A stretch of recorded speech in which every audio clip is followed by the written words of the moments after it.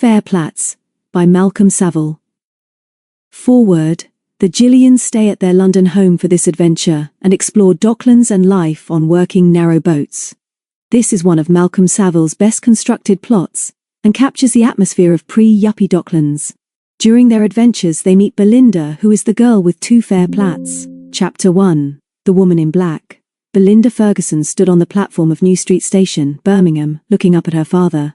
Then she glanced at the big clock and saw that there were still 10 long minutes to wait before the London train was due to start. She hated this waiting. Perhaps it would be more sensible if Daddy went now. Her case was on the seat in the ladies-only compartment, and somehow to say goodbye now could not possibly be as beastly as it would when the train left. She swallowed the lump in her throat and flicked back her 2 fair plaits, but before she could speak, her father seemed to guess her thoughts, for he smiled down at her, rested an arm on her shoulders for a second, and said, "Come on, Linda, let's walk up and have a look at the engine.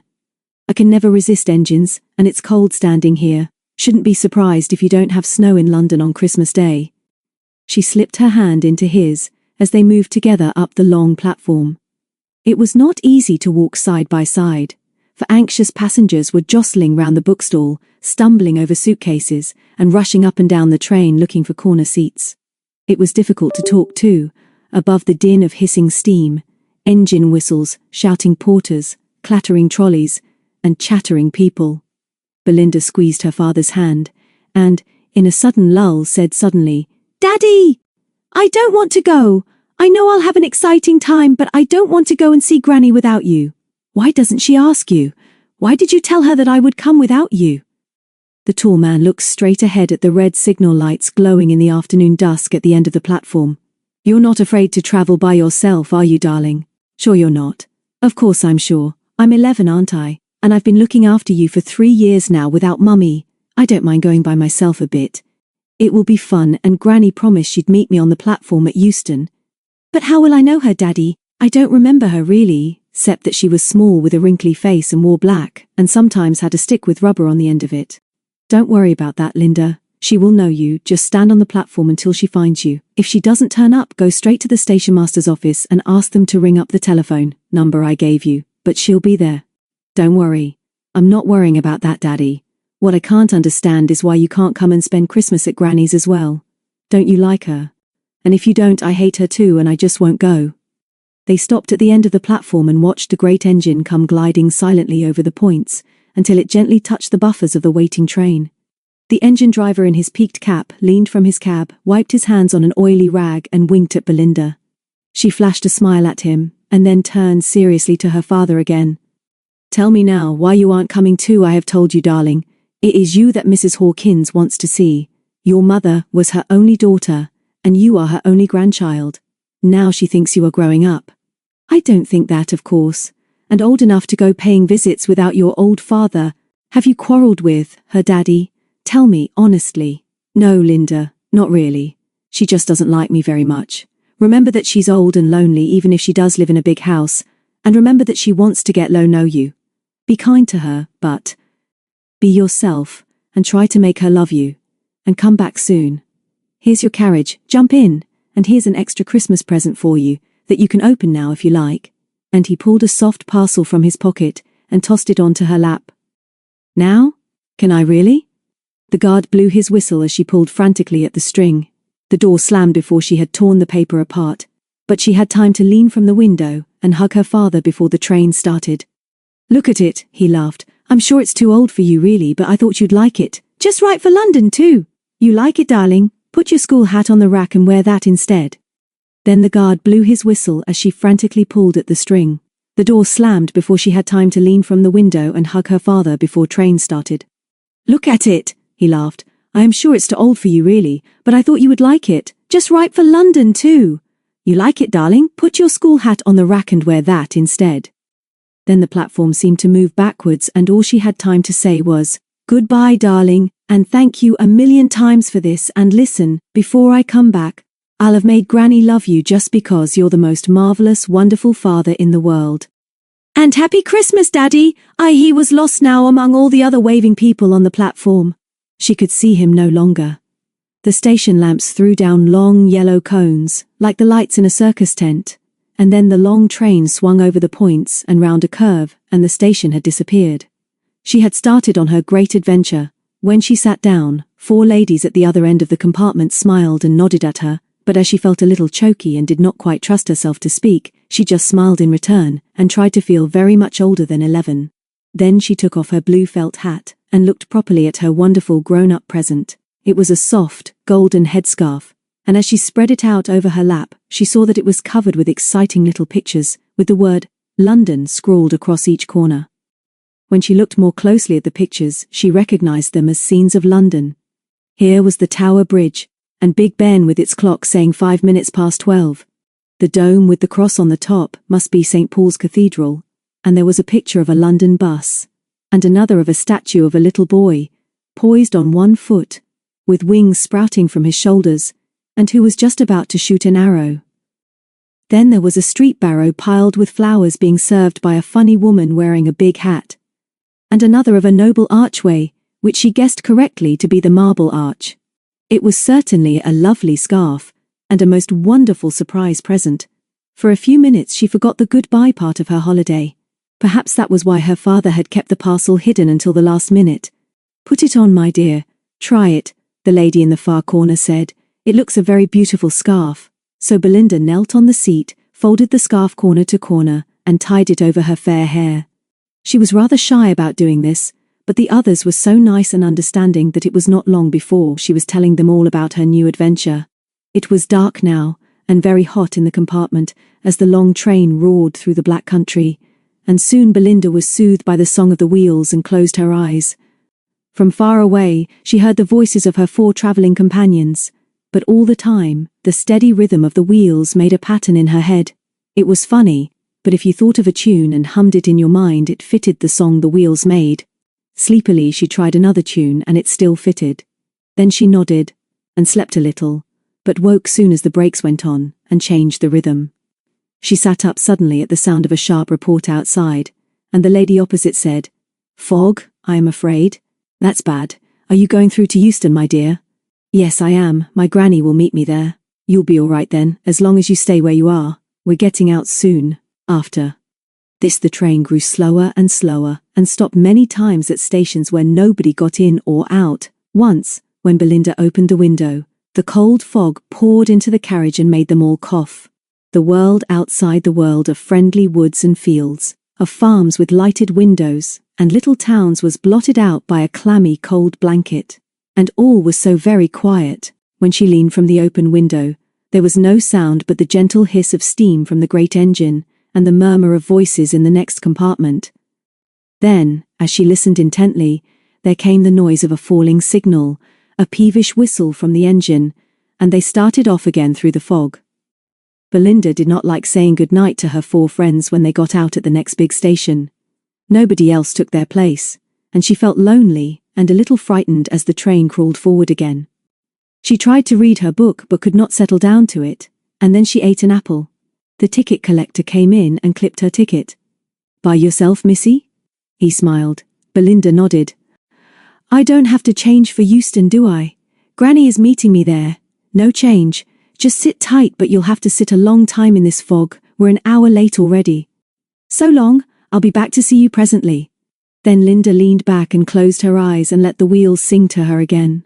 That song was very soothing. She wondered what her father was doing. He would be home by now and wondering where she was. Then she tried to imagine how her granny would look, and what her big house near the River Thames was like. She made up her mind too to tell the old lady about her father, and what a wonderful man he was. And then perhaps he would be asked to come for Christmas Day after all. It was, of course, rather grown up to be asked away by yourself like this, but it would have been perfect if Daddy had been with her. This was the first time she had spent a night away from him since her mother had died 3 years ago. Mother was becoming rather difficult to remember, but there was nobody so real as her father, whom she had looked after for so long. Another fog signal exploded. The train stopped again, and she took off her beautiful scarf and looked lovingly at the little pictures. It was going to be a very peculiar Christmas for her, but there couldn't be a nicer or more exciting present than this.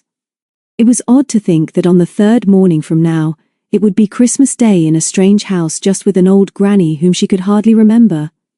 Daddy had said that perhaps she would give a party for her only granddaughter, and that if she did, it was sure to be very important and expensive.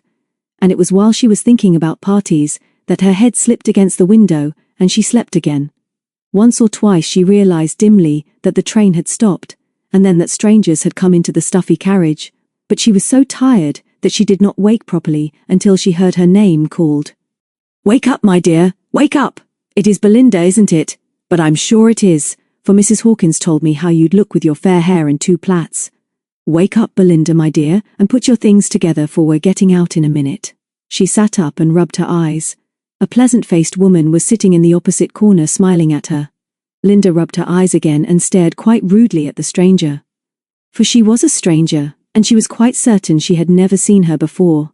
And yet the woman knew her name and was telling her to wake up.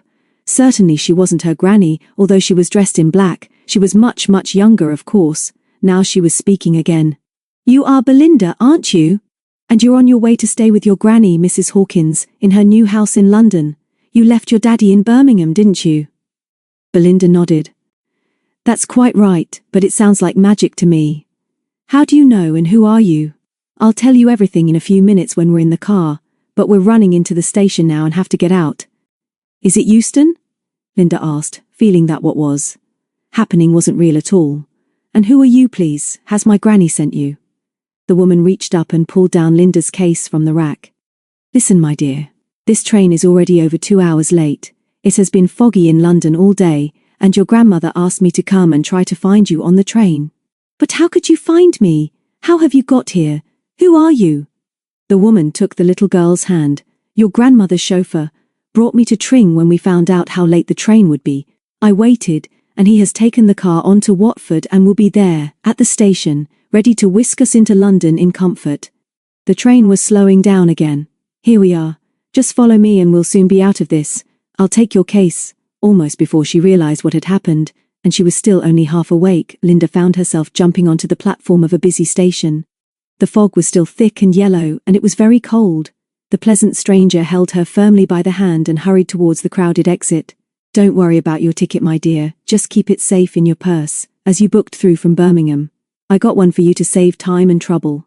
I want to get you home as quickly as I can. Mrs. Hawkins will be very cross and displeased if we're a minute later than we can help. Just hold on tight to me and we'll soon be through." "What did you say?" "I'm so sorry," Linda panted, "but I've left my hat in the train. It was on the rack, I know. Have I got time to run back for it?" The woman stopped so suddenly that an elderly gentleman ran into them from behind. For a moment she looked really startled. "That was stupid of you, Belinda," she said sharply. "Very stupid. I told you to get your things together. Of course you must have your hat." But even as she was speaking, the train began to move, and there was nothing else that they could do. "I forgot it because I'm wearing this lovely scarf my daddy gave me. I'm sorry I was so careless." "Oh, well, it can't be helped, I suppose. Come along." And Linda's hand was grabbed firmly again, and she was rushed along the platform rather as Alice through the looking glass was towed by the Red Queen. Then they were outside in what she imagined to be the station yard, but the fog was so dense that she could see nothing except a few hazy lights above her head. The roadway was invisible, and people were banging into each other on the slippery pavements. The fog smelled of dirt and smoke, and suddenly Linda felt very tired and unhappy. This was not how she had expected to begin her holiday. Her companion seemed pleasant enough except for speaking so sharply just now when she was cross about the hat. But it was very odd that Granny should send someone like this to meet her. And she hated the fog. It hurt her eyes and her throat, and made her cough. "Come along, child, and don't drag," her companion said crossly as she stepped off the pavement. "I'm sorry," Belinda puffed, "but do we have to rush about like this? Where's the car, please? I'm tired, and I'd like to go to sleep again." "Nonsense! Of course you can't go to sleep. I don't see the car here yet, but we can't wait for it." "Can't wait? What can we do then? Can we go to Euston?" "I'd much rather go to Euston, because although it's very kind of you to come and meet me, I'm sure my granny will be waiting there for me. Please let us wait in the station. I'm afraid we'll be run over here." "Why can't we wait?" "Because I say so," the woman snapped. "Your grandmother is sitting at home waiting for you, and as the car isn't here we must go by underground. That will be safer and quicker." "Is it far, please? How can we find it?" But to this the woman made no answer except to hold the child's hand more closely as she plunged again into the fog. The next hour was a nightmare. It was not long before Linda's courage had nearly vanished, for she soon realized that the strange woman who held her hand so firmly was not a friend. Relentlessly she dragged her through the slippery black streaks, saying little besides warning her not to talk nor cry. Often they blundered into other people who were groping through the fog themselves, and sometimes they crossed streets by traffic lights that could only be seen a few yards away. Once Linda was sure that they came back to a road junction, which they had passed 10 minutes earlier. When she protested that she had a stitch and must rest, the woman stopped, put down Linda's case and pushed her against a wall. "Listen to me, child, and then keep quiet," she said. "We've got to keep moving, else we'll never get there." "Where?" Linda said, as bravely as she could. "That's what I want to know. Where?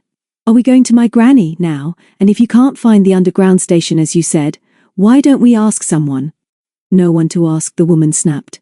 "I know the way, so you just keep your mouth shut, we'll soon be there."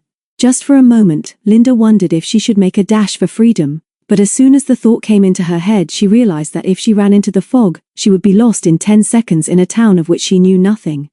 It would perhaps have been wiser if she had risked this, but she could not possibly know what was waiting for her only half a mile away. So all that she could do when she was dragged forward again was to fight back a sob and try not to think too much of her father, or of the little house with the almond tree in the front garden, where he would be sitting by himself now and wondering how she was. She hated London if this was a part of London, and she had no wish to see her grandmother, although her companion kept on saying how pleased Mrs. Hawkins would be to greet her when they did arrive. Soon the fog cleared a little, and it was possible to see across the wide road.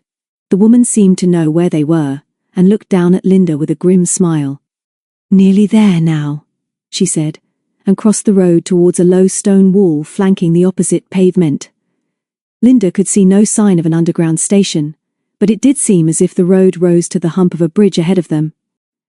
Perhaps the bridge crossed the railway. They had reached the wall by now, and suddenly the woman tossed Linda's case over and said fiercely, "Over you go, and be sharp about it. Don't argue, child, get over.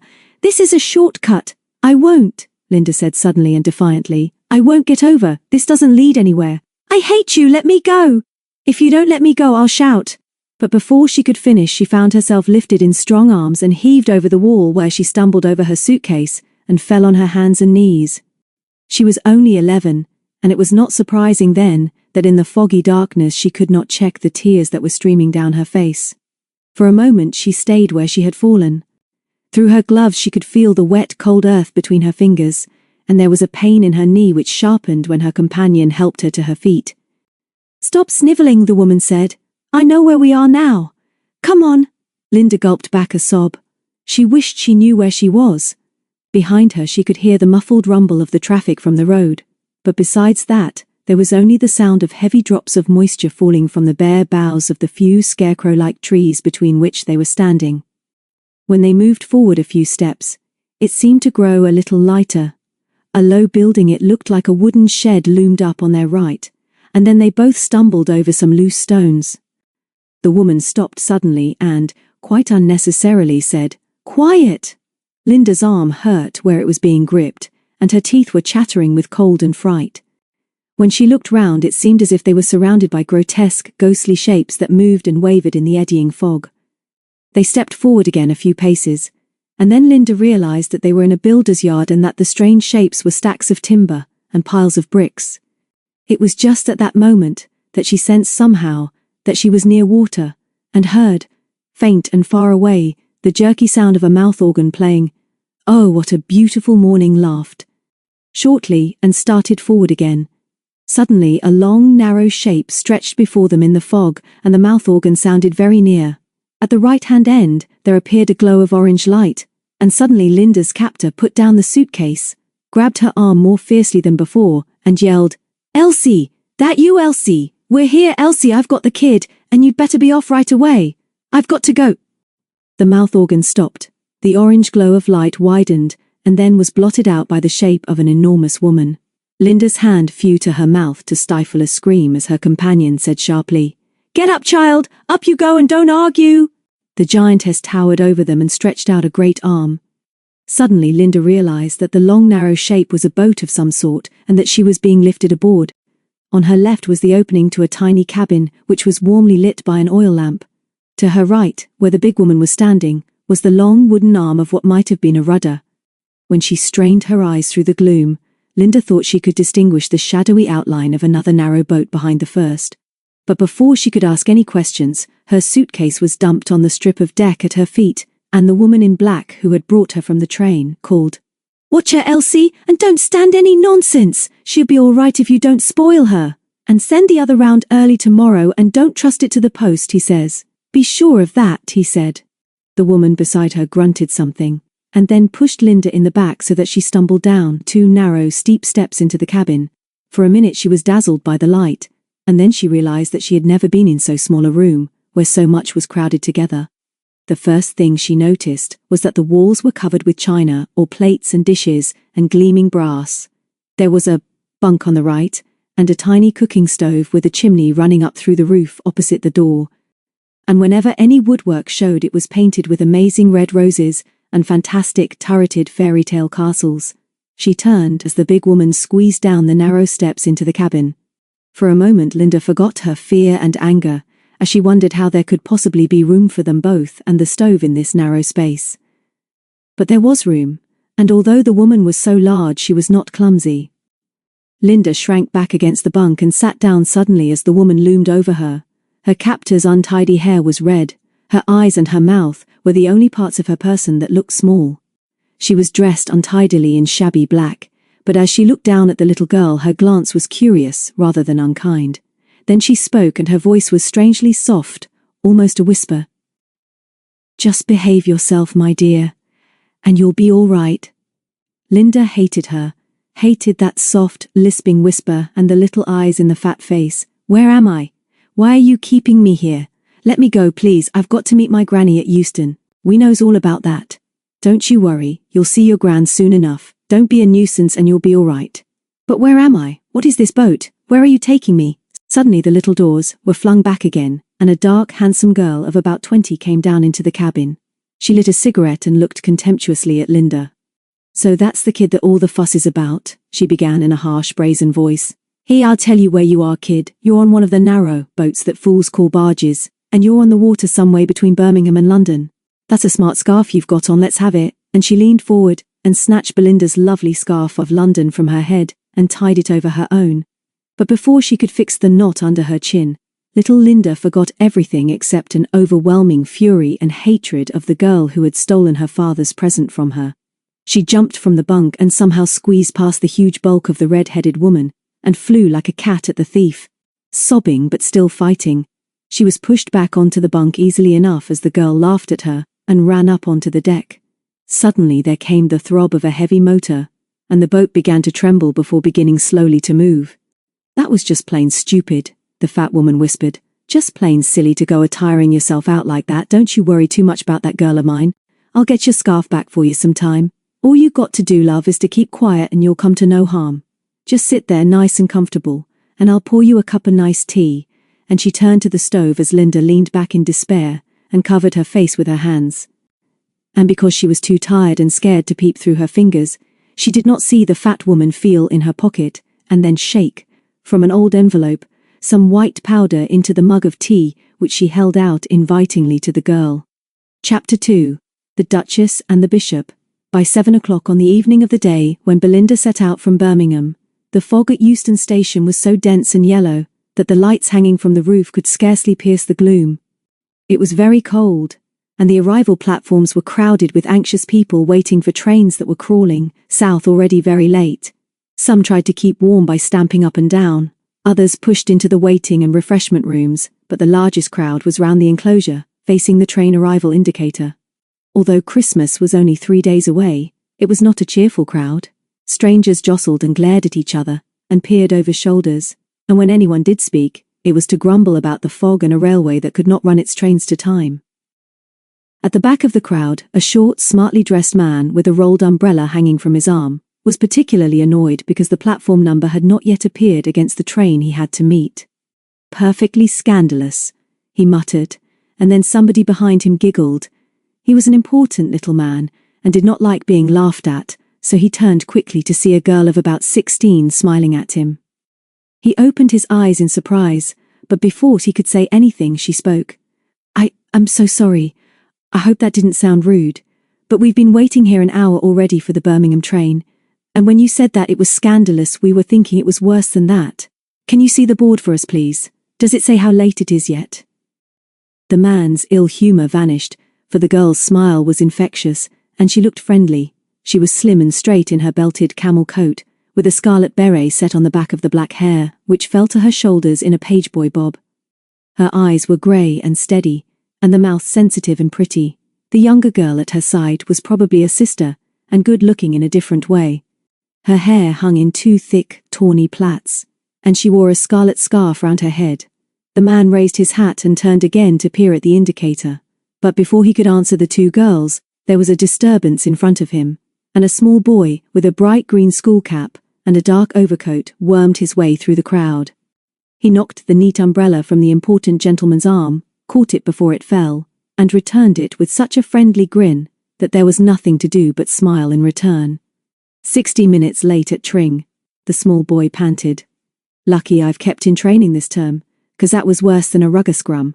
He turned from the two girls, who were obviously his sisters, and then looked up at the smart gentleman. I say, sir, if it's an hour late at Tring, how much later do you think it will be here? It's difficult, isn't it? I had a problem a bit like that at school this term. But one stupid train had to pass another, and I never got it right. What do yon think, Mandy? I think we'd better go and get another bun. I don't suppose I mentioned it in my letters, but we've been just about starved this term. It's the one thing you did mention, Tim, the younger of the two girls said as the three turned away.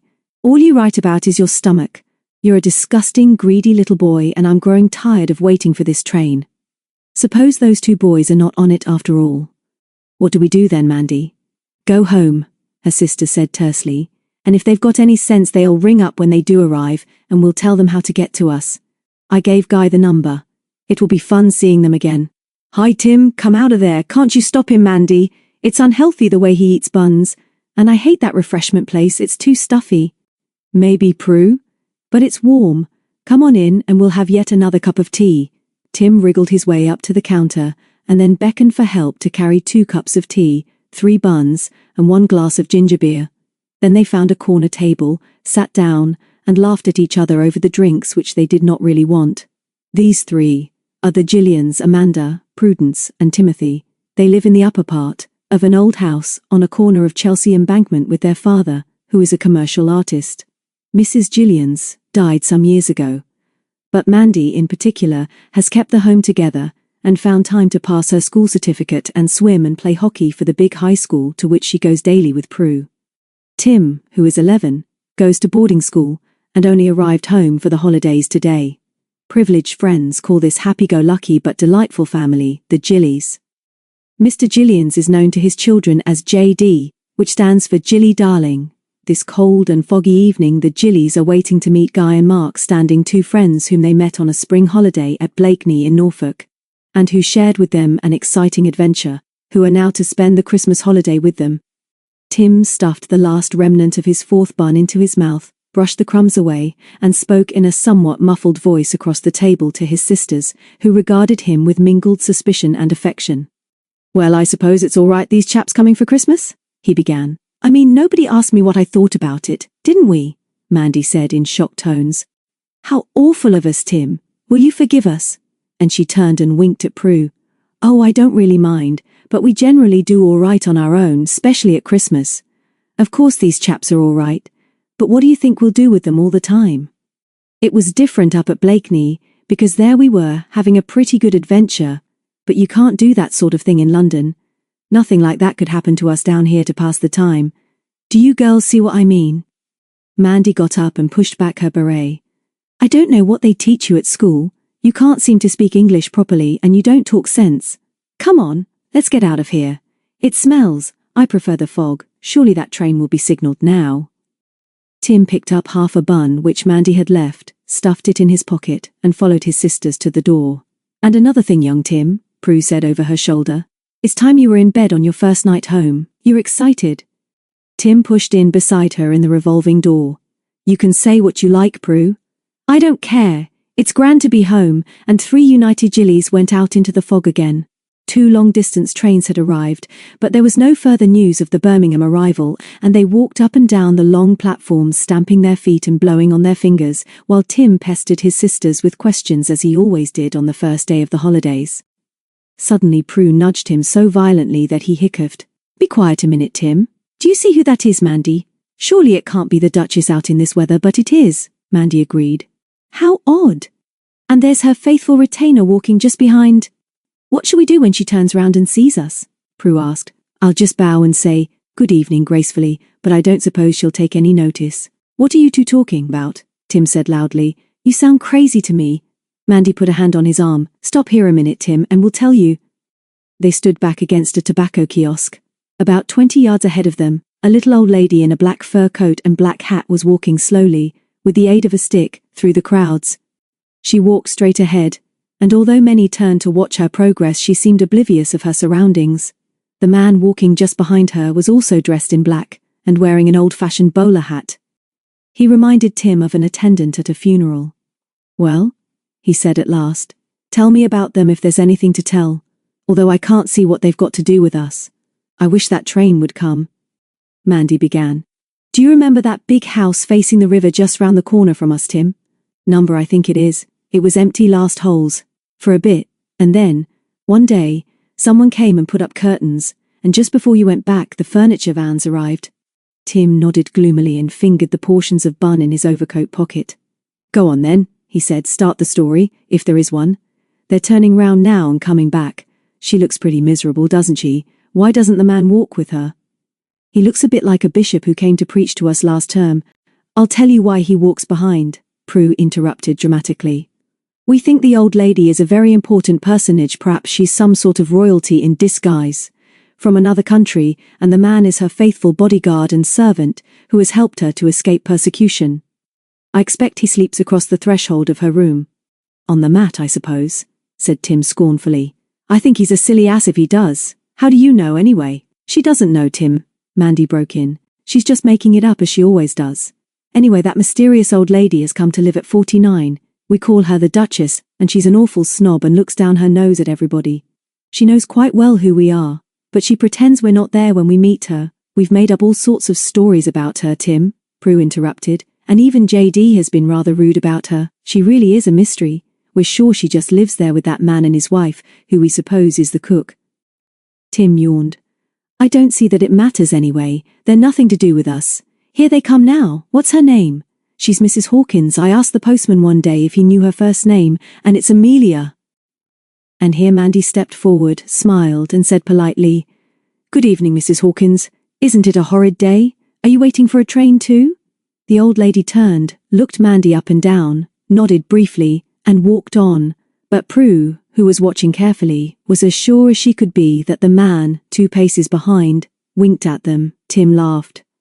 "She made you look a bit silly, Mandy." "I've tried to be friends," his sister said. "The very day they moved in I went round and asked if I could help. That was because you were nosy," Prue added. "You know it was, Mandy. You're always nosy about new people. Anyway, she snubbed me then, and now she's done it again, and I shan't forget it. That manservant you called the bishop isn't so bad though. His name is William, and I see him sometimes, and although his smile is always very sad and restrained, he raises his hat and calls me Miss."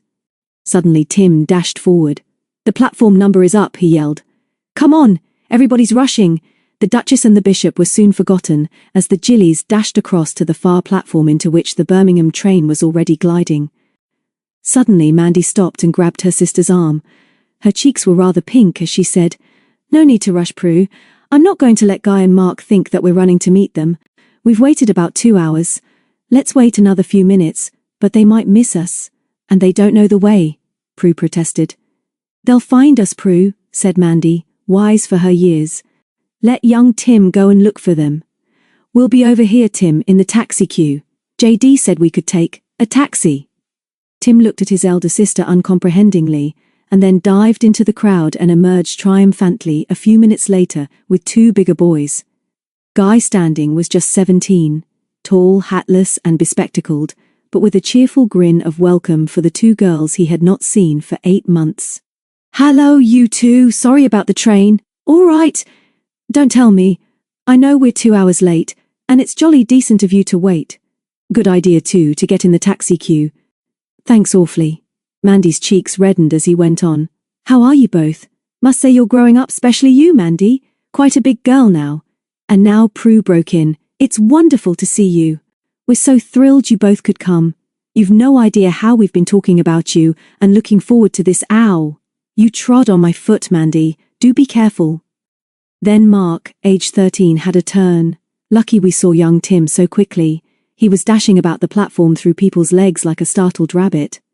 What do we do now? Sorry to mention it so soon, but I'm hungry. This made them all laugh, and Mandy was particularly pleased of some diversion because she was feeling rather foolish. Of course she was pleased to see the boys, and just to make up for her stupidity, she slipped between them and tucked an arm through each of theirs and said, "This really is grand. How did you manage to persuade your parents to let you come at Christmas?" Mother wasn't too keen, Mark admitted, but Father persuaded her that she would be able to have a real rest at an hotel, and that did the trick. The fog was still very thick, and only a few cab drivers were prepared to take the risk of driving through the gloomy streets. But the children passed the time happily enough, for they were all good friends and there was plenty to talk about. Tim, who secretly had a great admiration for Mark, made a fine gesture and passed him the half-bun he had been keeping in his pocket for an emergency. Then he ran off to the buffer for further supplies, and at last they reached the top of the queue. "Where are you going?" the next driver asked suspiciously. "I've had about enough o' this tonight." "Oh, please," Mandy pleaded, "please don't desert us now. We're exhausted and we've got all this luggage, and my father will be so worried about us. We were just praying that the next cab would be driven by someone nice like you." The man's expression did not change. "Where do you want to go?" "Chelsea, please." "Then why didn't you say so? Jump in. I live down Fulham Way and this is my last trip."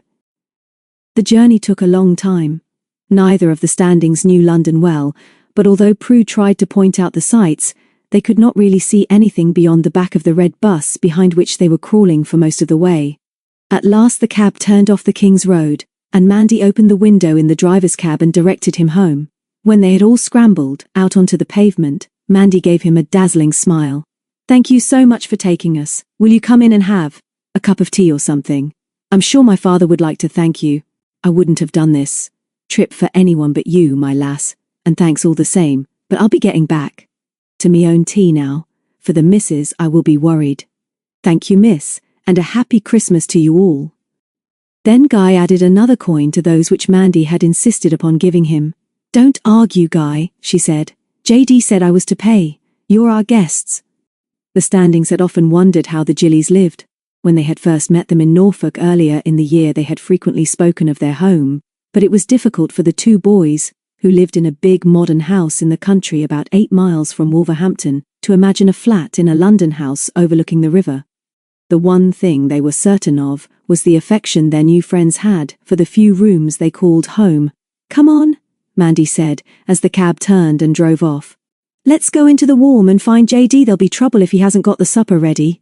And she led the way up some stone steps with iron railings each side to a big front door. Tim produced a torch from his pocket while Mandy fumbled with the key, and then they shut out the fog and the cold. Prue dashed ahead up the stairs shouting for her father, and the two boys, feeling rather strange and bewildered, followed more slowly with Mandy and Tim. Then a door at the end of the landing opened with a gush of cheerful light and warmth, and Mr. Jillions, with Prue hanging on one arm, was smiling a welcome. "Come in, my dear boys, we are delighted to have you here. Come in and make yourselves warm and comfortable. This is not much like Norfolk in the spring of the year, but I am very grateful to you both for coming to spend Christmas with my crazy family. You are very late, and I am afraid the sausages are not what they were an hour ago."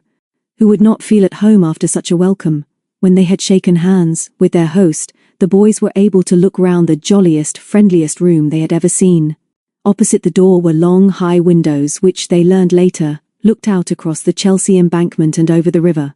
Now they were covered by beautiful dark red curtains, which fell to a cushioned window seat, which was littered with papers and magazines, and stretched the full length of the room. On the right was a fireplace with a roaring fire, and against the opposite wall, a polished refectory table had been laid ready for a meal, and brightened by a row of 4 candles burning in gleaming brass candlesticks. In one corner was a great radiogram with a pile of loose records on the floor nearby. and in another an artist's easel bearing an unfinished sketch of a boy's head. None of the furniture seemed to match, yet nothing seemed out of place.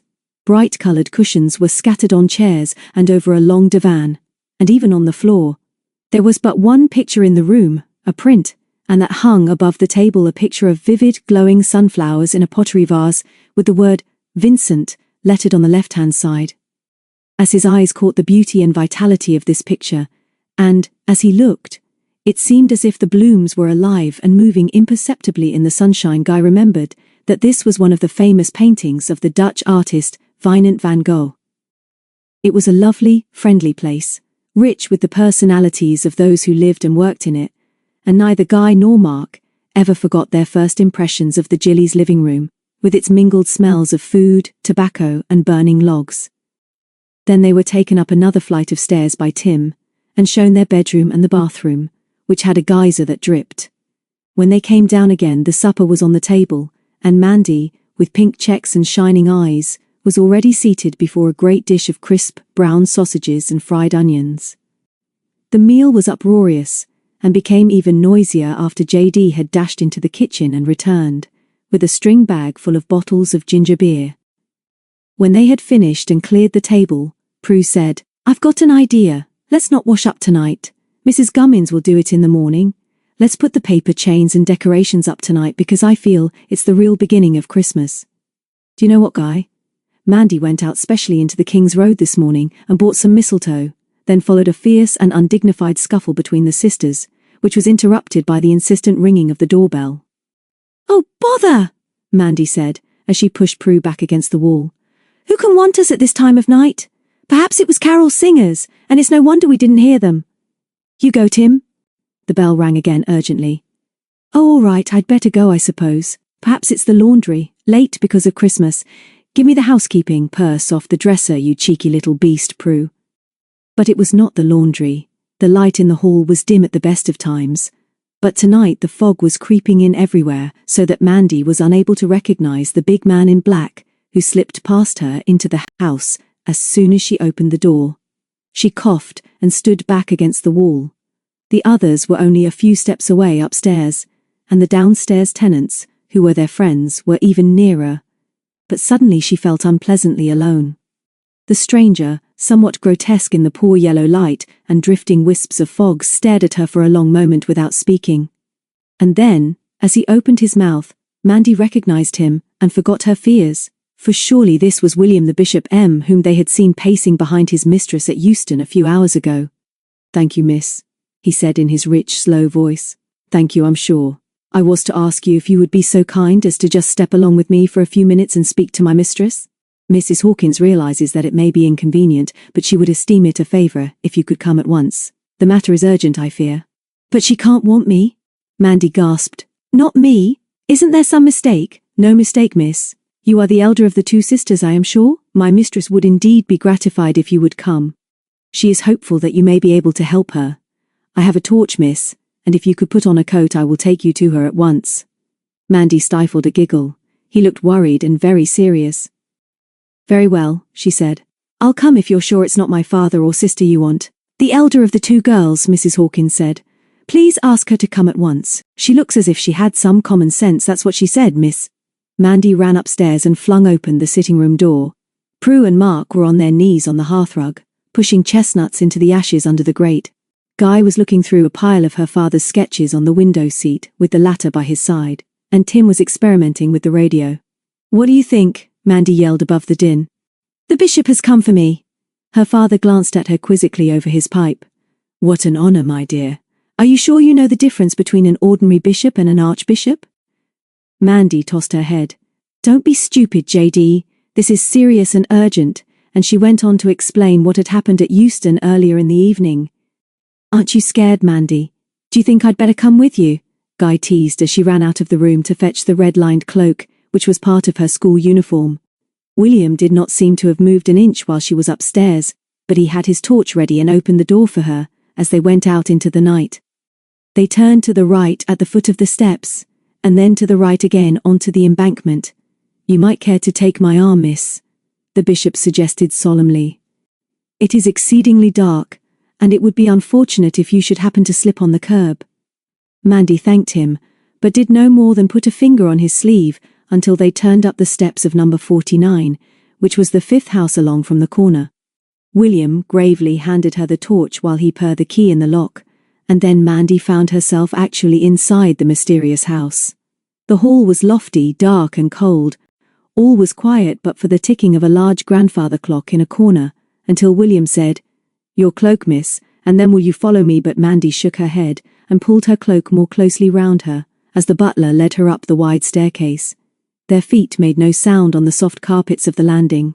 It was a very big house, and they made several turnings before William knocked on a closed door, opened it, stood aside, and announced, as if from the pulpit, "The young lady, madam." Mandy found herself at the end of a narrow room which was crowded with old-fashioned furniture. At the far end by a fire, looking very old and frail, was Mrs. Amelia Hawkins, the Duchess. Mandy, with her cloak still clasped round her, stood quite still. Her heart was thudding, and although she was not frightened, she was certainly uneasy. "Then, come to the fire, my dear," the old lady said in a harsh voice. "Take off your cloak and come and talk to me. It was good of you to come on." Such a bad night, and, as if to prove her words, she began to cough violently. Suddenly Mandy felt sorry for her. She was so old and thin and tired, in her black clothes with her black stick by her chair, and she too had been out in the fog for hours. She ran forward, slipped off her cloak, and dropped to her knees on the hearthrug. "Why do you want me, Mrs. Hawkins? What can I do?" The Duchess unexpectedly put out a thin, wrinkled hand and rested it on Mandy's shining head. "Kind," she said, "very kind. What is your name, my dear?" "I know who you are, but what is your name?" "Amanda Jillions." "Well, Amanda, you know I saw you at Euston this evening. Were you waiting for the Birmingham train which was so late?" Completely mystified, Mandy nodded. "And did you meet your friends?" "Why, yes." Then Mrs. Hawkins leaned forward and spoke huskily. "Listen, Amanda. My only grandchild, a child of 11, who is very dear to me, travelled alone on that train but did not arrive at Euston. I was there to meet her, and she knew I would be there. Of course the police have been informed, but I wondered, my dear, whether by any chance I missed her and you saw her. She is fair, with 2 plaits, and wearing a blue coat. She is not as tall as your younger sister. Did you see her by any chance? A little girl by herself?" Mandy shook her head. "I'm so sorry, but how could I, Mrs. Hawkins? The crowds were awful. But of course I'll ask Prue and Tim. Besides, we just wouldn't notice a little girl in a blue coat, would we? Was she wearing anything anyone would notice more than that? Something unusual, I mean. What sort of a hat?" The Duchess's voice hardened as she looked over Mandy's head into the leaping flames. "Belinda has no mother now, but I have telephoned her father who put her on the train, and he informs me that she may have been wearing over her head a golden scarf with pictures of London on it. I can imagine nothing more unsuitable for a schoolgirl to wear, but that is precisely what I should expect her father to give her. On the telephone he described it as a scarf of London." "I hoped you might have noticed her, my dear. I am sorry to have troubled you." She paused, but before Mandy could think of something to say, went on more quietly. "My Linda is a pretty little thing, and now she has gone. And I am afraid. And now you had better go too, but you will ask the others, will you not?" There was little that Mandy could say to comfort the old lady. It was a strange story, and a horrid night for a little girl to be lost in. Perhaps she had got off at the wrong station, or been told by mistake that she had to change somewhere. "Are you sure she hasn't arrived on the next train, Mrs. Hawkins?" she suggested. "They will telephone me at once if she arrives. The police are watching for her." "Thank you again for coming in, my dear. Let me know at once if any of the other children noticed her. You can telephone me if that is easier. Flaxman 1815. Now William will take you home." And she pressed a bell push by the mantelpiece, as Mandy picked up her cloak. "Good night, Mrs. Hawkins," she said shyly. "I'm so sorry, but somehow I feel sure that you will find her. I mean, there's no reason for her to disappear, is there? And you'd know if she'd had an accident. And if there's anything that we and our friends can do to help, you will let us, won't you? Goodbye." Then William appeared, and they went down the stairs in solemn procession.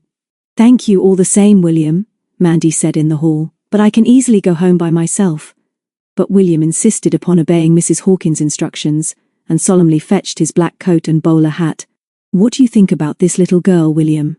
Mandy said as they went out into the fog again. "Do you think she's really lost?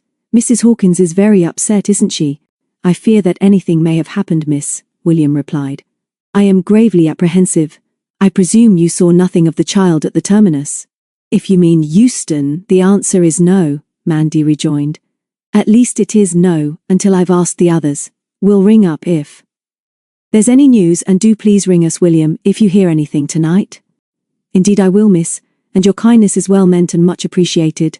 I am extremely worried about my mistress also, who is apt to be a trifle, shall we say, eccentric when upset. And to make matters worse, my wife, who looks after the creature comforts of both the mistress and myself, is out for the day, and no doubt the fog has delayed her. I cannot leave the house, nor take further action until she returns. She is visiting a sister in Surrey, and no doubt the fog has caused havoc on that line also. She said the police knew all about it now. Oh yes, miss, that has been done. That was done in the station master's office at Euston, and now young Mr. Trevor, who is the mistress's nephew, and a very able young law, has been notified also. A very intelligent man, miss. Very keen and lively, and quite likely to solve every problem in an hour or so. Mandy couldn't help feeling that William did not care much for Mrs. Hawkins' nephew, who sounded rather pleased with himself. Oh well, she said, here I am home again, and thank you for coming with me. Good night. We'll let you know any news. From upstairs came the sound of the last movement of Rachmaninoff's second piano concerto, so she left her cloak over the banisters and slipped into the room as quietly as she could. J.D. would never permit any of them to talk or interrupt while music was being played. Guy, who was sitting on the hearthrug with his chin on his knees, raised his eyebrows and patted the floor. Mandy put a finger to her lips and slipped down beside him, but not until the concerto was over did she tell them the strange story. It's all rather odd, she finished, but I feel sure the child will turn up. Kids don't just disappear like that, do they, J.D.? Not in real life, I mean. Her father knocked the ashes from his pipe into the hearth. I hope not, he said soberly. I suppose you two lads didn't see a child like that? But if you did, I'm sure Mark wouldn't remember he's yawning his head off now. You'd better all get off to bed. Tim, if you can manage to do it without singeing your eyebrows or blowing your head off, go and light the boys' gas fire. Sleep well, all of you, and we'll make some real plans at breakfast in the morning. I think I might be able to produce a few good ideas for the holidays. I've got some already. On the top landing, Guy said. Thank you, Jillies, thank you for everything. Tell us, how long do these fogs of yours last as a rule? About 3 weeks, Mandy said cheekily. That should just last your time here. I don't suppose you'll even see London at all. It would be fun to wake up tomorrow morning and find the sun shining and everything looking fresh, Mark said. Let's see what it looks like now, and he went over to the landing window. You won't see much, Mandy said. Come and sniff. She opened the window and Guy and Mark leaned out with her. The fog was thick, white and clammy. The river is right opposite, just across the road, Mandy said. It's fun when the tugs and barges come rushing up with the tide, and the sun is shining, and the seagulls fly all round these windows. We love this river, and our home here. Below them the faint glow of 2 streetlights did no more than change the colour of the fog. It's not really late, Mark said. Why is it so quiet? They listened carefully, but the fog muffled all sound but the dripping of moisture from the bare branches of the plane trees below. Mandy closed the window. Good night, you two. Come on, Jillies. The little boys are tired out after their long journey. Chapter 3, Scarf of London. To wake early in a strange house is always an odd experience. Mark Standing slept well for some hours, and then woke suddenly with the uneasy feeling that something important had happened. He turned on his back and wondered where he was, knowing at once that he was not in his own bed. Then he remembered. The Jillies and their flat in Chelsea, the long train journey in the fog, and the even more exciting journey through the shrouded streets of London in a crawling taxi. The jolly room downstairs with the friendly Mr. Jillions, who was quite unlike anybody he had ever met before, and Mandy, whom he liked very much, but thought was a little crazy, going out later and coming back with a story of a little girl who had disappeared off the Euston train. He sat up suddenly in bed. Perhaps he had been dreaming, or had it really happened? It was very cold and dark, but over by the bed in which his brother was sleeping was a rectangle that was not quite as black as the rest of the room. This must be the window, and as he now realized exactly where he was, the memory of what he had been trying so hard to remember came back suddenly, and he knew that, even in his sleep, he had been trying to recall something which had happened, something which was really important. He lay back again, and closed his eyes, although he was now wide awake. He saw again the stuffy compartment in which they had travelled south yesterday, and remembered how the train had crawled from signal to signal and stopped at many stations. He remembered how he had tried to persuade Guy to come out into the corridor with him, and how his brother, deep in a book, had refused. He remembered the crack of the fog signals, the silly chatter of a fat woman in the corner, and how, at last, in desperation, he had pushed past the others and gone out into the corridor. There he had had some fun with two soldiers who were going home on leave, and, with his nose to the misty window pane, he had tried to guess through which part of a ghostly countryside they were passing. At last, when it was dark, they had reached a much brighter station, and a lot of passengers had got in and out. The lights opposite his window had been strong enough for him to distinguish some of the hurrying people on the platform as they passed through their misty beams. There had been nothing special about the passengers, but for some strange reason, Mark suddenly recalled two figures quite distinctly, a woman dressed in black, leading a girl a year or so younger than himself, hurriedly towards the exit. The woman was carrying a suitcase in one hand and holding the child's arm in the other. Mark concentrated desperately. Surely there was something else which he ought to remember. The girl's face? What was she like?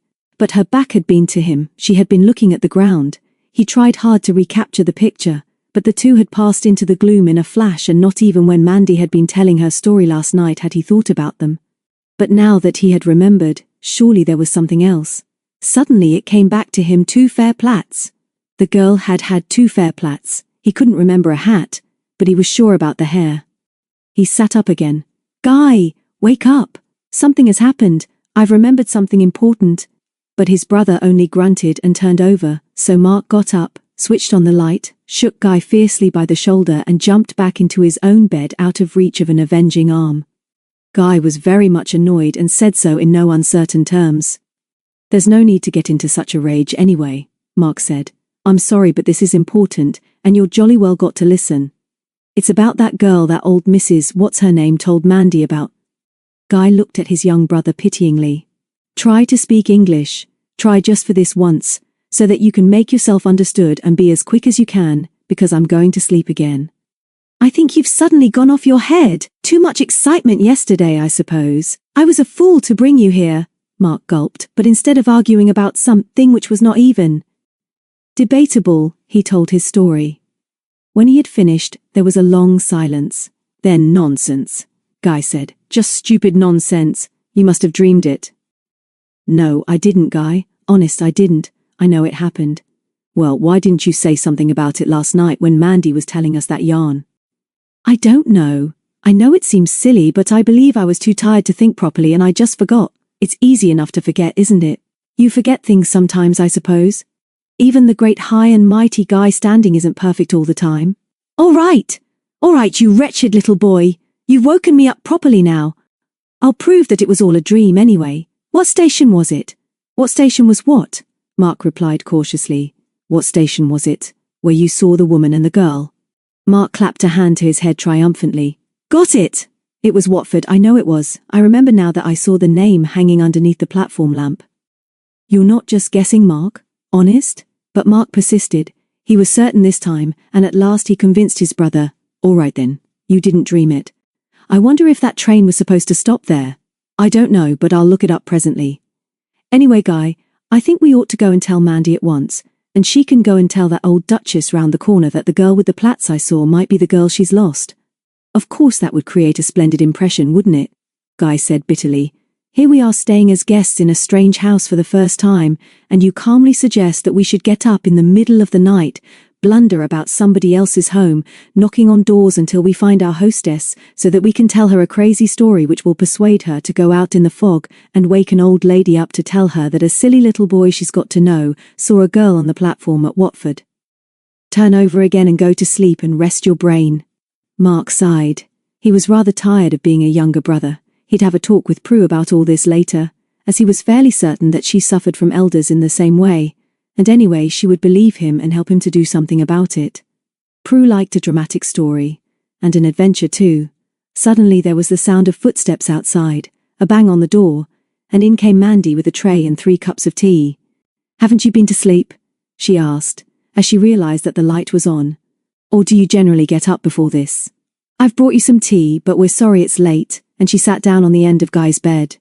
She was wearing blue slacks and the scarlet sweater with a polo collar, which Guy remembered seeing in Norfolk earlier in the year. Mind if I have my cup with you? I'll just put a match to the gas fire. Mandy, Mark began breathlessly, I've got something very important to tell you. You will listen, won't you? Don't say you've decided to go home already. Mandy winked. That would be too awful for us. Is Guy going too? I never wanted to come, Guy answered, grinning, and Mandy put out her tongue at him.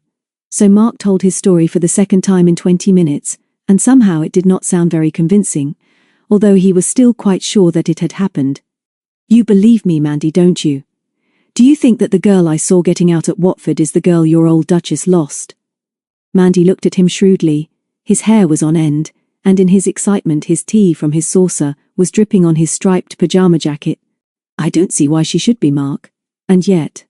Did you happen to see what she had on her head? That's a pity. She might have been any girl, and it seems rather silly to rush in now and tell the Duchess, doesn't it? And why that station? Why Watford? And anyway, the girl she's lost was travelling by herself, and no kid of that age is likely to go off with a stranger, is she? Thanks for mentioning it, Mark, anyhow, but I think we'd look rather silly if we went round and told her that. I don't think she'd be very pleased. Now you'd both better get up, and at breakfast we'll decide what to do today. One love breakfast in the holes. There's no special hurry, and we can make all sorts of plans even if we don't carry them out. How's the fog, Mandy? Guy yawned. Still seems bad. Maybe it will clear later and we can go out. Breakfast with the Jillies was an interesting experience. When the standings came down, Mr. Jillions, who was already dealing with a kipper, waved a piece of toast at them. Good morning. Just sit down anywhere, boys. Do you like kippers? Good. Mandy will see about that. She's in the kitchen with them now, and Prue will be burning her fingers on the toaster out there as well. Then Mandy called and accused them of slacking, so they did what they could to help, and soon were drifting in and out of the lounge with plates and toast, just as if they had been brought up there. After a while, JD lit a pipe, dropped 2 newspapers on the floor, and wandered out after telling them all to behave themselves till evening. Then Tim appeared. Sluggard, said Prue tersely. Disgusting, lazy little sloth. First day of the holes, he said peevishly. Can't you let a chap alone? You know I'm allowed to stay in bed for a bit on that day. He turned to Guy and Mark. It's awful the way these girls are always nagging at me. I never get any peace here. You won't get any kipper here either, unless you go and light the gas under the grill, Mandy said. Do you think we're all going to jump up and wait on you, young Timothy? He grinned at her engagingly, and she got up with an answering smile and went into the kitchen to cook his breakfast. Prue never looked up. She was now reading one of the papers, but Guy and Mark glanced at each other in amazement.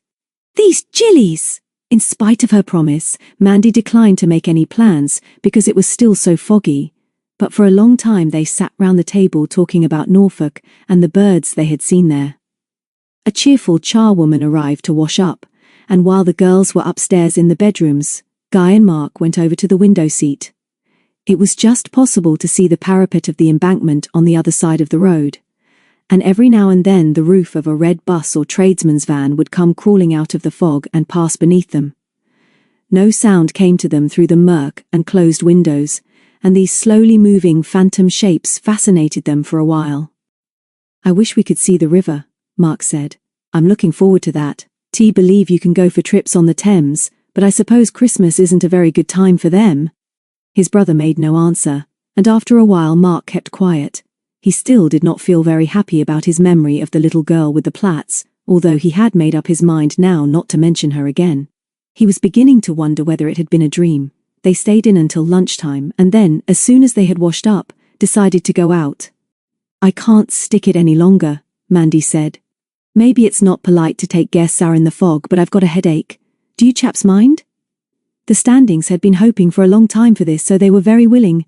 Tim was not amused at the idea, and said that he had something private to do indoors and would be very glad of a little peace and quiet, so they left him alone, and went out into the fog and found adventure in 2 minutes. Guy said that he wanted to see the river, so Prue led them to a crossing. It was now so foggy that it was difficult to see the island in the middle of the road. Buses and cars were driving with their sidelights on, but after waiting for a moment or two, they made a dash for it. Mandy was the last across, and even as she ran, she thought she heard other footsteps just behind her. Just as her foot touched the pavement, she sensed a car approaching them, and at the same moment, there came a screech of brakes and a startled cry. Guy turned and grabbed Mandy's arm, and then ran back into the road, where a boy was pulling himself to his feet by the mudguard of a car which had struck him. Guy stooped and swung the lad onto the pavement, and Mandy put out a helping hand, while at the same moment, the car drove off. "Did you see that, Guy? Did you see it? He knocks a boy down and then drives off. Did you get his number?" Guy shook his head. He was looking at the boy, whose face was white with pain as he stood on one leg and tried to rub the ankle of the other. "Are you all right, son? Can you stand on it?" Guy asked. The boy looked at the children standing round him and then nodded sullenly. "I'm okay, I reckons, but me ankle hurts." He looked to be about 12 years old and was thin and wiry. He was wearing a shabby overcoat over a blue jersey and boots which seemed as if they were too large for him. His face was pale and freckled, his nose snub, and a few sandy wisps of hair showed beneath a khaki scarf that was tied round his head and knotted under his chin. He looked and spoke like an urchin, but his lip was steady and his blue eyes fearless as he looked at his rescuers. "Where do you live?" Prue asked him. "Have you got a long way to go?"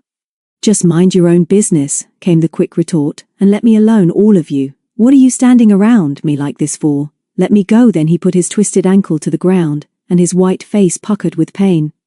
"Look here," Mandy said suddenly. "This is just stupid. You can't walk for a bit, and we live just here, so come and have a warm and a rest and one of us will see you on your way presently. We don't want to know who you are or anything about you. Why should we? Come on. What's your name?" The boy looked, and Mandy's smile was too much for him. He grinned weakly in reply, and then, when Prue said, "Tell us what's your name, although I've got one for you already." "So you have you? What is it?" "Sandy," Prue smiled. "It suits you. Come on. Let's go home, Sandy. Me name's George, but some of the kids calls me Sandy, so that's okay by me." "And thanks a lot," he finished as they helped him to hop back across the road. When they reached the island, Guy stopped. "No nonsense. On my back, Sandy, else we'll never get there." And to everyone's surprise, the boy allowed Mark to help him onto his brother's back.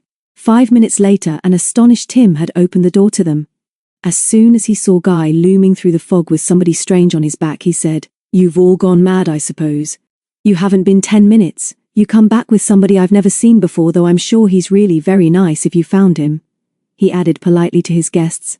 "But the trouble is, I can't get any peace or any time to myself in this house. Still, I suppose you'd better come in." Sandy was dumped in a chair by the fire and looked round him with wondering eyes.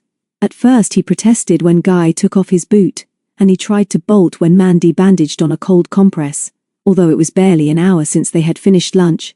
Prue made some tea, and neither the Jillies nor the Standings blinked an eyelid when Sandy poured some of his into a saucer and blew on it. After a little he perked up like a half-frozen sparrow which has been brought into the warm. He forgot his suspicion, and even began to swank a little. "I'd like to meet that bloke what run me down," he said. "I'd tell him a thing or two. I'd like to tell him what one thinks of him." And here he began to describe the driver of the car in terms which were so uncomplimentary, and indeed impossible, that Prue's eyes widened with horror, while Tim edged forward curiously in his chair. Mandy changed the subject hurriedly. "I know, Sandy, we don't like him either. But where are you going, and do you know where you are now? We want to help you, but it will be dark soon, and I suppose you ought to be going home if it's a long way, that is." Sandy looked round the ring of friendly faces and decided to tell all. "I lost me way," he confessed. "Honest, I never done such a thing before. Fancy me losing me way. I got off the bus up top somewhere, and then I got lost. I got to do a message, you'll see, a secret message," and here he looked at Tim, whose eyes sparkled in sympathy. "Where had you got to take the message?" Guy asked. "To there." Astonishment. Sandy then lifted his grubby jersey and produced an envelope which was tucked into his belt. "Any of you know this place?" he demanded. "I got to deliver that afore I goes home. I lives in Rosemary Lane." "That sounds a nice place," Prue said politely. "Where is it?" "Wapping," Sandy replied, and Prue was no wiser. Meanwhile, Mandy had taken the grubby envelope and was looking at it as if she could hardly believe her eyes. Then she passed it to Guy and Mark. It was addressed in an illiterate handwriting to Mrs. Amelia Hawkins, at the address that they knew only too well. "Where did you get this, Sandy?" Guy asked casually. "I mean, have you brought it from a shop? Is it a bill or something like that?" "I dunno," Sandy shook his head, "but it's very, very important and secret. I'll tell you all, come closer. A woman at the bus stop by Limehouse Church give me 10 bob to deliver that there envelope, and if one of you will show me the way I'll do it right away and be on me way home again. Guy held on to the envelope as Sandy turned to him. I ain't done nothing wrong, Ave1. I wanted that 10 bob to get me mum a Christmas present, and that woman gimme me bus fare too, no. I don't work in no shop. That's no bill. Mandy snatched the note from Guy and passed it back to the boy. That's all right, Sandy. Of course you haven't done anything wrong. Nobody said you had. We were just a bit surprised because we happen to know this Mrs. Hawkins. She lives nearly next door, and I'll take you round there presently. Have another cup of tea and a biscuit. I believe we've got 1 or 2 chocolate biscuits somewhere. Run and find them, Prue. Even Prue looked shocked at this last suggestion, but went off to the kitchen in obedience to a fierce wink from her sister. Tim was heard to mutter something about, wish I'd known about them. Suppose they're locked up as usual. But Sandy soon recovered his good humour and chatted away to them all as he ate the last 2 chocolate biscuits from the Jilly collection. He was not very easy to understand, but now that he had accepted them all as his friends, he talked freely about himself and his home. Wapping, it appeared, was on the north bank of the Thames in the London docks, and his father was the master of a tug called Happy Days. Rosemary Lane was very near the river, he said. Have you got any brothers or sisters, Sandy? Prue asked. Not me. Not likely. I'm best by myself, I reckon. Reckon I ought to go and find that Mrs. Hawkins what it says on that letter now. I promised I'd give it to the lady myself, you'll see, so I got to do it, haven't I? Wait for me, Mandy called, as she ran for her cloak. I'll take you, but you'd better try your ankle first. Very cautiously Sandy put his bandaged foot to the ground, and then grinned triumphantly. Blow me if that hasn't done the trick, he said. Prue helped him on with his boot, and then when Mandy came back, they all went down to the front door to see him off. Over her shoulder, Mandy said to Guy, Wait for me, chaps. I won't be long, but till ask if there's any news while I'm there. We'll both come back here, and then we can go with Sandy to the bus. Sandy limped a little but got along very well, and Dee was still chattering as they climbed the steps of number 49. The door was opened by William, looking more ecclesiastical than ever. Good afternoon, William, Mandy began, as her companion gazed at him in astonishment and awe. This boy has a message for Mrs. Hawkins, and I was wondering if you have had any news of the little girl. William shook his head sadly. I'm afraid not, miss. It's very worrying indeed, but we have heard nothing. If you will give me that letter, young man, I will convey it to my mistress immediately. Sandy looked the big man up and down and then shook his head. No thanks, mister. I'll take it to her myself. I promised I'd give it to her, and so I will. Show us the way, will you, mate? William winced slightly at the mate, took a deep breath and tried again. My mistress is distressed and cannot see anyone. Certainly she cannot be disturbed by unpleasant small boys. Perhaps you, miss, will persuade this child to hand me that envelope. Oh, no you don't, said Sandy, dodging behind his companion. I don't give this up to nobody, not even to my girlfriend Mandy smiled faintly. I think, William, that if Mrs. Hawkins would see us just for a moment it would be a good idea. This boy did promise to deliver it personally, you see. But the mistress is not alone. She has her nephew, Mr. Trevor, with her, and must not be disturbed. Doubtless they are discussing this most distressing occurrence. Leave the message with me, my boy. I will see that it is delivered safely. Just at that moment a door at the end of the hall opened, and a tall man, with long fair hair and a pair of eyeglasses on a black ribbon, came out and stood under the light. What is the meaning of this disturbance, William? He said after a long pause, during which he surveyed the 2 children very distastefully through his glasses. Who are these children? Are they begging? Or collecting for something? Send them away. While he was speaking, Mandy felt her cheeks go scarlet with anger. How dared he suggest that they were begging, when Mrs. Hawkins had asked her help only last night? But before she could answer, her companion went into action. He dodged past the indignant William, swerved past the unpleasant Mr. Trevor, and calling triumphantly over his shoulder to Mandy, Reckon the old lady must be in here, dived through the open door of the room at the end of the hall in spite of herself. Mandy laughed as she followed him. Mrs. Hawkins was sitting at an round table in the centre of the room. She looked pale and ill and had obviously been crying. Before her was a pile of letters and papers. A big easy chair was drawn up to a fire on the right-hand side of the room, and Sandy was standing on the hearthrug holding out his precious grubby envelope, while the old lady looked at him in amazement. Who are you? She whispered, as Mandy came in closely followed by Mr. Trevor, who shut the door behind him.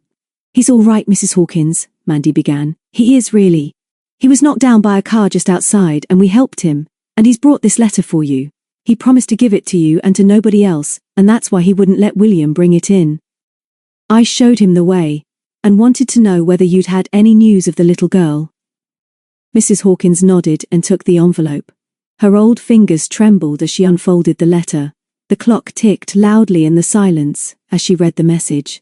Then, her head slipped sideways and she slumped in her chair, and the paper dropped to the floor. Mandy, who was nearest, ran to her, while Mr. Trevor picked up the fallen letter. The old lady's face was very white, and she put her hand to her side as Mandy helped her in her chair again. "The fiends," she whispered. "I told you, Trevor. You wouldn't believe me, but now you see I was right.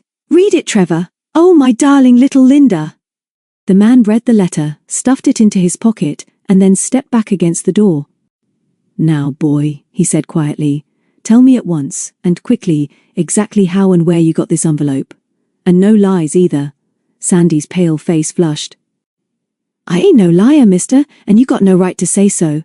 I done what I was asked to do and I earned me 10 bob honest. Ask her," jerking his thumb at Mandy, "she'll tell you. I told her already." Mr. Trevor's voice sharpened. "No nonsense, boy, this is serious. You won't get into trouble if you've done nothing wrong. Who gave you this note and where?" Sandy glanced longingly towards the door. He didn't like what was happening at all, and his ankle was hurting him again. "Let me tell you," Mandy began. "He told us once, and now you're scaring him and he gets muddled." "Who's scared? Me? Of him?" "I should smile," Sandy broke in. "Just keep quiet and I'll tell you myself." Mandy, who was already detesting Mr. Trevor, stood behind Mrs. Hawkins' chair and listened while Sandy told his story again. He explained how he had gone out after breakfast, wanted to get a paper for his father, and how he had wandered up the commercial road with a pal and said cheerio to him by the bus stop at Limehouse Church. He was wondering whether he could afford a comic when a woman came up to him out of the fog and asked him whether he would like to earn 10 shillings by delivering a letter. "I she gimme another 2 bob extra for me fares, what's more," he added triumphantly. "Ain't nothing wrong with that, is there?" Mr. Trevor shook his head impatiently. "Never mind your fares, boy. Would you know this woman again if you saw her?" "I dunno. It was foggy, and I was only really looking at the 10 bob note and wondering whether it was okay. Think, boy. Think. I am thinking. Ain't I am near busting myself with thinking. Was she old or young, or dark or fair, or tall or short? Dunno. Young, I reckon. Not old, anyway. Tall? No, 'bout as big as Charlie." Mr. Trevor raised his eyes despairingly to the ceiling. "I don't know Charlie, he's my cousin," came the answer, quick as lightning. "Let's get back to this young woman. Was she wearing anything special? Anything you'd recognize again? Anything you can remember?" "Dunno. Yes, I do though. She was wearing something special, something on her head I'd never seen before." Mrs. Hawkins stiffened in her chair. Mandy gasped, and Mr. Trevor glared at poor Sandy through his eyeglasses. "What, boy? What was it she was wearing? Speak up." Mandy felt her mouth go dry with excitement and her heart begin to thud. Okay, Sandy went on. "I'm telling you ain't, one. She had a yellow cloth thing over her head covered with pictures and the like." "What pictures?" Mrs. Hawkins almost screamed. "What sort of pictures?" "Tower Bridge and London and St. Paul's and the like. Pictures of London there were, all over it." Chapter 4. The London Pride. Belinda never knew for how long she slept, but when she woke her head ached badly. Her eyes hurt too when she opened them and struggled to remember where she was. She seemed to be in a very narrow sort of bed, and when she turned her head to the right, she saw a small window through which came a little grey light. Apart from this, it was too dark for her to see where she was. Then she realized that she was still in her clothes under a blanket, and she began to remember the terrors of the night before. She remembered the horrible girl who had stolen her scarf, and the fat woman who whispered, but who had been a little kinder when she gave her a cup of tea. The tears squeezed under her closed eyelids as she remembered her father and the granny who had been waiting to meet her at Euston. Where was her grandmother now? Was she looking for her? And where was she herself? She tried to sit up, but her head hurt so badly when she moved that she lay back again. There was a noise which kept thudding too, and a strange sense of movement, which did not make her feel any better. Then she remembered. The girl had told her that she was on a boat on a canal, and the thudding was the noise of the engine that she had heard for the first time last night. Or was it still night? She opened her eyes again. The light from the little window was already brighter, so perhaps she had slept all night and now it was morning. But why was she alone? She felt very sick and lay back again, but the sound of voices roused her after a while. She was certain she could hear a man talking, but the voice which answered him was very soft. Of course, the fat woman whispering as usual. Linda realized now that she was a prisoner, but just why she could not imagine. It was all rather like a horrible nightmare, and if her head had not ached so badly she might have thought that everything which was happening to her was a dream. She lay a little longer trying to be brave, and then, when it was light enough, slipped her legs over the edge of the bunk and stood unsteadily on the floor. The little stove in the corner was still alight, and the cabin unpleasantly stuffy. Linda felt suddenly that she must have some fresh air. Her shoes were on the floor, so she slipped them on, turned, and pushed back the pair of narrow little painted doors through which she had been thrust last night. Outside, it was cold and foggy, and the light was grey. Only a few feet away, and standing above her, was a strange man. His hand was on the carved handle of a great tiller, and he was looking ahead over the top of the cabin roof.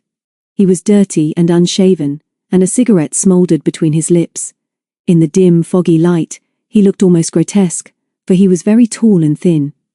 He wore a shabby overcoat and a cap with a shiny peak. Standing next to him, the fat woman, who was his wife, was looking bigger than ever, in an old checked coat and with a black shawl over her head. She saw Linda first. "Better not come out here, dearie. You'll catch your death out here. Nip back again and put some coal on the stove, and you can help me with the breakfast in a minute." Linda shivered and fought to keep her voice from shaking. "Please let me stay here for a little. My head aches and it's stuffy down there. Please tell me when I can go home, or to my granny." The man looked at her directly for the first time, altered his position slightly, and spat the end of his cigarette into the canal. Then he glanced at his wife, but she did not speak. "Why don't you answer me? Why don't you? Let me go home, please." The woman leered at her. "Don't fret yourself so much, ducky. Just you be quiet and do what you're told, and you won't come to no harm. We all hopes it won't be long now, afore you'll sees your old gran again." "We do. Hope so, don't we, Bert?" The tall, thin man showed some broken teeth and nodded. "Where are we?" Linda demanded. "Just tell me where we're going. Why don't you say something?" The woman moved. She was very quiet and quick for someone so big, gripped Linda by the arm, and quite gently pushed her down into the cabin again. As she lit the lamp, she whispered, "Don't ask so many questions, ducky. Just do as you're told, and don't make no fuss in your trouble, and you'll be all right, understand? Now fetch me a bit of coal from that locker Jew's outside the door. Put it in this bucket and we'll soon have breakfast going." There was nothing else she could do, so Linda helped to get the breakfast. Her jailer was a strange mixture, for although sometimes she was so terrifying, at others she was not unkind, provided Linda did as she was told. She was efficient too, and a good cook, and the porridge she made was thick, sweet and satisfying, and Linda felt better when she had eaten a plateful and drunk a cup of hot, strong tea. She had been afraid that the hateful man in the shiny peaked cap, and the girl who had stolen her scarf, would come down into the cabin too, but she had finished her own breakfast before her companion said, "Take this mug of tea, and plate out there to the old man, ducky. Don't spill it." "Must I? I'd rather stay here." The woman looked up sharply. "Why not? He won't eat your. Take it up." Linda shivered at the note of command in the whispering voice, and went up onto the deck. The man she feared was still leaning against the long-handled tiller with another cigarette end between his lips. He held out his hand for the mug. "There's a good girl," he said. "Put the plate on the cabin top. I'll be at it when I'm ready. You can bide out here for a bit if you keeps quiet and does as you're told." Linda shivered, and then turned to face the way they were travelling, so that her back was to the man at the tiller. It was much lighter now, and she could see a narrow path along the left-hand side of the canal, and the backs of grimy buildings and scrubby little gardens, filled with rubbish and broken-down sheds. The only sound to break the silence of the wintry dawn was the steady thudding of the engine of the London Pride, as she chuffed ahead through the murky waters of the canal. After a while, Linda climbed up onto the roof of the cabin, where she could see better. Ahead of her stretched the long tent of black tarpaulins over the narrow boat's cargo, and close to her were two brass-ringed chimneys, one from which the smelly exhaust of the engine puffed, and the other from the cooking stove, and a big painted can with a lid and a spout. and a bowl with a long wooden handle. When she looked back, she nearly cried out with surprise to see another long, narrow boat slipping silently through the water close behind her. Then she realized that this boat was being towed by the London Pride, for she could see the strong rope connecting the two. Behind the cabin at the stern of the following boat was the dim figure of the girl who had stolen her scarf. Suddenly the man behind her did something to the engine and called to his wife in the cabin. The fat woman came out and looked ahead, and Linda saw that they were approaching a lock, the gates of which were open to receive them. Linda wondered what was going to happen next, and for a few minutes forgot her own troubles as she watched. First, the fat woman took her husband's place at the tiller. The London Pride was now only just moving forward, and the man picked up a shiny-handled metal bar from near his feet and jumped ashore. Then the woman increased the speed of the boat a little, and it began to nose its way into the dark cavern. Linda looked up to see the dripping walls of the lock above her, and then back to see the second boat sliding up behind them. Surely there would not be room for it in the lock as well. But there was room, although there were only inches to spare. Fascinated, she watched the girl on the second boat push her tiller hard across as it slid into the lock. As the boat came in, the girl hauled in the tow rope with one hand and coiled it on the deck beside her, as the space between the two boats lessened. Meanwhile, the fat woman, without a glance at the following boat, had flung a rope round a beam on the gate on her side of the lock. This checked the speed of the London Pride and closed the gate behind them. The girl steering the 453 did the same thing, and almost before she had realized what had happened, Linda saw that the two boats were side by side in the lock, with both gates closed behind them, and that the girl she hated was smiling at her insolently, only a yard or so away. "Had a good sleep, kid? You don't look so smart this morning. Give me back my scarf, you beast." Linda did her best to keep her voice from shaking. "Give it back to me this minute. Shut up or we'll have to lock you in," was the only answer she could get, as the girl lit herself a cigarette. Linda turned to the fat woman. "I don't mind what you do to me, but please make her give me back my scarf. My daddy gave it me. If you don't stop talking, you'll have to go below again," the woman told her, but did have the grace to say, to her daughter, "Stop tormenting the kid, Joyce. We've got enough trouble without you adding to it." Then came a strange noise from above, and Linda saw the man in the shiny peaked cap standing at the lock gates in front of them. He had fitted the long handle into something in the middle of the gates, and as he turned it quickly there was a clacking noise followed by the rush of water. The London Pride moved a little, and then, when he had done the same thing to the other gate, Linda realized that he had opened the sluices, and that the water from the higher level of the canal was filling the lock, and that the two boats were rising as it filled. Soon they were level, and the man jumped aboard, threw down the windlass, and the London Pride edged forward. As her blunt bows touched the gate, it swung open, and 453 followed. It was still foggy, but as the daylight strengthened, Linda, from her vantage point on the cabin top, could see nothing but drab buildings. Occasionally they passed some wharves, but they had been travelling for an hour before the man said suddenly, "Get darn off that. Get inside and stay inside until I tells you to come out. Get darn, can't you, when you're told," and he reached out a filthy hand towards her. As Linda slipped off the roof and bolted into the cabin, she saw another narrow boat looming towards them out of the fog and realized that she was to be kept hidden when anybody else was about. The fat woman, who was seated at the table, looked up sharply. "There's another boat coming," Linda began. "Don't you make a sound," the woman whispered so quietly that Linda was 100 times more scared than if she had shouted. "You'll be sorry, dearie, if you don't stay put." Then the little window was darkened as two narrow boats passed in the opposite direction. The man outside hailed them. There came a muffled reply, and then the slap of water against the hull of the London Pride as it was struck by the wash of the passing boats. Linda crouched by the little stove and tried to prevent her teeth from chattering. "Better stop down here now, dearie," came a whisper from the table where the woman was laboriously writing on a scrap of paper. "It's warmer and more comfy down here. Nasty fog outside, stay down here and keep me company," and here she gave Linda a smile that was surely meant to be inviting. Linda nodded and bit her lip. If only her teeth would stop this silly chattering, it wouldn't be so difficult to be brave. She knew she must be brave. She was going to be brave whatever happened, and it was just as well that she promised herself this, for she needed all her courage during the next quarter of an hour. The woman, with her head on one side, finished the letter she was writing and sat back, slightly flushed with her efforts. She read through what she had written, her lips moving, nodded to herself, and then slipped the paper in the pocket of her apron. Next she looked long and carefully at Linda, without speaking, and seemed to be making up her mind about something important. Finally she glanced out of the little window. "We'll be in the tunnel in a minute, dearie," she said softly. "Maybe you won't like it much. Come and sit down here." "Tunnel?" Linda said. "What sort of a tunnel? How can a canal go in a tunnel?" "This one does. We're in the dark for a quarter of an hour like, right under Islington we goes. Come over here, dearie." The woman stood behind her as Linda came over to the table and sat down. "Anyone ever tell you that you'd pass for a boy without that hair of yours?" she whispered. "And then, here's the tunnel, ducky. Sit still and don't be scared." Suddenly they slid into darkness. The window was blacker than night, and the noise of the throbbing engine beat through Linda's head as the echoes came back from the walls of the tunnel. It was much colder too, and the little cabin was filled with wavering shadows from the flickering oil lamp that hung from the ceiling. There came too a series of strange thuds on the cabin roof, and when she looked up, the woman said, "Only drops of water, dearie, that's all it is. The water drips off the walls and from the roof all the time." "What happens if we meet another boat?" Linda asked. "Can we get by?"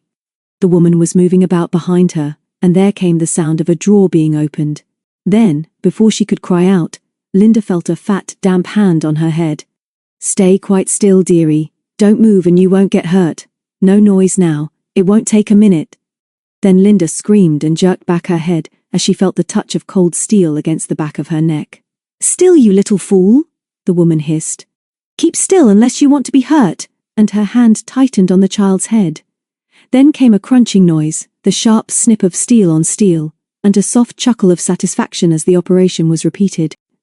Linda's head fell forward on the table as she tried to stifle her sobs. Her hand crept round to her neck to prove what she already knew had happened. Her two plaits had been cut off close to her head. She gulped, choked back the sob that wowled rise in her throat, and turned round. They were still in the darkness of the tunnel, but the flickering light from the shaking yellow flame of the lamp showed her the woman standing back against the far wall of the cabin. Linda stared at her until she broke the silence. "Don't take on so, child," the woman whispered. "I had to do it. It'll grow again. Don't take it so hard, and don't look at me. Like that. Don't fret, and we'll make ourselves a nice cup o' tea, shall we?" Linda spoke very quietly, and although her voice trembled, it shook now with rage and not with fear. "I hate you. I've never hated anybody in my life as much as I hate you all. I don't know why you've done this to me, 'cause I've done nothing to you, but I'll never, never forgive you. And when I tell my father what you've done to me, you'll be sorry. I'll never forget what you've done, and now let me alone and don't speak to me. If you give me a cup of tea or anything else, I'll just throw it on the floor, and I'll tell you another thing. I'm not afraid of you anymore. I suppose I hate you too much." And she turned her back and stared at the little window, which was now beginning to change colour, as the London Pride chuffed out into the grey daylight again. Strangely enough, the woman seemed rather abashed and said nothing more to Belinda. She opened the painted doors and went out to join her husband, and then the murmur of voices came to the girl standing rigid, with white face, against the little table in the cabin. Soon after the engine stopped, and, when Linda looked out of the window, she saw that they were against a rather dingy wharf. She heard footsteps on the deck above, and then the girl's voice called out something which she could not hear. Linda had now made up her mind to get ashore and run away anywhere, at the first opportunity. Anything, any place, or even other strange people, could not be as bad as all she was suffering now, and she was just wondering whether, if she could get out on deck, she could make a dash for freedom, when her three captors came into the cabin. The father's pale eyes flicked over her, but he made no special remark, and the woman looked a little uneasy as she passed the note she had written over to him. But the girl stared at poor Linda, and then burst out laughing. "Just look at my little boyfriend. Who'd have thought it? You've made a good job of that, Mum. Just keep your mouth shut, Joyce," her mother snapped. "The less you have to say, the better, and the sooner you get off on your job, the better. Just read that through, Bert. I've written it as plain as I can, and then you can put it in that envelope and Joyce can be off with it. And hurry up because I'm sick of this job." While she was speaking, Linda was slowly edging towards the doors, and suddenly she slipped under the man's arm which was outstretched for the letter, and made her brave dash for freedom. She had no real chance, of course, but she reached the deck before Joyce caught her and dragged her back into the cabin and flung her onto the bunk. "That's quite enough of that, dearie," the woman whispered. "I warned you, didn't one? We're trying to be decent to you, and now you've spoiled it all. We don't want to hurt you, but if there's any more monkey tricks like that, we'll just have to make sure that you can't get out." Linda faced them with blazing eyes. "Do what you like, you beasts. I'm not afraid of you anymore. I know you're my enemies now. I don't know why you're doing this to me, but I do know what will happen to you when my father knows what you've done to me. As for you," she turned to the girl Joyce, "if you come near me again, I'll kick and struggle so that you'll be sorry. And give me my scarf. You've cut my hair off, so let me cover my head up." There was a long silence while the three bullies stared at the little girl who dared to defy them. Then Joyce laughed, uneasily, and turned to her mother. "Little spitfire you've picked up, Mum. I likes her for it." "Never mind, kid. Don't take it too hard. We don't want to hurt you. Just do as you're told and you'll be okay." "I won't do as I'm told," Linda stormed. "I suppose you can force me to stay here, but I'll fight you all the time. Give me my scarf." Meanwhile, the man had read the letter, put it in a dirty envelope, and laboriously addressed it. "If you can't write, perhaps you'd like me to do it for you," Linda said bitterly, and the man's dirty face flushed at the insult. Then he jerked his head towards the door and muttered, "Come outside, both of you, and we'll get this fixed. Keep the kid here. She's safer in." Joyce and her mother followed him out, and as soon as the doors were closed, Linda crept up to them and peeped through the crack. She could just see the three of them standing close together by the tiller, and, what was more important, she could hear every word that was spoken. The man first examined the grubby envelope and then passed it to Joyce. "Get off right away, my girl. Right now. We'll be in an hour or so, and it's a good thing this fog still holds. Straight to that address, girl, and put it in the letterbox yourself, and see that it's done without any fuss or bother." "What do you mean? Fuss or bother? Who's fussing now, anyway? You know very well what I means. You don't want to go up to a policeman and ask him the way, and then ask him to watch you put it in, do you? Be sensible now, girl, and get off right away." "I don't see why I should go traipsing off in this filthy weather," Joyce sulked. "It's little enough time I get to myself in London as it is. I never gets no fun like other girls. Why can't you post the thing? Much safer." Her father and mother looked meaningly at each other, until the latter said sharply, "Just do as you're told, Joyce girl, and keep quiet and be careful. Orders is orders for you and everybody else, and this fog is a godsend for you. Better give me some cash then. I'll want it for fares and that." And when her father had passed something over, she went on, "Where'll I find you later, and what are we going to do with the kid?" Linda strained to hear the answer, but the three stepped off the boat to the wharf and out of earshot. Then the man came back and she heard him say, "We'll be in Joe's later. Now be off sharp and don't make no mistakes. We don't want no trouble." From the cabin window, Linda saw Joyce pause to light a cigarette before disappearing into the fog. She had changed her coat and shoes, but was still wearing the stolen scarf of London over her head. When the woman came back into the cabin, Linda was seated at the table with her head in her hands. "Now listen to me, dearie," the woman whispered. "You and me don't want to quarrel, and whiles you're with us, I want all to be comfortable and no fuss. We all hopes it won't be long afore you're back with your old gran.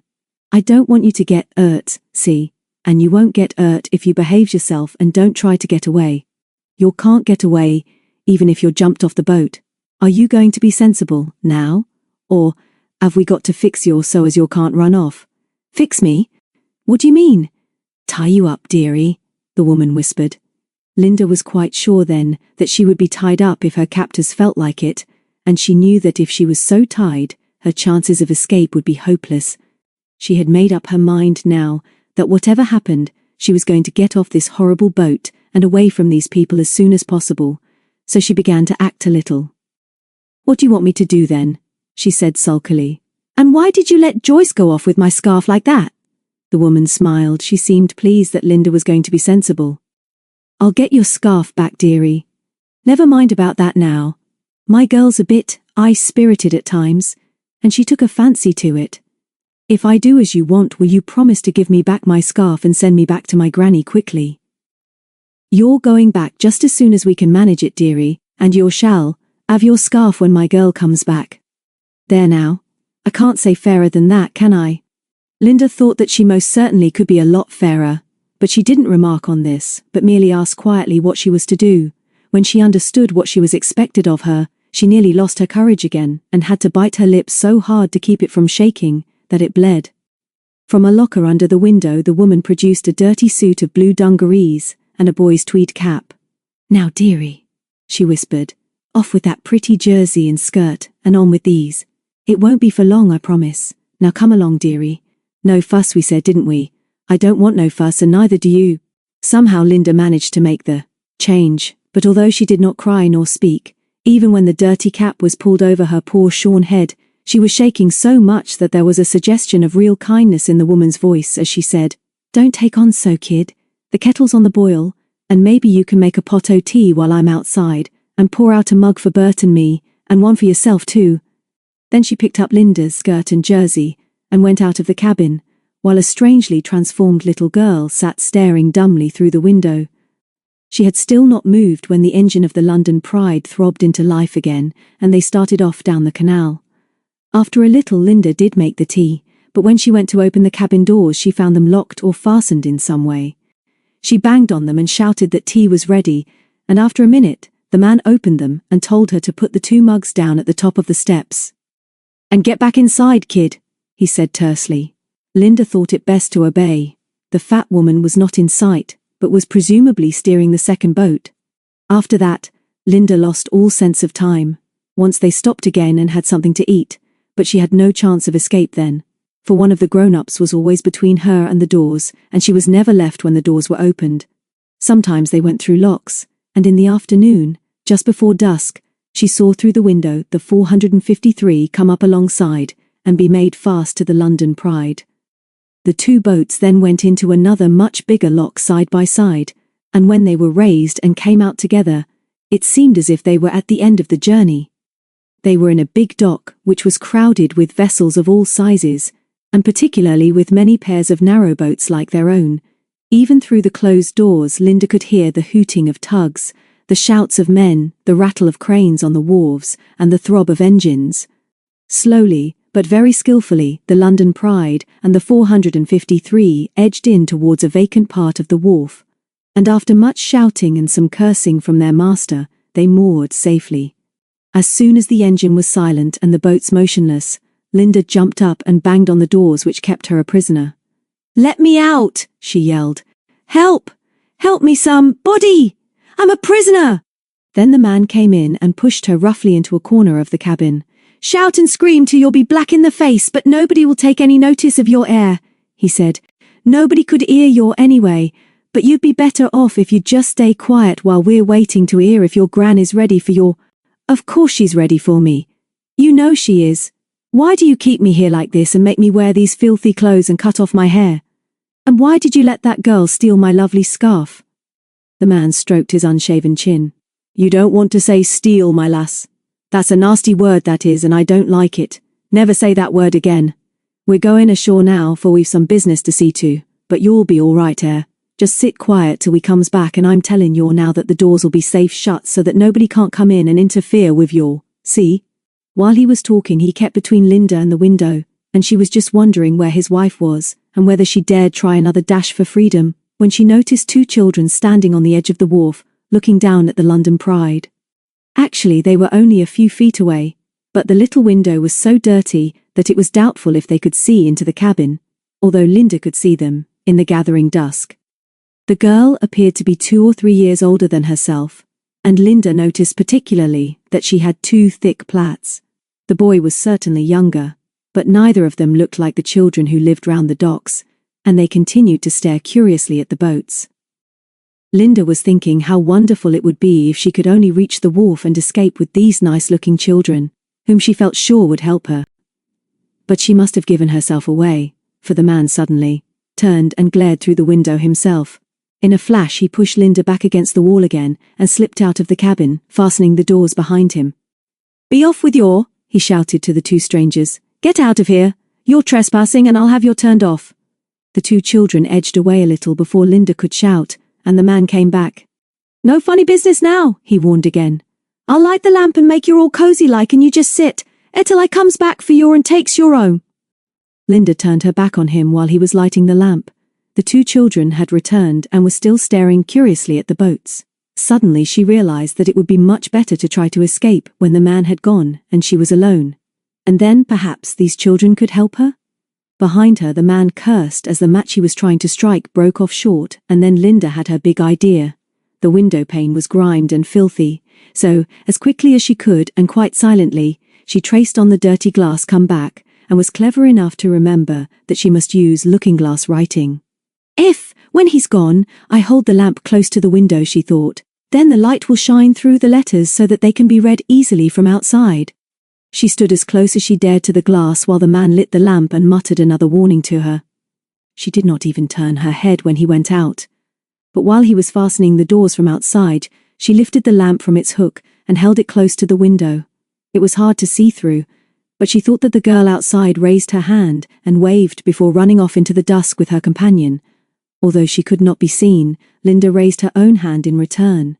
From overhead came the heavy footsteps of the master of the London Pride, but his prisoner had a smile on her lips for the first time since she had left the London train. Chapter 5. Come back.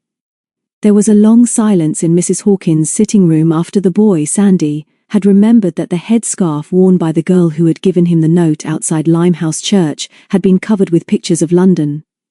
The old lady sat rigid in her chair, staring at him. Mandy's eyes were wide with excitement, while Mr. Trevor fidgeted with the black ribbon of his eyeglasses. It was so quiet that the noise of a falling coal made Mandy start as she watched the pale-faced boy who had brought them this news. Mrs. Hawkins spoke at last. "Trevor! This news proves it. The girl who gave this lad the note must have come from my Linda. I'm sure that scarf must be hers, it's as her father described." "What are we going to do, Trevor?" Before the man could answer, Mandy stepped from behind Mrs. Hawkins' chair, went over to Sandy, and put a hand on his shoulder. "You're sure about that, aren't you, Sandy? It's important. You can remember the scarf at this minute, can't you? And you're certain about the pictures?" When the boy looked up at her with a grin and nodded his agreement, she turned to Mrs. Hawkins. "I'm glad we've done the right thing, Mrs. Hawkins. I thought I ought to bring Sandy along. He was nearly killed, and I think it was jolly good of him to come in all this awful fog to find you. Some people would have taken the money and thrown the note away. Will you tell us what's in that letter, please, Mrs. Hawkins?" Mr. Trevor, tall, rather superior and pleased with himself, stepped forward and looked at the two children disdainfully as he said, "This house seems to have gone mad, Aunt. Who on earth is this girl, and what is she doing here? This is no job for children. Will you please ask her to go away at once? This regrettable situation must be dealt with by the police under my direction, and we want no interference from outside. Perhaps you would care to go home now, my child," he added, and walked over to open the door. "If you won't tell me what has happened, I would so like you to," Mandy pleaded. "Please do, Mrs. Hawkins. I can tell you that the scarf is almost certainly Linda's, because one of the boys who is staying with us saw a little girl, with 2 plats, walking down the platform at Watford yesterday. He said she had a woman with her, but he only remembered all this in the night, and he told me about it this morning.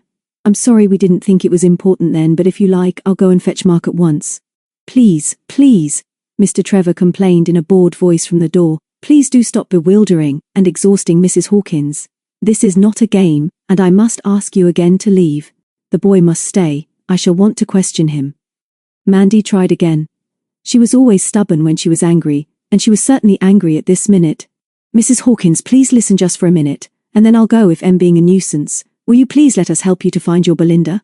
I'm sure we can. The Jillies are good at helping other people. We've done it before, and we would love to do it again. I've got Prue and Tim at home, and our 2 friends, the Standings I told you about. We had an adventure together at Easter, and they're grand. And Sandy here will help us too, won't you?" But poor Sandy had now had enough of this grand house, these endless questions, and all these queer people. The girl was all right, but he had no time for the others.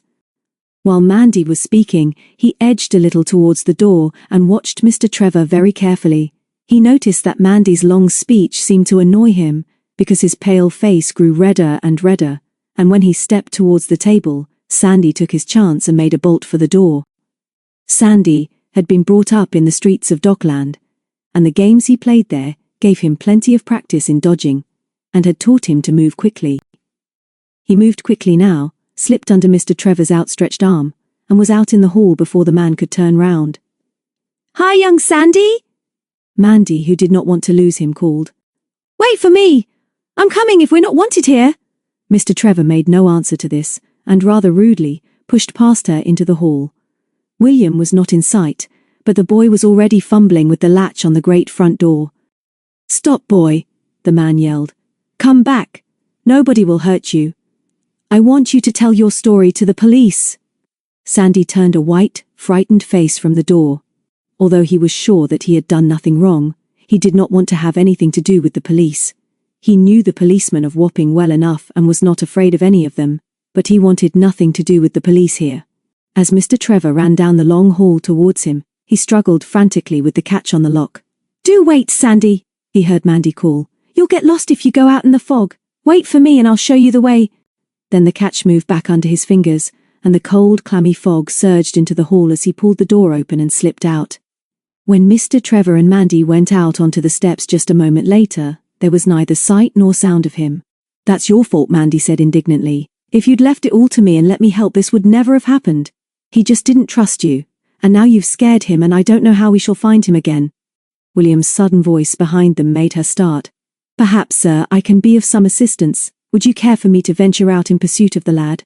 It would seem to be important for us not to lose touch with him. But the fog was so thick that it was obvious that Sandy would never be found, as none of them knew even in which direction he had run. Mr. Trevor shrugged his shoulders, shivered, and turned to go indoors. No use, William, I am afraid. You'd never find him, but perhaps you would see this young lady home. But Mandy shook her head. No.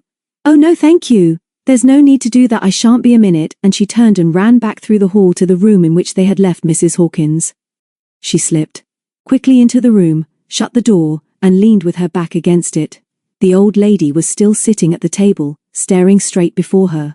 Under her fingers was the note which Sandy had just delivered, and she did not even look up when Mandy, very breathless and excited, began to speak.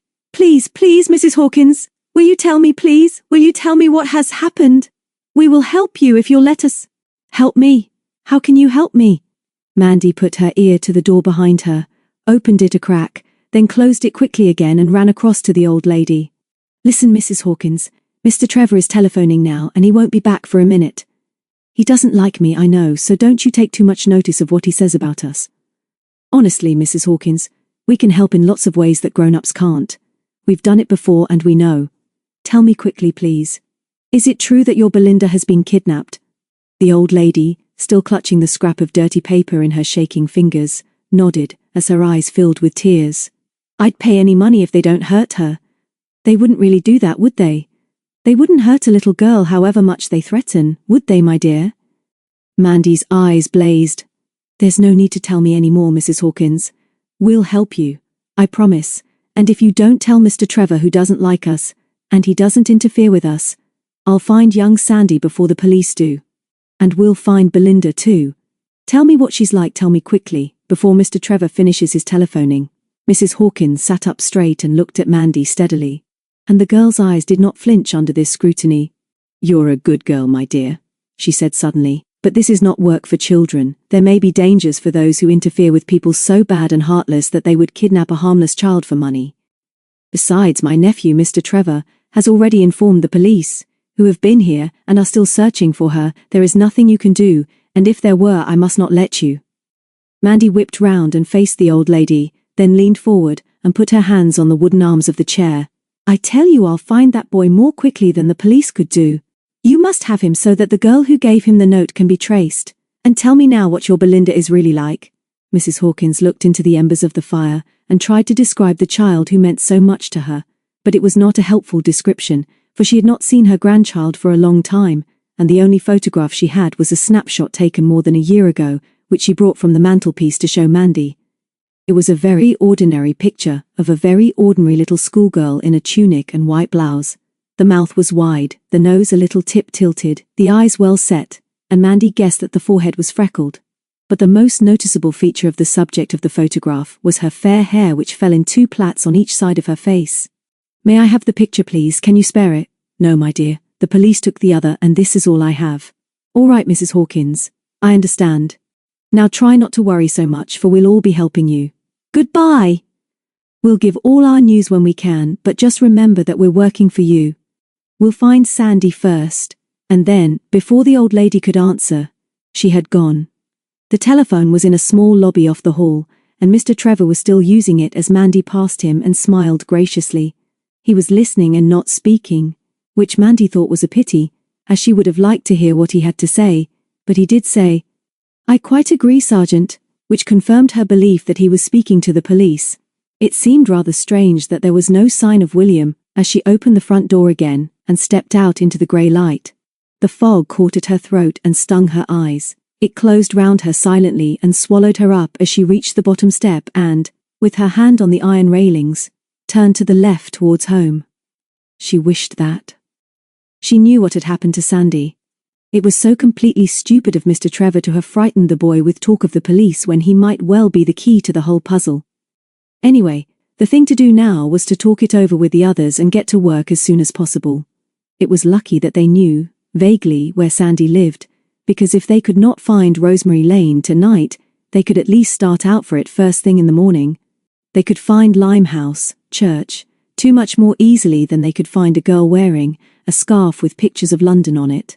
Still keeping her left hand on the clammy iron of the railings, Mandy turned sharp left at the corner, and, after a few more yards, she was home. As she put her foot on the first of the stone steps, a mysterious voice from the ground itself croaked, "Is that you, miss? This is Sandy, and I hopes it is you, miss. This is Sandy. I it's that fella with bootlaces on his glasses, but I likes you. I come back 'ere to help you if I can, but I couldn't stand that place no longer. But where are you, Sandy? It's me all right, but I can't see you. Coming up now, miss. I was hiding under the steps. I reckoned you'd be along soon, and I didn't like to sort of go into your place by myself like." Then from almost under her feet, Sandy appeared up the narrow steps leading down into the area where the coal was shot into the cellars. He was looking rather more tousled than when she had last seen him, but not nearly so unhappy. "Come on then, my lad," Mandy said joyfully. "I was just thinking we'd have to come and find you before the police did. Let's have a council of war with the others," and she put her finger on the bell and held it there. "I don't like that man with the glasses either, Sandy," she added. Tim opened the door. He was looking very flushed. "Oh, it's you, is it? Both of you? We were wondering whether you'd come back for tea. We've started." "I bet you have," his sister said as she dashed up the stairs. "Come on, Sandy." The sitting room was warm with colour. A log fire blazed in the hearth, and a large standard lamp with an orange shade threw down a cone of light on the group on the rug. Prue and Mark were toasting crumpets, and Guy, with his long legs stretched out towards the flames, was leaning against the sofa. "Hello," he said as he got up. "How did you get on? And Sandy too, eh? Come on round here and get warm." Mandy flung off her cloak, tossed back her hair, and went over to him. "Who got these crumpets?" was all she said. "I did." Prue turned a scarlet face from the blaze. "It was my idea, although it isn't really tea time yet, and Mark and me braved the fog and everything to get to the baker's on the corner." "I wouldn't have managed on my own, Mandy. I wanted a lantern that you light and carry on the end of a pole," Mark said, "or a flaming torch. Pity, but you hadn't got either. Buck up and tell us what happened, Mandy." They dragged Sandy into the circle round the fire, and while they ate their crumpets and drank more tea, Mandy told them everything that had happened, and that there was no doubt that Belinda had been kidnapped. "But why, I can't imagine," she added. "I suppose that Mrs. Hawkins is very rich," Guy said, "and somebody has managed to find out that she's crazy about this kid." "That Mr. Trevor sounds odd. I hate him," came from Sandy in his corner. "I reckon he is not up to any good." "Don't you reckon so, miss?" "You're not to call me Mrs. Sandy. Call me by my name. It's Amanda really, but my friends call me Mandy. 0K Miss Mandy. But what do you think about him?" "I'm not sure, but our first job is to find Linda. I know what she's like because I've seen her photograph, and I can tell you all presently. Now I've promised that we'll help old Mrs. Hawkins. I've told her that we can do lots that grown-ups can't, and that somehow or other we'll find young Linda before anyone else does. That's to be our job. Shall we all stick to it and give up most of the holes, if necessary? I'm sure young Sandy here will help us by keeping a lookout for the girl who gave him the note. You will help, won't you, Sandy?" The boy nodded, and then looked at her with admiration as she kneeled upright and then sat back on her heels. "You bet I will! It's just that I don't like that bloke with bootlaces on his." "We know, Sandy," Guy broke in. "We know you don't like him. I'm all for this, Mandy, but we've got to be careful about the police. They're probably on the job already, and we don't want to interfere. Mandy jumped round to face him. But I do want to interfere. I'm going to interfere. You haven't seen Mrs. Hawkins and how upset she is. I want to do something to help her. Something that will beat all these fussy, patronizing grown-ups and the police too. We shan't be doing anything wrong if we find Linda first, shall we? Are you boys coming in, or have the Jillies got to do it all by themselves again? What do you mean by, again? Mark said. Sorry, that wasn't fair. We did it together in Norfolk, and we can do it together again now. Are you game? Guy laughed, got up and stretched. Come on, he said. Let's start. I have an idea that the fog's clearing. Let's get young Sandy home first, and he can show us where the girl gave him the note, and then we'll make a plan. Mandy and Prue rushed to the window and threw it open, while Tim dashed downstairs to the front door. Guy was right, for the fog was clearing fast. Now they could see the shape of the trees on the embankment, and, as they watched, a puff of wind swirled up the river, and then suddenly there was a tug hauling 3 barges and coming down with the tide. I like this, Mark said. Now we can really see where we are and start exploring. Let's go. Tim tore upstairs to tell the others what they already knew, and then there was a rush for coats and scarves. Prue, the thoughtful, scribbled a note for her father and left it on the table. Don't worry about us, JD. The fog has cleared and we are off exploring. Food in the pantry and don't wait for us. Sandy was now breathless with excitement. Nothing like this had ever happened to him before, and he was particularly pleased when, because he was still limping a little, Tim dropped behind the others to keep him company. They stormed an east-going bus in King's Road and changed to another at Charing Cross. Mark never stopped asking questions, and as all of them, except Guy, answered him at once, the babble was considerable. The bus swung into Fleet Street past Temple Bar, across Ludgate Circus and up to St. Paul's, and then past a desolation of rubble left from the Second Fire of London, the sight of which silenced even Mark. Past the Mansion House, home of London's Lord Mayor, and the Bank of England, and into the heart of the city where the narrow streets were like canyons with only a strip of grey sky between the roofs. When they came to the junction of busy roads at Aldgate, Sandy told them that they would not be long now, and as they looked down on the crowded pavements, they realised that they had come in a very short time into a different world. Where's the river and the docks now? Guy asked. Sandy jerked his head to the right. Darn that way. This Eyre Street we're in is Commercial Road. Wapping is over on the right between the river and Eyre. I lives down Rosemary Lane, but I got to show you where she gives me the note and the cash. We'll have to walk back a step. Commercial Road was wide and dingy. The shops were small and grubby, and the shoppers shabby. Many of the men on the street corners looked like sailors home from the sea, and some were brown and some were yellow, with gold rings in their ears. The traffic in each direction was heavy with big lorries packed with merchandise for the docks. What's this, Sandy? Prue asked with her nose against the window as they crossed a bridge. It's the canal, but I dunno rightly what they call it. Some chap told me it goes in a tunnel under the houses. Darn there. And he gestured again to the right. There's a big dock where the canal boats loads up. I goes there sometimes. It's grand darn there.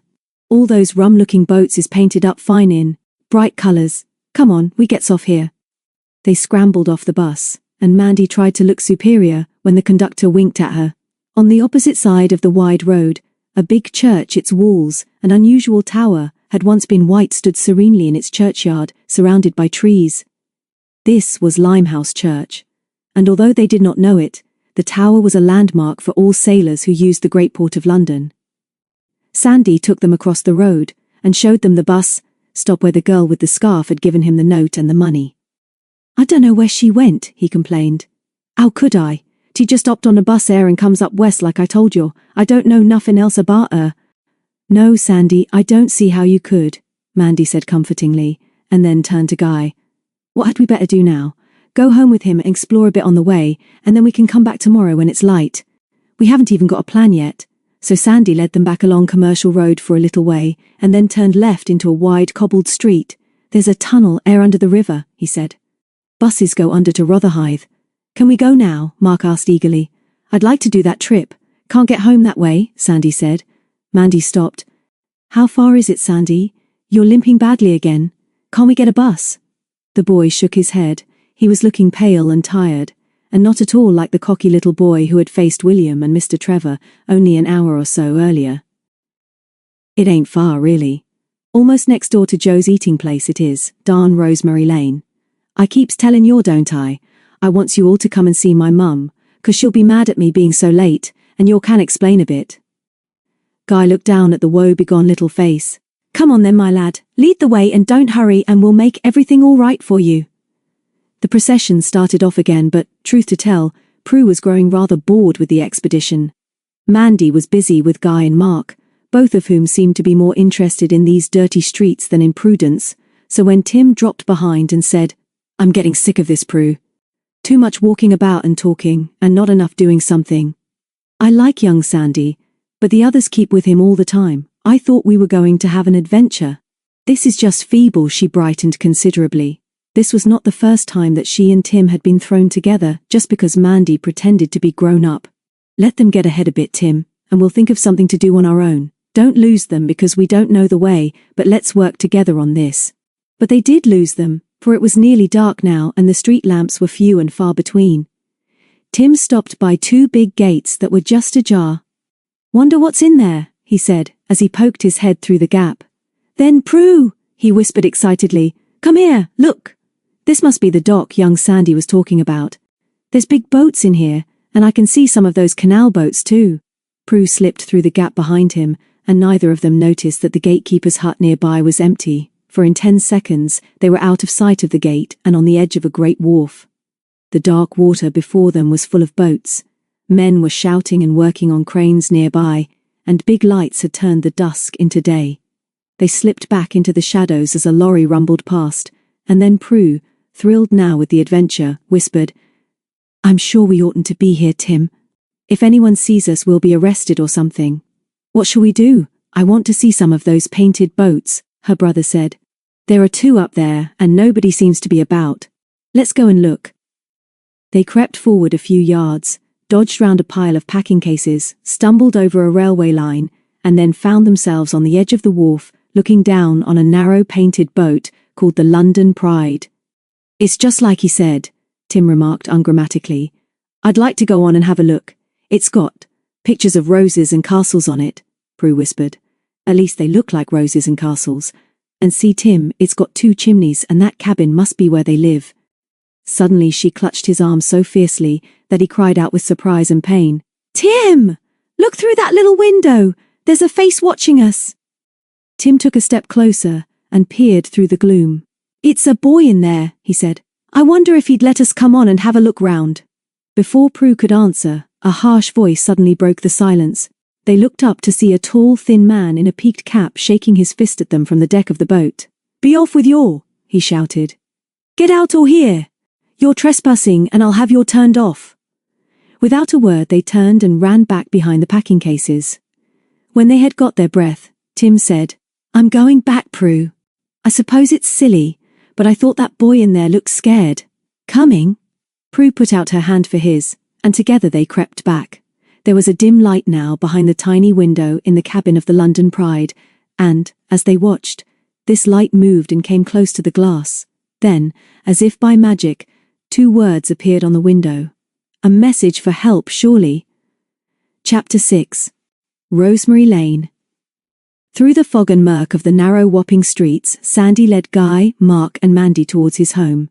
It was not until they had left a narrow courtyard for a wider street, lined on one side with great warehouses, that Mark turned round and said, "Better wait here for the others. They're not in sight yet."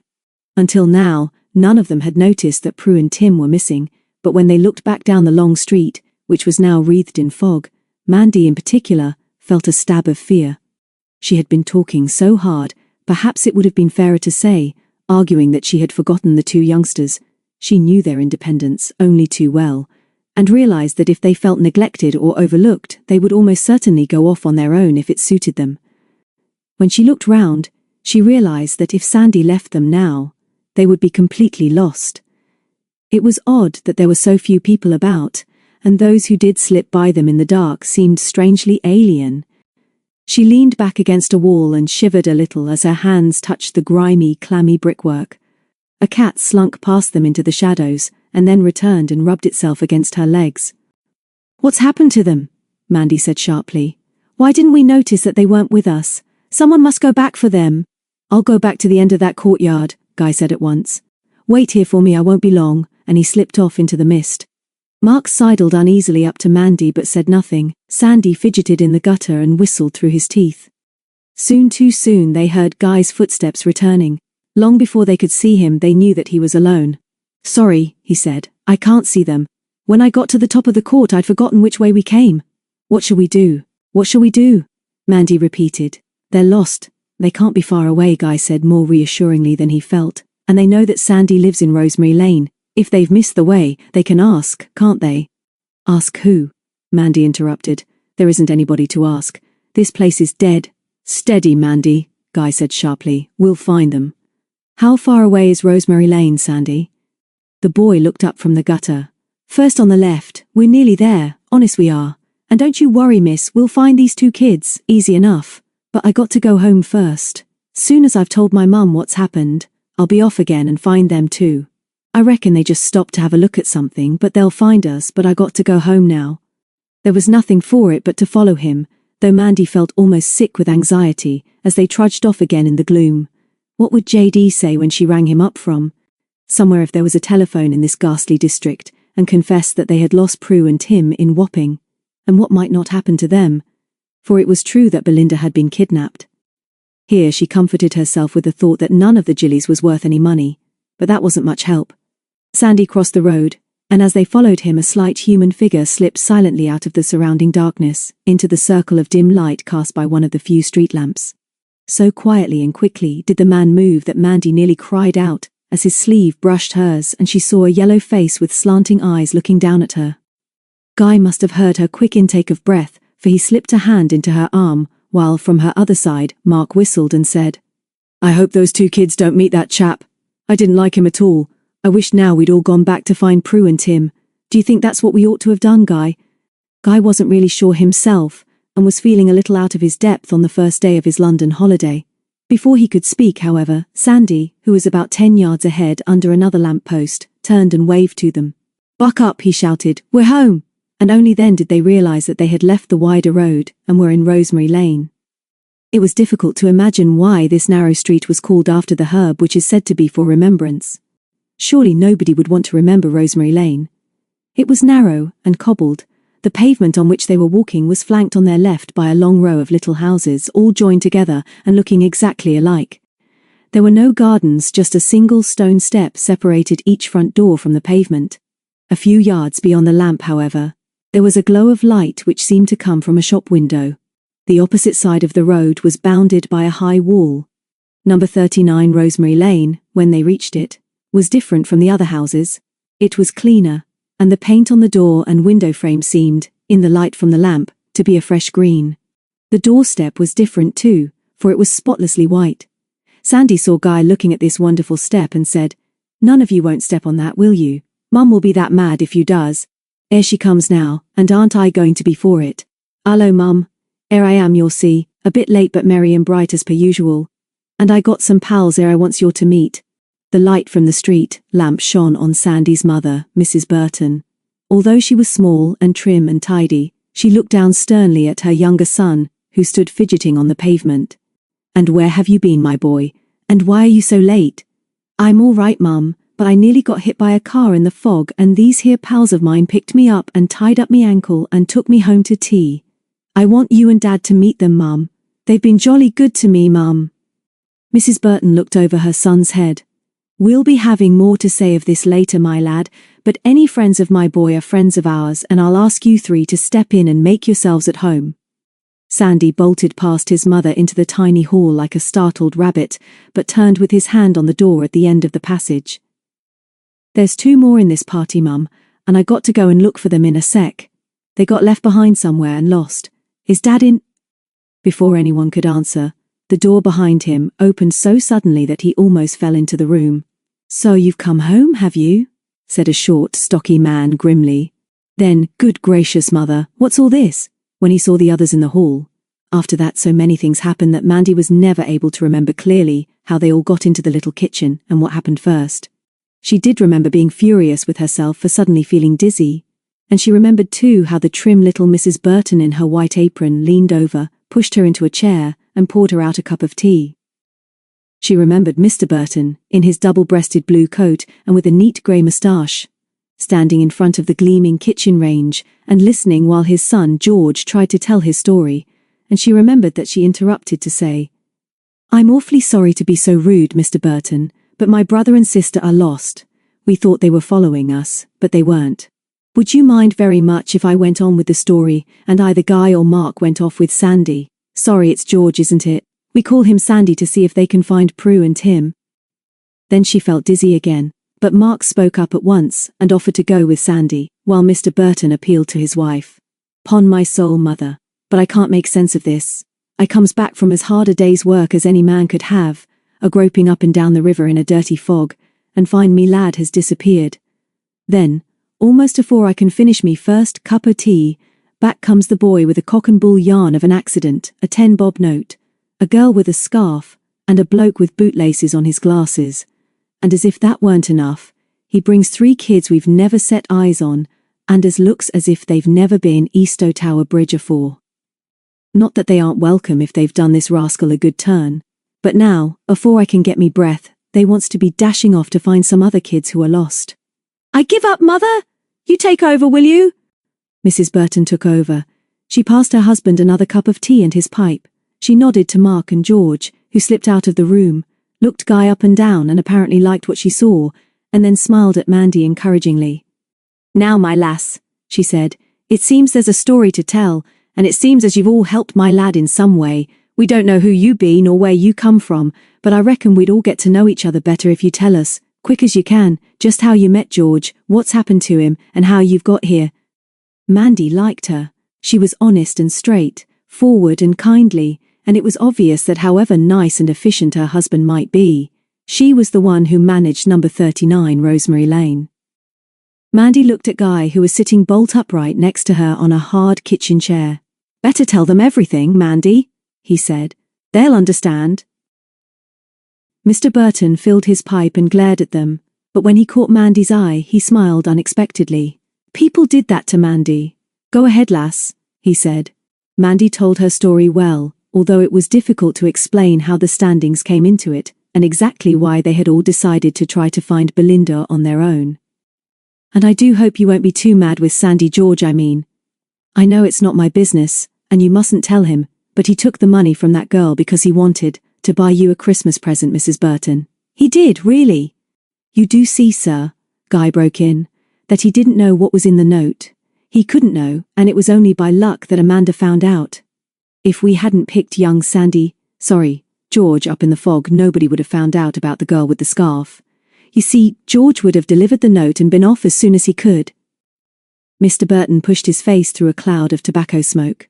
"I reckon you're all crazy," he said. "Do you mean to tell me serious that our lad has been bribed to deliver a note, what is a demand for ransom like you might read in a book, or one of them weekly papers?" Guy and Mandy nodded in unison. "And then do you mean to tell me that you kids with our kid reckon you're going to find this other kid on your own without the police?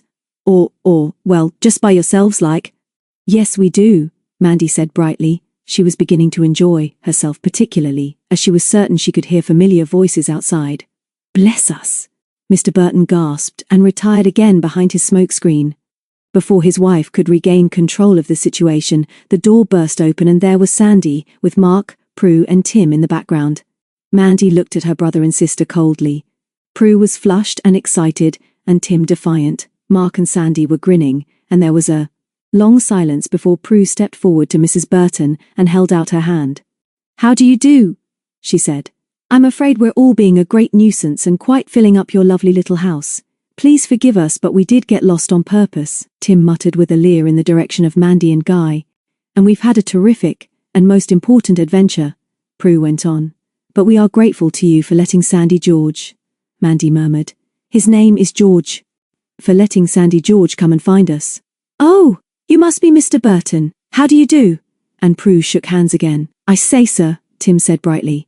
"Young Sandy says you're the captain, master of a tug that pulls the big ships out of the docks and down to the sea. Could I come with you one day, sir? What's your tug called, sir?" Mr. Burton now seemed to be hypnotized. "Happy days," he murmured, with a glance for help to his wife who had never failed him yet. "I like that name," Tim continued. "Would you take us a trip sometime, sir? We'd like it very much." A tug is a thing here. Mr. Burton shuddered slightly. A thing I've never been on. Maybe I would, lad, he murmured. Maybe. Shall we tell the others what's happened to us? Prue asked. What do you think, Tim? Then Mrs. Burton took control. I'm going to say what I think and I'll trouble you all, and that goes for you too, young George, to keep quiet while I says it. First, although our boy couldn't very well help it, he's done wrong, and all of you done wrong too in not telling the police everything that's happened. That's right, Mother. The master of the happy days broke in. You're right again, but we can soon fix that. I'll be taking young George round to the police station afore he knows where he is. And perhaps you'll kindly let me finish what I've got to say, Alfred Burton, his wife continued. If I might be permitted to speak in my own house, that is. Here she paused, but as nobody had the wish nor the temerity to question her rights, she went on triumphantly. It's not for us to tell these youngsters what they've got to do, but I say that they ought to go home now and tell all they know. It's getting late, and I reckon the old lady who had the note would be glad to know my boy had told all he knows to the police. And the next thing is that there's too many in this kitchen, and whatever we do, there's no reason why we shouldn't slip into Joe's next door and have a bite of something together, which won't take 10 minutes, and it's right sorry I am. I haven't got enough for all in this house. And kindly take that grin off your face, young George. Mandy got up. We think you're grand, Mrs. Burton, and thank you very much for making us so welcome. You needn't worry about us at home, though, because we've only got JD and we left him a note to get his own supper. If someone will just show us how to get to the bus presently, we'll be all right. I tell you what we ought to do, Mandy, Guy said. Maybe you could telephone Mrs. Hawkins from somewhere and tell her we've found Sandy, sorry George, and that he's going to tell the police all he knows about the girl with Linda's scarf. Mr. Burton nodded approvingly. Telephone at Joe's, he said. It's a pity to tell these other grown-ups anything really, Mandy said, but I suppose that even if we do, we can come back here tomorrow and go on working on our own whatever they say. Nobody can stop us spending our holidays in Wapping if we want to, I suppose. What you grinning at, Mark? 5 minutes later they were all in the street, and Mr. Burton had solemnly locked the door of number 39 behind him. Joe's was the shop they had noticed when they had come down Rosemary Lane earlier in the evening. Neither the Jillies nor the Standings had ever seen anything quite like it before, and although Sandy called to them from the step to buck up, they stood fascinated outside the windows, which were so steamed that it was hardly possible to see through them. Just inside the glass were 4 huge smoking metal trays. In one, pounds of sausages were frizzling, in another was a savoury mass of onions, in another, chipped potatoes, and in the last green peas. While they watched entranced, a little bald man with steel eyeglasses on the end of his nose delved into each tray with a long-handled scoop and tipped a portion of each neatly onto a plate. Tim whistled with admiration. I didn't know I was so hungry. Come on, chaps, and Guy led the way into Joe's. Outside now, the fog had nearly gone, but it was still very cold. Inside, the heat, steam and smoke were so great that he stopped short to wipe his glasses, and the others bumped into him. The room was long and narrow, and crowded with oilcloth-covered tables, most of which were occupied by men and women, who stared at the newcomers curiously but not unkindly. A radio blared in one corner, and as all the customers seemed to be speaking at the same time, Joe, who was wielding the long spoon, repeated his orders at the top of his voice. Feeling rather dazed, the Jillies sat down at a long table against the wall some distance from the door. Mr. Burton, for whom everybody had a smile or a word of welcome, had ready ordered sausages and mugs of tea for all. And while they were waiting, Prue told her story of the boy on the narrow boat called the London Pride, who had written an urgent message on the window. She was furious when nobody seemed to be interested. I tell you all, we've jolly well got to go back and see that everything is all right. Why don't you pay some attention, you beasts? I tell you, that boy wrote the words, come back, on the glass, and we've got to go back. Why didn't you stay then? Guy asked. Or was that where Sandy found you? And how did you get there anyway? Mandy screamed above the din. You've not told us yet how you got lost. That will be very interesting. It wasn't where Sandy found us, and how we got there is our business, Tim explained. And we didn't wait because an enormous fat woman came up quietly behind us and frightened you away, Guy said. We understand. Then he turned to Mandy. Why don't you phone now while we're waiting? I think you ought to tell Mrs. Hawkins. I suppose I ought. I don't want to, but I suppose it would be decent. Where's the phone? Sandy got up and led to the far corner of the room, where there was an old-fashioned wall telephone. He stayed with her while she found the number under the name of the old subscriber at the same address, a name she luckily remembered. A man's voice answered. "Is that you, William? This is Amanda Jillions. I must speak to Mrs. Hawkins, please. It's urgent. Have you any news, miss?" Came the slow, deliberate voice. "Yes, William, but hurry, please, and put me through. Where are you, miss, might I ask?" "Wapping," she said, and laughed aloud when William repeated the name in astonishment. "But hurry, please. Mrs. Hawkins." Voice came, thin and faint, over the wire, just as Sandy grabbed her arm violently and pointed towards the door of the cafe, which had just been opened by a girl with a cigarette in her mouth. Then he rushed back to the table, shouting to his father as he ran. That's the girl what give me the note. See, she's still got the scarf London on." Then a lot of things happened. First, Mandy dropped the earpiece in her excitement. Then the girl heard Sandy's accusation, turned, opened the door and dashed out into the street. Next, Mr. Burton grabbed Sandy and pulled him down to the chair next to him while Guy and Mark jumped up and dashed out after the girl. And all this happened in the silence of surprise, after Sandy's shouted warning, and even Joe stood transfixed, like a waxwork, with his spoon poised over the green peas. "I'm going too," Mandy said, as she reached the table, forgetting all about the dangling telephone. "No, you're not, miss," Mrs. Burton said. "They'll never catch her round here, and they'll be back. Go back and do your telephoning." Reluctantly, Mandy went back to the instrument, and was surprised to find that the old lady was still holding on. Mandy told her as little as possible. "But we wanted you to know that we found Sandy as I said we would, which is more than your policeman can do, and we're sure we'll find the girl next. We'll come and see you in the morning and tell you what we've done. Goodbye, Mrs. Hawkins, and don't worry too much." She went back to the table. "Do you think they'll catch her, Mr. Burton? If they could, we'd be getting somewhere, wouldn't we?" "I bet they get lost," was Tim's comment. "Do you think it would be a good idea for me to eat Mark's sausages and save them getting cold?" Mrs. Burton nodded absently, and Tim helped himself. She was looking very worried but smiled when the bell over the shop door jangled and Guy and Mark came in looking very hot and crestfallen. "Not a hope," the former gasped as he sat down. "She dodged us easily up an alley and into a courtyard place, and we'd never have found our way back if we hadn't asked. I suppose you couldn't help it, but you scared her by shouting out like that, Sandy. If you'd told us quietly, we could have followed her." Mr. Burton got up. "I've had enough of this," he said decisively. "George and me are off to the police this very minute, and you youngsters can come along too, and we'll show you the bus. Come on, all of you." Nobody argued with the master of the Happy Days when he spoke in this tone of voice, not even Mandy, who got up meekly and followed him to the door. Outside, she turned to Mrs. Burton and said good night. "And thank you so much for everything, and those lovely sausages especially. We'd like to come back and see you and George in the morning if we may. We shall be down this way exploring, shan't we, boys?" And the three boys agreed that they would be down that way. Mr. Burton did not have much to say as he led them back through alleys and side streets towards the commercial road, and neither did Sandy, who was not liking the idea of telling his story all over again to a policeman. Suddenly Prue stopped. "Please, Mr. Burton," she said dramatically. "I'm quite sure that round that next corner are the gates to the dock where we found the narrowboat with the boy who wrote 'Come back' on the window. Will you please let us just look in there for a second to see if everything's all right?" "You're right enough, lass.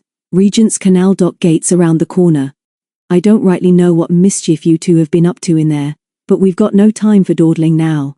But Prue could be very stubborn, and was already annoyed that nobody had taken any notice of her story of the boy on the London Pride. She could not forget that pale little face glimpsed through a grimy window, and felt sure that something was definitely wrong and wicked about that boat, and the man in the peaked cap, and later, the fat woman who had threatened them. So she argued and pleaded with them all until even Mr. Burton sensed that she was serious, and admitted that he knew the gatekeeper and could get them into the dock for a few minutes. They never knew what he said to the watchman, but they were all allowed in after a muttered conversation. The big lights on the wharves were out now, and the dock basin was in darkness but for a few lighted portholes and cabin windows. Prue, by the light of her torch, led the way to where the London Pride had been moored about an hour ago. As the others followed her, they all sensed something of her excitement, and Mandy, who knew her better than anyone else, realized that her sister was not acting this time. Prue led them over the railway lines and round the pile of packing cases, and then stopped. "It was here," she whispered. "It still is," Tim said, "but it's all dark now. Shine the torch, Prue." The thin beam flickered up and picked out the words London Pride on the bows of the boat, which appeared to be deserted. The beam moved to the cabin window, which was in darkness, and then along the 50 feet of hull. No sound, no movement from aboard. "There's nobody there now," Prue said. But there was. She lowered her hand as she spoke, and the beam was focused on the edge of the wharf. Suddenly she ran forward, and the others saw her stoop and pick something from the ground. "Look!" she shouted. "Oh, look what I've found!" They crowded round her and saw in her left hand one fair plait of hair. Chapter 7. Belinda on her own. As soon as the sound of her captor's footsteps had died away, Belinda sat down at the cabin table and tried to make up her mind what was the best thing to do. She was sure that the two children whom she had seen through the window had seen her message, but when she considered what had happened, she could not imagine any real reason why the words "come back" traced on dirty glass should suggest to two strangers that she was a kidnapped prisoner. She soon discovered that she could not get out of the cabin unless the doors were unlocked or forced from the outside. Even if she were able to break the thick glass of the window, the opening was too small for escape. But she did wonder whether to do this so that she could shout for help. Then she heard footsteps and a thud on the deck, as if someone had jumped aboard, and she shivered at the idea that the fat woman might have come back for her. Then she heard her old enemy's voice threatening someone, and when she looked out of the window, she saw two small figures disappearing again into the darkness. So her two unknown friends had come back, and in spite of her unhappiness, Linda thanked them. Then the hateful voice came through the closed doors. "Just stay there quiet, ducky, and we'll be back soon. Stay there warm and comfy, and get yourself a nice hot drink and anything to eat that you fancy. And there's no use yelling, because nobody will hear you anyways. Sleep tight, ducky." Linda did not answer. The footsteps retreated, and then the lights on the wharf went out and, but for her own oil lamp, she was in darkness. She felt better after drinking half a bottle of milk and eating a piece of cake. But she was lonely and frightened by the quiet, which was only broken by the monotonous ticking of a cheap clock hanging over the stove. After a little she lay back on the bunk and slept. The voice of Joyce outside the cabin door woke her. Linda would never forget those vulgar cocksure tones. "I've been keeping out of the way for a bit, Mum.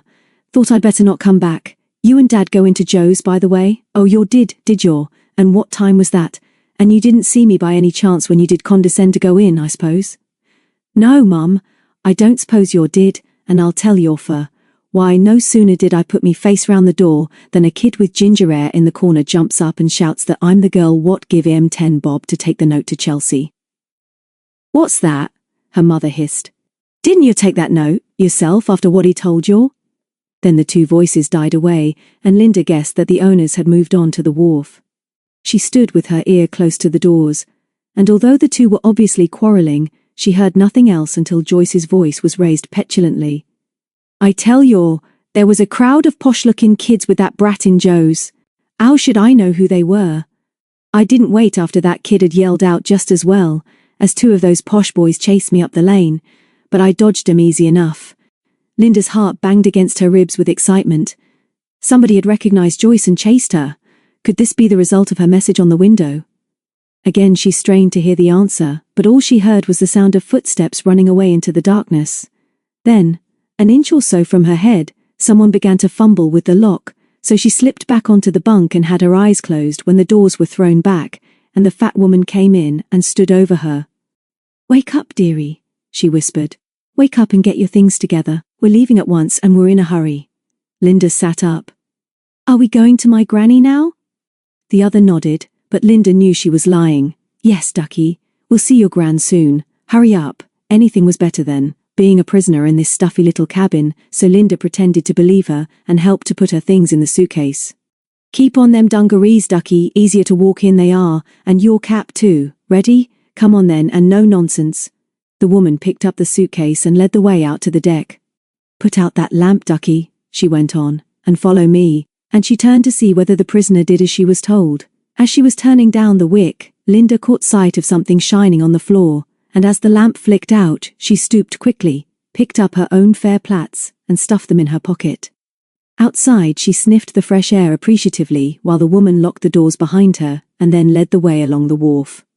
Surreptitiously, Linda dropped one of the plats. It was like a paper chase. The fog had disappeared at last, and a strong cold wind from the east had washed the sky clean and sharpened the stars. Linda's hand was held so tightly that it hurt, but she did not care now that she was off the London Pride. At any moment there might be a chance of escape, and she felt certain at last that somebody was trying to find her. She was just thinking how lovely it would be to get away from these horrible people, when the woman stopped suddenly, whipped off the grubby cap, stuffed it across Linda's mouth, and then tied it in place with a big handkerchief. Just to keep you quiet while we goes through the gate. The less fuss you makes, the sooner you'll see your gran. They came to a pair of great double gates soon after, and Linda, almost choking and with tears streaming down her face, heard her companion speak to the watchman and say something about her lad had faceache, and they would be back in the morning. The watchman barely looked at her as he let them out, and the woman removed the gag as soon as they were out of sight. Sorry about that, kid, but it had to be done. You'll behave yourself if we meets anyone, won't you? Linda nodded, but made up her mind that if they did meet anyone, she would most certainly shout for help. The streets, however, were deserted now, and their only companions were a few thin cats, slinking from doorstep to gutter in the shadows. They hurried on through dark alleys and badly paved courtyards. Once they crossed a bridge under which the black water of a dock lay still and deep in the moonlight, and still the woman gripped her hand and dragged her forward in silence. Linda's legs were aching when they paused at the end of a narrow street. The outline against the starlit sky of the buildings on her left looked different, and it was a moment or two before she realized that nearly all these houses were in ruins. She was old enough to remember dimly the horror of one air raid, years ago during the war, but did not fully realize that London was still the most badly scarred of all cities. A cold wind came whispering out of the east and sent some dirty scraps of paper scurrying before them. The moon came out from behind a cloud and threw grotesque, gaunt shadows of the ruins across the street, and then the woman dragged at her hand again and led her forward. She counted as she walked, and at 14, about halfway down the street, stopped before an old house that was not so severely damaged as its neighbors. Windows, long empty of glass, were boarded over, and 2 planks were nailed across the front door. From overhead came a weird sighing and creaking, and when Linda looked up she saw a board, on which was painted a picture and some words, swinging gently in the wind. This deserted building, then, must be an old inn. The woman urged Linda forward, and suddenly pulled her round the corner of the house into a dark, narrow alley at the end of which was the gleam of water.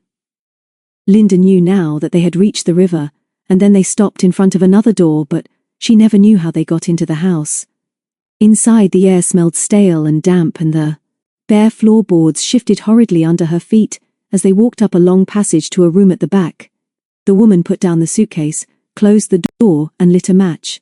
She did not even glance at the child as she brought 3 candles from her pocket, lit them, and put them on a rickety table set against a window which stretched the full width of the room. There was no other furniture.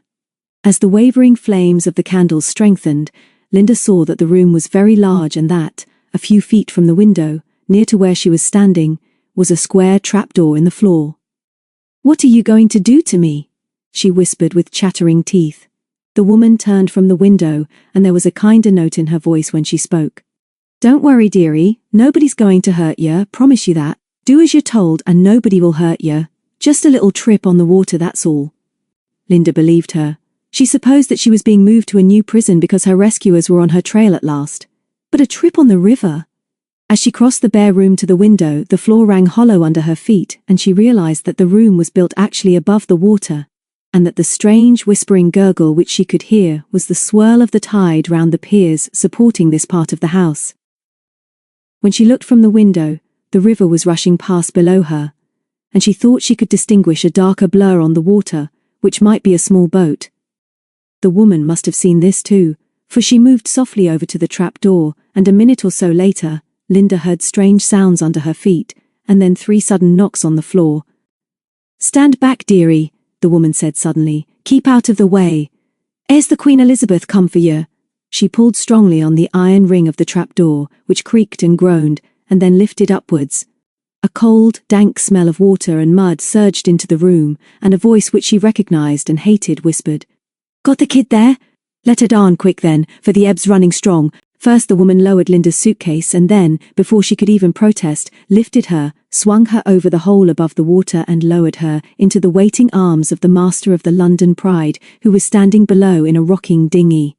"Get down there and stay still, kid," was all he said, as the trapdoor above them closed, and he took up his oars. Skillfully he guided the little boat between the piers out into the main stream. Linda looked back and saw the 3 lighted candles still in the window for a second before they were extinguished. Above her the sky was clear and bright, and there was enough light from the moon to show her tall buildings and cranes on the opposite bank. They were moving fast downstream, and ahead of them, in the middle of the stream, was a long black shadow. It was not a boat, for it was too low and long, and, as they drew nearer, Linda could see something which looked like a little hut built on it.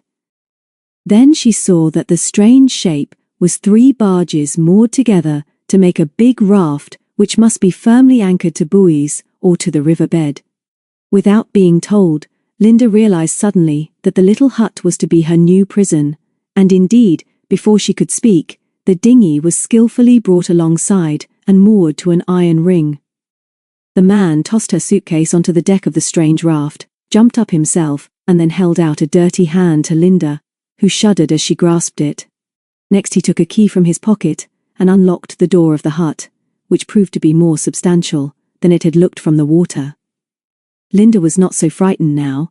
She had guessed that this was going to happen. She was sure that help was nearer than it had been, and suddenly she was convinced that the man in the shiny peaked cap was very nervous.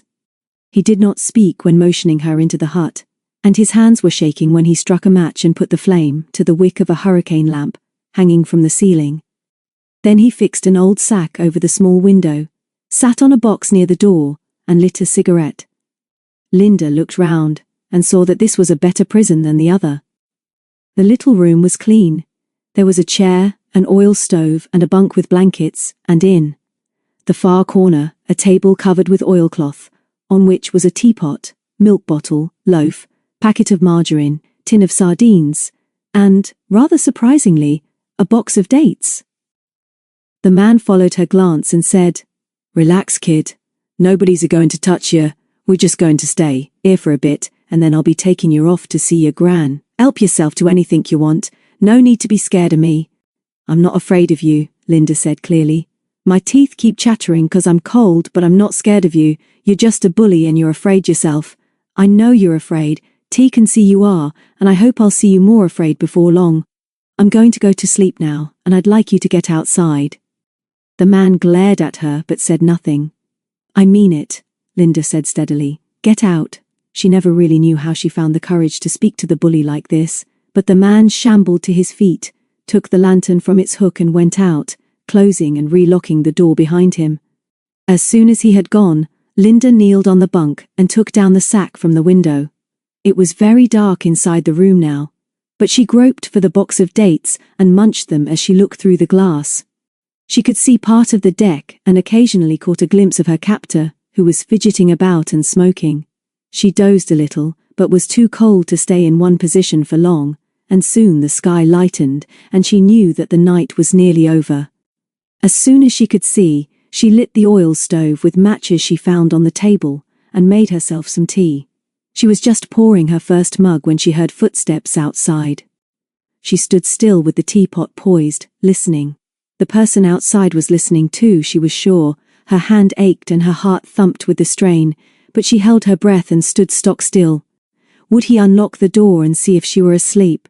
He did not. After a long minute she heard him move, and then, apparently satisfied that she was asleep, he moved away. With a sigh of relief, Linda put down the teapot and ran over to the window. It was just light enough now for her to see the man cross to where the dinghy was moored, jump in and cast off. Now was her chance. First she drank some tea and cut herself a slice of bread. Then she tried the door, which, as she expected, was still locked. It was a heavy door too, and she did not think that she was strong enough to break it down. Next she turned to the window and considered its size. It didn't look very big, but she suddenly decided to try to squeeze through. The glass broke easily with a blow from the leg of the chair, and then, with the bread knife, she knocked off all the jagged edges which remained. It needed some courage to put her head through the gap, and then go on, after she had seen how far she had to fall to the deck. She got one arm through first, and then pushed off from the bunk on which she had been standing, and let herself go. Fortunately, her fall was checked by her coat, which she was wearing over the dungarees, and which bunched up as she wriggled forward. The fall was not deep, but she landed clumsily and jarred her left arm so badly that the tears started from her eyes as she sat up feeling sick and dizzy. For a moment the barges, the buildings on the riverbank, and even the pink-tinted sky to the east, swung round in a great circle. She clenched her teeth, rubbed her elbow and wriggled the numbed fingers into life again, and then got to her feet. She was free of her prison. But how was she to get to land before the man with the shiny peaked cap came back, for surely he intended to return for her? As a new day began, the seagulls sailed and mewed round the moored barges, and a fresh wind blew up the river, ruffling her hair and somehow giving her new hope. Perhaps if she waited long enough someone would come and rescue her. Perhaps some brown-faced sailors with gold rings in their ears would row across the swirling tide and take her away from the horrors of the last 24 hours. Or perhaps a great white gleaming ship would come gliding round that bend in the river and the captain on the bridge would see her standing there. Forlorn, and signal bells would ring in the engine room, and the great ship would stop and a little boat would be lowered, and she would be rescued and taken aboard. But no great ship came up the river, and no brown-faced sailors hailed her. Only the seagulls circled and called above the muddy tide, as she laughed to herself and began to explore her floating prison. A dinghy was made fast on the other side. It was swaying gently against the barge and looked invitingly safe. 2 short oars lay at the bottom of the little boat, which was certainly not the same as that in which the master of the London Pride had brought her in the middle of the night, and in which he had just rowed off. He must have overlooked this other boat, or not thought it possible for Linda to get out of the hut. She did not hesitate now, for this was her great chance. It was difficult to loosen the knot in the stiff rope, but she managed it at last. As the little boat felt the force of the tide, she swung free of the barges and began to move quickly down the stream. Linda struggled without success, with the oars which were too heavy and awkward for her to manage. Suddenly she was afraid, as the boat twisted and rocked uncontrollably in the current. Without the oars she was helpless, and could only crouch in the bows, praying that the tide would bring her into the shore. Soon, at a bend in the river, she saw that with good fortune she might be carried near enough to a spit of slimy mud, now showing at the foot of some stone steps 100 yards away. With all her might she willed and prayed that her little boat would bring her in near enough to wade ashore, and so it did. Slowly now, as it moved out of the full force of the current, it came in closer to the welcome land, and when Linda jumped into the water, she had only a few yards to wade. The mud was thick and smelly and reached nearly to her knees, but she cared nothing for that. She was free and on land again, and the hateful family of the London Pride would never catch her now. She squelched through the mud to the steps and scrambled up to safety. Then she was in a narrow street, flanked by great warehouses, and while she was wondering what to do next, she saw a red telephone box. Now she could speak to her granny and ask her to come and find her. There were pennies in her coat pocket, and she remembered how her father had joked with her and told her how she could remember Mrs. Hawkins' telephone number. "Think of a blue flower for a man's buttonhole," he had said, and then the Battle of Waterloo. She was in the box in a flash, had pressed 2 pennies in the slot and dialed Flaxman 1815. With thudding heart and dry tongue she heard the brr-brr of the ringing tone. After a long time a man's voice answered, "This is Flaxman 1815. Linda pressed button A. "I want my granny, Mrs. Hawkins. I'm Belinda Ferguson." "Say that again," the voice said. "Say it carefully." "Are you really Belinda?" "Yes, of course I am." "Who are you and where is my granny? Please come and find me, whoever you are, 'cause I'm tired and dirty and lost and I've been a prisoner all this time." "All right. Steady, Belinda, don't worry any more, we'll come right away. Where are you?" "In a telephone box." "What street and where?" "I don't know." "Leave the telephone receiver on one side. Don't put it back and cut us off. Go out of the box and run to the corner of the street and see its name. Come back as quickly as you can and tell me. I'll be waiting. Hurry." Linda's eyes were sparkling with excitement as she did as she was told. Now, at last she was safe. The end of the street where another crossed it was only about 100 yards away. She trotted up happily with mud still squelching from her filthy shoes. As she turned to look up for the street name plate on the corner, she did not see a familiar figure coming towards her from the opposite direction, a figure which broke into a run as soon as she saw Linda, and then grabbed her arm fiercely. "So here you are, my beautiful boy," Joyce snapped. "Right into my arms." With a cry of terror, Linda wrenched herself free and raced down the side street with the elder girl in pursuit. Fear and a bitter disappointment gave her fresh strength, but as she turned a sharp corner, her heart sank. There was no way out of the street. It led nowhere but to a great warehouse with blank, staring windows. If she turned and faced Joyce, she knew that she would have no chance, so, with tears streaming down her face and her feet like lead, she ran into the yard with the great warehouse before her.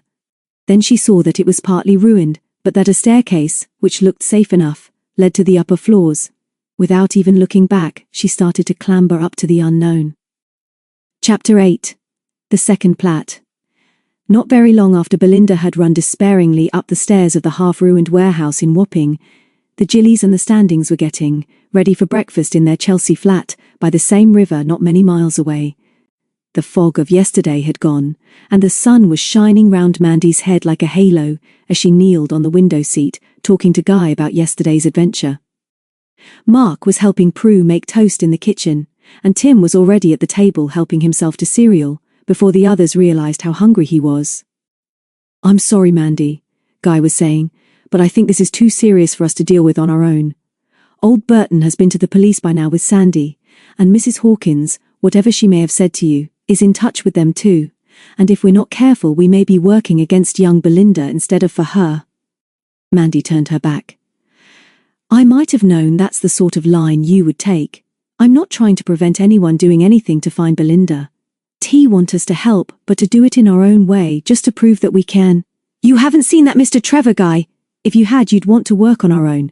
He just patronized me and I'm not going to put up with that." "Maybe you're right, Mandy, and you know we'll back you up, but I still think we ought to tell your father." "Oh, JD?"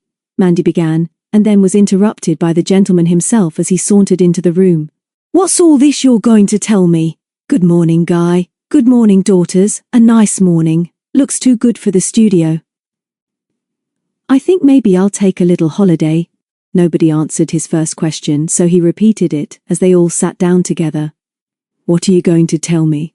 You needn't all look so guilty. I know you've got something on, and I know you were all out far too late last night. Have you heard any more about that missing child, Amanda? They ought to have some news by now." Mandy looked a little unhappy at this direct question. She did not like keeping anything from her father, whatever she might say about grown-ups, but it was not often that he seemed to want to know what they were doing. He was a most unexpected type of father. Sometimes a guilty conscience would lead one of them into a confession of something outrageous or stupid, and he would scarcely look up from his paper or easel. At other times, if they had been to a theatre or a concert, or read a good book, he would stop whatever he was doing and talk to them about it for an hour. They usually discovered, too, that he knew far more about their various adventures than seemed possible, and in this respect, he often made them look rather foolish.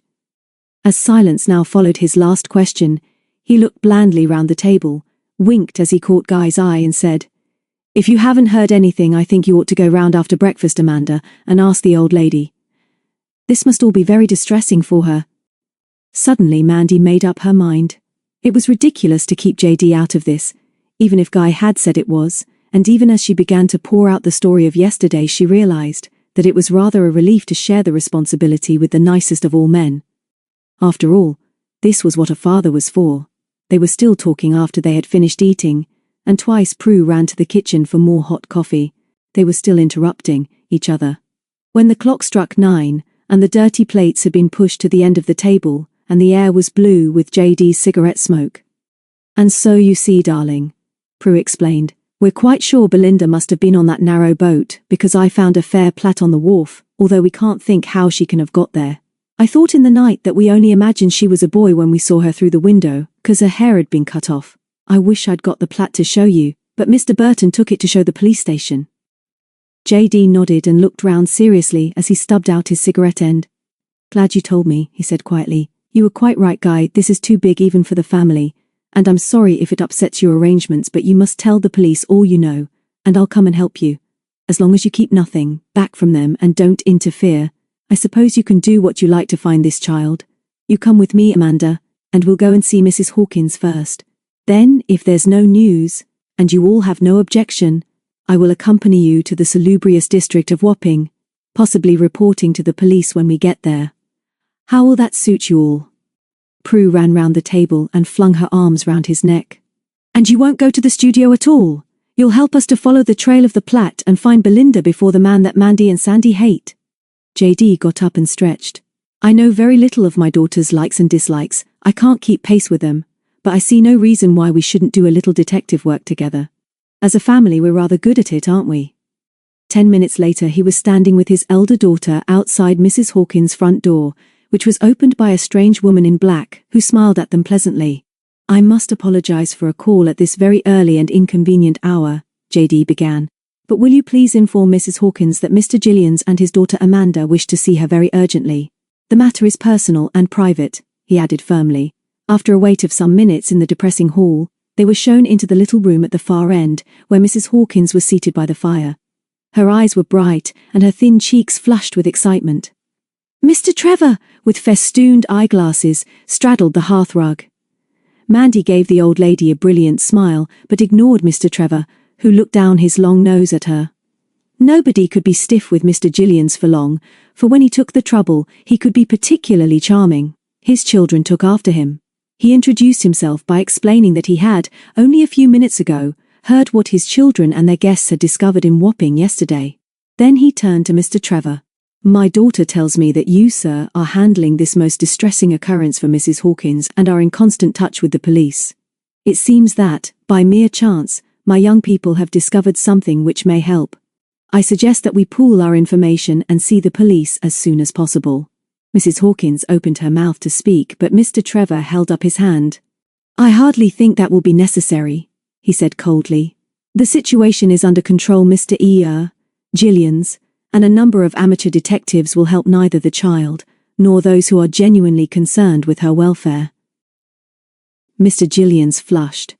He had not come here to be insulted, and now began to understand his daughter's dislike of Mr. Trevor.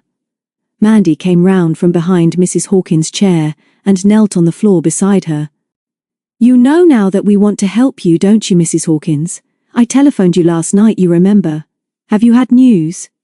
The old lady looked at her nephew defiantly and then for a moment rested her hand on Mandy's head.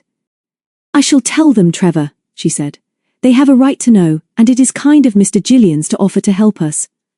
Earlier this morning my nephew here answered the telephone, and my Linda spoke to him. Linda? Mandy shouted. Are you sure? Yes, he is sure.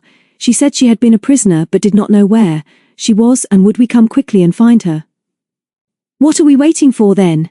Mandy shouted as she jumped to her feet. Only one thing, Mr. Trevor said. We do not know where she is. I told her to leave the telephone receiver off, run to the corner and come back and tell me the name of the street. She went but did not return. An interesting but disturbing situation, JD remarked calmly, but when Mandy looked at him she knew that he was tremendously excited. If you would not consider it an impertinence, may I ask what you did next? Mr. Trevor opened his mouth and was about to say that he did consider it to be an impertinence, when once again his aunt interrupted him. My nephew acted with the greatest promptness and notified the police so that the call may be traced. Has it been? JD asked. Not yet, so far as we know. We are waiting to hear. But surely, JD persisted. Surely they must have found out by now. Mr. Trevor looked uncomfortable, as if this was a criticism of his own efficiency, and after a little persuasion from Mrs. Hawkins, he left the room to tell her. Phone the police again. You must excuse him, the old lady said to Mr. Jillions, if he does not seem to want any help. He is anxious to show me how very efficient he is. I have telephoned for Belinda's father, who will be here later today. Now perhaps you will tell me what you have discovered, my dear, she said, turning to Mandy. But before the girl could answer, Mr. Trevor came back, looking particularly pleased with himself. The news has just come through, he said. The telephone box was somewhere in the dock area, probably Wapping, and the Limehouse police are following up this most important clue. Let's go down there at once then, Mandy said. And then, as Mr. Trevor turned with his usual supercilious sneer, we don't have to go with you, Mr. Trevor, if you don't want us. There's nothing to stop us going where we like. Be quiet, Amanda, JD said sharply, and then added something quietly to Mr. Trevor. After a moment, the two men apologized to Mrs. Hawkins and went out of the room. "Oh dear," Mandy said as the door closed. "I'm afraid I was rather rude. Why doesn't he like me, Mrs. Hawkins? We do so want to help you all, and Mr. Trevor keeps making me think that he doesn't really want Belinda found at all." Mrs. Hawkins looked at her sharply and then laughed nervously. "Nonsense, my dear. You mustn't say such things. We all want to find Belinda, and I feel sure we shall do so today. I want her back before her father comes." She turned away and then, as if to herself, went on, "We must find her, if only to make amends to him.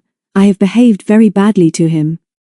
Although she had not said much about it, Mandy had wondered why Belinda's father had not come to London, and why everything was being handled by Mr. Trevor.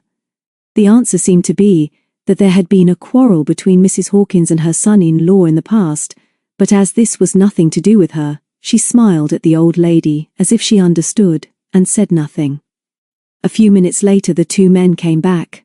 JD was smiling, and even Mr. Trevor looked a little more human as he said, "We have reached a decision. Mr. Jillions has persuaded me that we should perhaps all work together in assisting the police.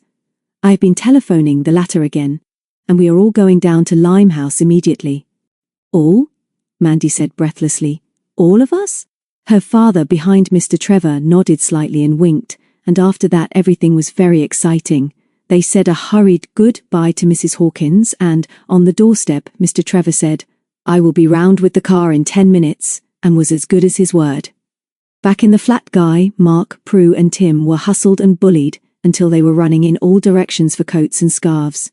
"Never mind about anything," Mandy pleaded. "Never mind about washing up or making the beds, but come on as quickly as you can. JD has won a marvellous victory over that man Trevor somehow, but I still wish we were doing this on our own." "Never mind. Mandy," Guy said rather unexpectedly as he came into the room pulling a thick blue sweater over his head. "Once we get down there, I suppose, we can drift off and find young Sandy again, can't we, and leave the others behind?" And that is what they did. Mr. Trevor's car was large, shining, and very expensive. Tim, thrilled and silent with envy, sat between the driver and his father on the front seat with Mandy, Prue, Mark and Guy in the back. It was not very long before they drew up outside Limehouse police station. "We look rather like a circus," Guy said as they all trooped in. "I think we're causing some amusement." The policemen and detectives they met were friendly enough, but they grew very tired of waiting about for JD and Mr. Trevor, who were whisked away, as soon as they arrived, into what Tim imagined must be a secret chamber. Once Mr. Jillions came out with a welcoming smile and said, "Patience, my children. I hope we'll be released soon." "Doesn't any policeman want to interview me?" Prue asked plaintively. "I think I'd like to be done too," Tim added. "Anything is better than hanging about like this." "You've got some news, JD," was all that Mandy said. "Out with it, I can see it in your eye." He beckoned them, and they all left the bench on which they had been sitting and crowded round him. "You're right, Mandy, I've got news. The call box from which the child called Mr. Trevor is in Rosemary Lane. Wait here for me, I don't expect we'll be much longer, and then we'll see what the Jillies can do. I don't think they'll want to question you separately." As soon as he had disappeared, Mandy jumped up. "Come on, chaps, Rosemary Lane for us. I expect JD will guess where we've gone." "But aren't you going to wait?" Mark began, and then stopped when he saw the wicked glint in Mandy's eye. And when he saw the meek way in which his elder brother Guy got up and followed her, he laughed out. "Right." Tim, on the way out, crossed the room to speak to a large policeman sitting at a desk in the corner. Very solemnly he said, "We are going out to buy some buns." He need not have bothered. The policeman did not even look up. Rosemary Lane looked better on a bright morning, but no weather conditions could make it attractive. Joe's, as they hurried by, looked squalid, but the doorstep and brass of number 39 still gleamed brightly. Sandy answered the door and grinned broadly when he recognized his visitors. "Dad's at work and Mum's out shopping, but I don't know if I let you in, and you treads all over the clean all. Come on out, 'cause I've got some news for you all." Guy said, "Where do we go round here when we want to talk?" "Down to the stairs," Sandy answered, and when they all looked at him blankly, he repeated, "The stairs! Down by the river." Or Sandy seemed a little embarrassed as he led the way down Rosemary Lane, which was now quite busy. Huge lorries laden with packing cases rumbled up and down the street. Women with tired faces hurried along the narrow pavements, without a second glance at the sailors and dockers lounging in doorways. Sometimes they met friends of Sandy's. whose astonishment at the sight of the Jillies was very obvious. Many laughing comments followed their progress as Mandy, with flaming cheeks and head held high, stalked along with Guy by her side. They had hardly started, however, before Sandy told them of his visit the previous evening to the police station with his father. "I suppose you showed them the plat I found?" Prue said. "I wish I'd come with you, Sandy. Matter of fact, that was one reason why I would have liked to stay at that police station this morning." "Yes, we've been there this morning. Just wait a sec, and we'll tell you our story. Where was I?" "Oh yes, I'd have liked to be questioned by the police. It must be fun." "It wasn't fun," Sandy went on. "But they were all right, really, I suppose. They give me a bit o' cake. Stale it was, but it was cake, and they kept that bit o' hair you found. Anyways, we all went back to the docks. Some coppers come with us in a big car, but there was nobody on them two narrow boats. We been again this morning, afore breakfast, but there's still nobody there. All locked up and empty. The coppers stayed but sent me and Dad off home. I reckoned you'd be coming, so I waited for you. I never lets down me pals." "What was you doing at the police station anyways?" "You'd know that girl that came into Joe's again, wouldn't you, Sandy?" Guy said. "Even if you saw her without her scarf?" "I would. I told the coppers about her. I reckon I'd know her." "We've got to find her," Guy went on. "I think if we find her we shall find Belinda. She's our link. Look for her everywhere, Sandy. We rely on you because we don't know where we are from one minute to the next down here, but this is your country. Shall we split up into 3 parties? Sandy with one, Mark with another, and me the other. We 3 know her, you see, although Mark and me might make a mistake because we only chased her in the fog. It's a mistake for us all to trail round together like this. Everybody is staring at us now as if we were mad." "You flatter yourself, Guy," Mandy said as she tossed her head. "But do agree we're a bit conspicuous. Where are these stairs of yours, young Sandy? They lead down to the river, I suppose?" Then, before he could answer, she shouted, "Look, Guy, I bet that's the one. It's the only one we've passed anyway. Let's have a look inside." Before anyone could speak, she dashed across the road in front of a lorry and dived into an empty telephone call box. There was nothing to see there, of course, but they were able to tell Sandy that only a few hours ago the missing Belinda had actually telephoned from this box and told her granny that she had escaped. He was duly impressed. "That's rum," he said. "Wonder how she got here from those narrow boats?" "That's what we want to know," Guy said. She didn't know where she was, and Mr. Trevor, who answered the phone, told her to go out and find the name of the street. "If anyone asked you that, Sandy, which way would you go?" "Don't be silly, mate," Sandy said cheekily. "I knows what street I'm in, don't I?" Then, hastily as he saw Guy's expression, all right, for Mo." He stood still for a moment and wrinkled his freckled forehead. Then he jerked a thumb behind them. "Back there, where we come, there's a narrow street crosses the lane. Maybe there's a notice up there on the wall or just down. By the stairs there could be another. Let's look." He led them on a little way until they came to the entrance to a narrow passage between 2 warehouses. He pointed to a notice on the wall which read, Rosemary Lane, and to another on the opposite wall which announced Drake's Stairs. "I see," Guy said. She'd have found the name of the street whichever way she had run from the call box. "I wonder why she didn't come back, and I wonder where she came from." "Does this passage lead down to the river, Sandy?" The boy nodded, and Prue, after looking behind her, said suddenly, "Let's look at the river. I don't like this end of Rosemary Lane. I keep feeling that somebody is following us." The others, except Mandy, looked at her in surprise, but went after her down the dark passage which, as soon as it had run the depth of the warehouses, broadened at the head of a long flight of stone stairs leading down to the river. The tide was on the turn, but between the last step and the water was a stretch of brown mud. A keen wind came up from the sea, and the gulls sailed and turned serenely above the swirling tide. 100 yards or so upstream some barges were moored, and some gulls seemed to be fighting above the decks and the roof of a little hut that was built upon them. Mark was about to ask why a permanent raft of this type was in midstream when Mandy said, "There's a little boat coming out from under a house up there. Look." They followed her pointing finger to where on their bank, a little above the moored barges, some half-ruined houses seemed to be built right over the river.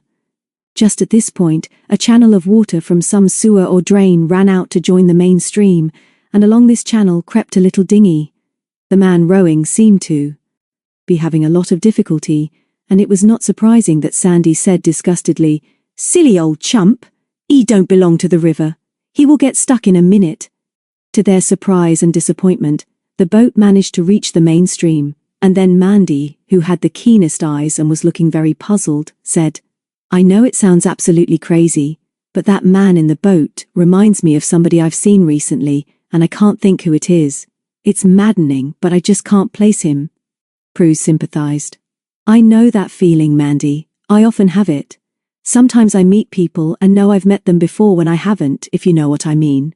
"Perfectly," Guy said. "Not everybody would understand you, baby, but I do." Prue put out her tongue at him. "Anyway," she went on, "that man in the boat doesn't remind me of anybody. I don't know anybody who wears a cloth cap like that. What shall we do next?" "Have a look at that dinghy, stranded on the mud down there," said Guy, who had been looking downstream. "I don't know much about boats on the river here, although we can sail them in Norfolk, but I guess that nobody who works on the river would leave a boat stranded like that. It's not even moored to anything. What do you think, Sandy?" "You're right there, chum. I never noticed it afore." "Let's go and look." "There's another thing," Mark broke in excitedly. "There's one set of footsteps in the mud coming from the dinghy to these steps. Come on, chaps." The boys jumped off the last step and squelched through the mud towards the deserted dinghy. Mandy watched them with a little puzzled frown. She was still thinking of something else. Who did that man in the boat remind her of? "I wonder if JD has missed us yet," Prue said. "He won't worry anyway. He'll know that we can look after ourselves." Her sister made no answer. She was still watching the boys splashing through the mud towards the abandoned dinghy while thinking about something else. Prue tried again. "Mandy, darling, I've got one of my feelings. I think something terrific is going to happen to us." She said this a little for effect, for she could not know how right she was. The boys had reached the boat and Mandy saw Guy jump in, stoop down and then stand erect with something in his hand. "Hi!" he yelled triumphantly. "Can you hear me, Mandy? The kid has been in this boat. Here's her other plat." Prue caught her breath with excitement. "What did I tell you?" she began, and then her sister clutched her arm, turned towards the moored barges and said, "Got it, Prue. I've remembered. There he is just tying his boat to those barges, and it's absolutely crazy now that I have remembered. He reminds me of the bishop. You know, Prue. Mrs. Hawkins' dear old William." Chapter 9. The Bishop Again. Prue was trying to look two ways at the same time. 30 yards away on her left, the boys were triumphantly floundering back towards them through the mud, while Mandy was dragging her arm and pointing to the moored barges, where a man in a cloth cap was laboriously and awkwardly climbing onto the decks. "Mandy," she said excitedly, "don't you understand? Guy has found the other plat. Linda must have been on that boat. Mandy, she wouldn't be drowned, would she? And that little boat just washed up on the shore without her. That couldn't happen, could it, Mandy?" Her sister turned and smiled at her gently. "No, Prue. I'm sure that hasn't happened. If she really was in that boat when it stuck on the mud, I think she came here and escaped up these steps. Can't you see her footsteps in the mud, Prue? There they are. Mark showed them first just now. Don't worry, Prue. She escaped in that little boat from somewhere, came up these steps into Rosemary Lane and found the telephone box, and I wish we knew what happened to her next. Here are the boys now, making enough noise to scare the whole of Wapping. I expect they've settled everything." Guy arrived first. His shoes, socks and the ends of his trousers were dripping with mud, and he grinned as he tossed Linda's pathetic plat into Mandy's lap as she sat on the bottom step of Drake's stairs, still looking up the river to the moored barges in midstream. "What do you think of that?" he said as he sat down beside her. "She was in that boat all right, and I should think she was alone because there's only one set of footsteps coming away from it. We're one ahead of the police now, I should think." Mandy edged away a little. "I'm sorry, Guy," she said. "I hate to mention it, but you smell of mud. But I'm sure you're right about the girl. Prue and I had just worked all that out for ourselves." Guy looked a little abashed and got to his feet as the other boys came up. Prue wrinkled her nose and added her condemnation. "You all smell," she added tersely. "Horribly. Please stand the other side. Never mind about our smelling," was Mark's sensible contribution. "The point is, what are we going to do now? We found out something important, haven't we?" Mandy nodded. "Yes, we have. And I think I've discovered something important too. I suppose the really important thing, though, is to find out where that boat came from. Perhaps Sandy knows?" But Sandy shook his head. "Dunno as how I do, but I reckon I could soon find out. Wouldn't take me long to ask a few blokes round here," and he fidgeted about rather like a young and frisky terrier on a lead for the first time. The tide was coming up fast now, And but for the fact that the boys had dragged the dinghy a few yards up the mud, it might have been refloated. The river was much busier too. From the opposite side came the rattle of cranes, and 3 tugs with barges behind them followed each other up the stream. Shall I cut off and find someone who might know that boat? Sandy persisted. We got to do something besides hanging about here all day, haven't we? Yes, we have, Guy agreed, as he pushed the plat in his pocket. And I suppose we ought to take this clue to the police, or try to find your father. What do you think, Mandy? And what's wrong anyway? What have you got on your mind? Mandy turned towards the moored barges and the empty dinghy. Sorry, Guy, she said, but I've got to tell you that I think I know that man in the tweed cap who rowed that dinghy across there. He's on the barges now. I told you he reminded me of someone, didn't I? Who? Sounds crazy, I know, but I'm as certain as I can be that it's William Mrs. Hawkins' butler that I told you about. Guy laughed. The man you call the bishop? Perhaps you mean the Archbishop of Canterbury? Nonsense, Mandy, you're dreaming. Mandy flushed angrily and turned to face him. So I'm dreaming? I don't think I am, Guy.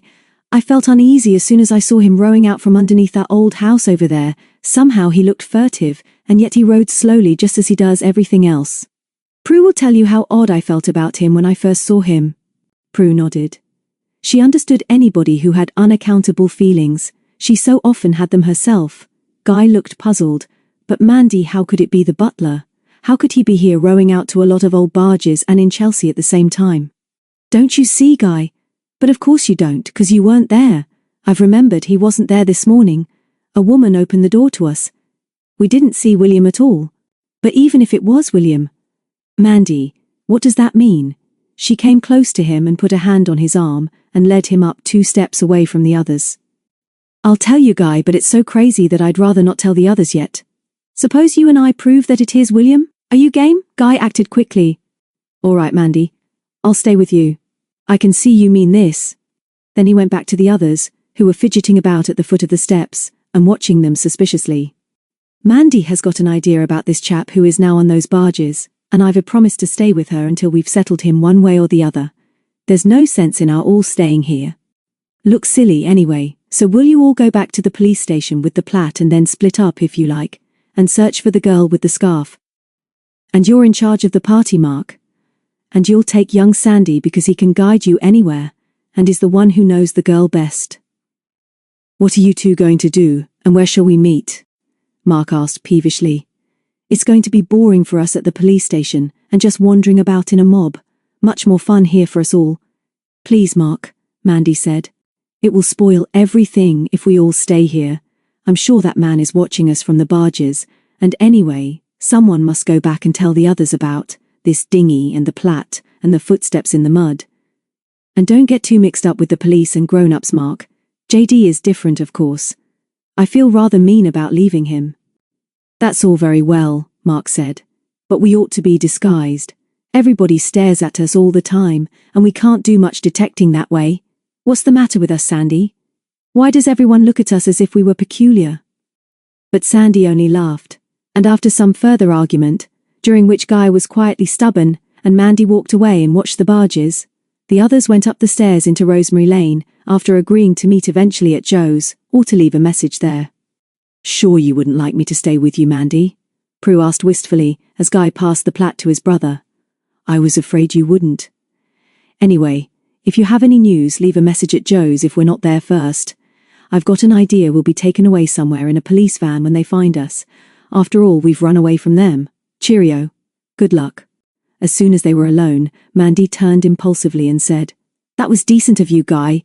Do you really believe that the man on those barges is William? I believe that you think he is, and that's worth investigating. He's still there, isn't he? I've been watching carefully, and if he has gone, he's taken a boat, which we can't see, and rowed across to the other bank. The boat he came in is still there. You can see it for yourself. What shall we do, Guy? Row over ourselves and see who it is, Guy said promptly. If it's nor William, we'll make some excuse, and if it's William, he can't pretend not to know us. We'll row over in the dinghy where we found the plat, but we'll have to hurry else the tide will set her afloat again. Are you game, Mandy? Do you mind getting your feet dirty? For answer, Mandy sat down on the second of the slimy stairs. The bottom step was now covered by the rising tide, and stripped off her shoes and stockings. Stuff these in your pocket for me, Guy, she said, as she passed him the latter. I'll carry the shoes. Guy's own shoes and socks were already so wet and filthy that he did not trouble to take them off but jumped down to the mud and held out his hand to Mandy, who followed him rather more cautiously. The mud was horrible as it looked from above, and 10 times as smelly. Mandy shrank at its icy coldness and at the way that the slime oozed between her toes. There were all sorts of things in it too, pieces of old iron, bits of rope, a broken basket, a bicycle wheel, and suddenly Mandy felt sick and, without realizing what she was doing, reached out and grabbed Guy's arm. He turned in surprise, for he knew now how independent she liked to think she was, but had the sense to say nothing when, with a shaking finger, she pointed to the corpse of a very dead cat half in and half out of the mud. They were about 10 yards from the dinghy when Mandy's right foot sank more deeply than usual into the mud, and she felt a vicious pain as something sharp bit into the soft flesh of her instep. She could not help crying out, and when Guy turned and said, "What's wrong now?" she was furious because she could feel tears in her eyes. If he did notice them, he had the sense once again to say nothing, but held her arm and took her shoes while she balanced herself on one leg and pulled the other from the mud with a loud sucking noise.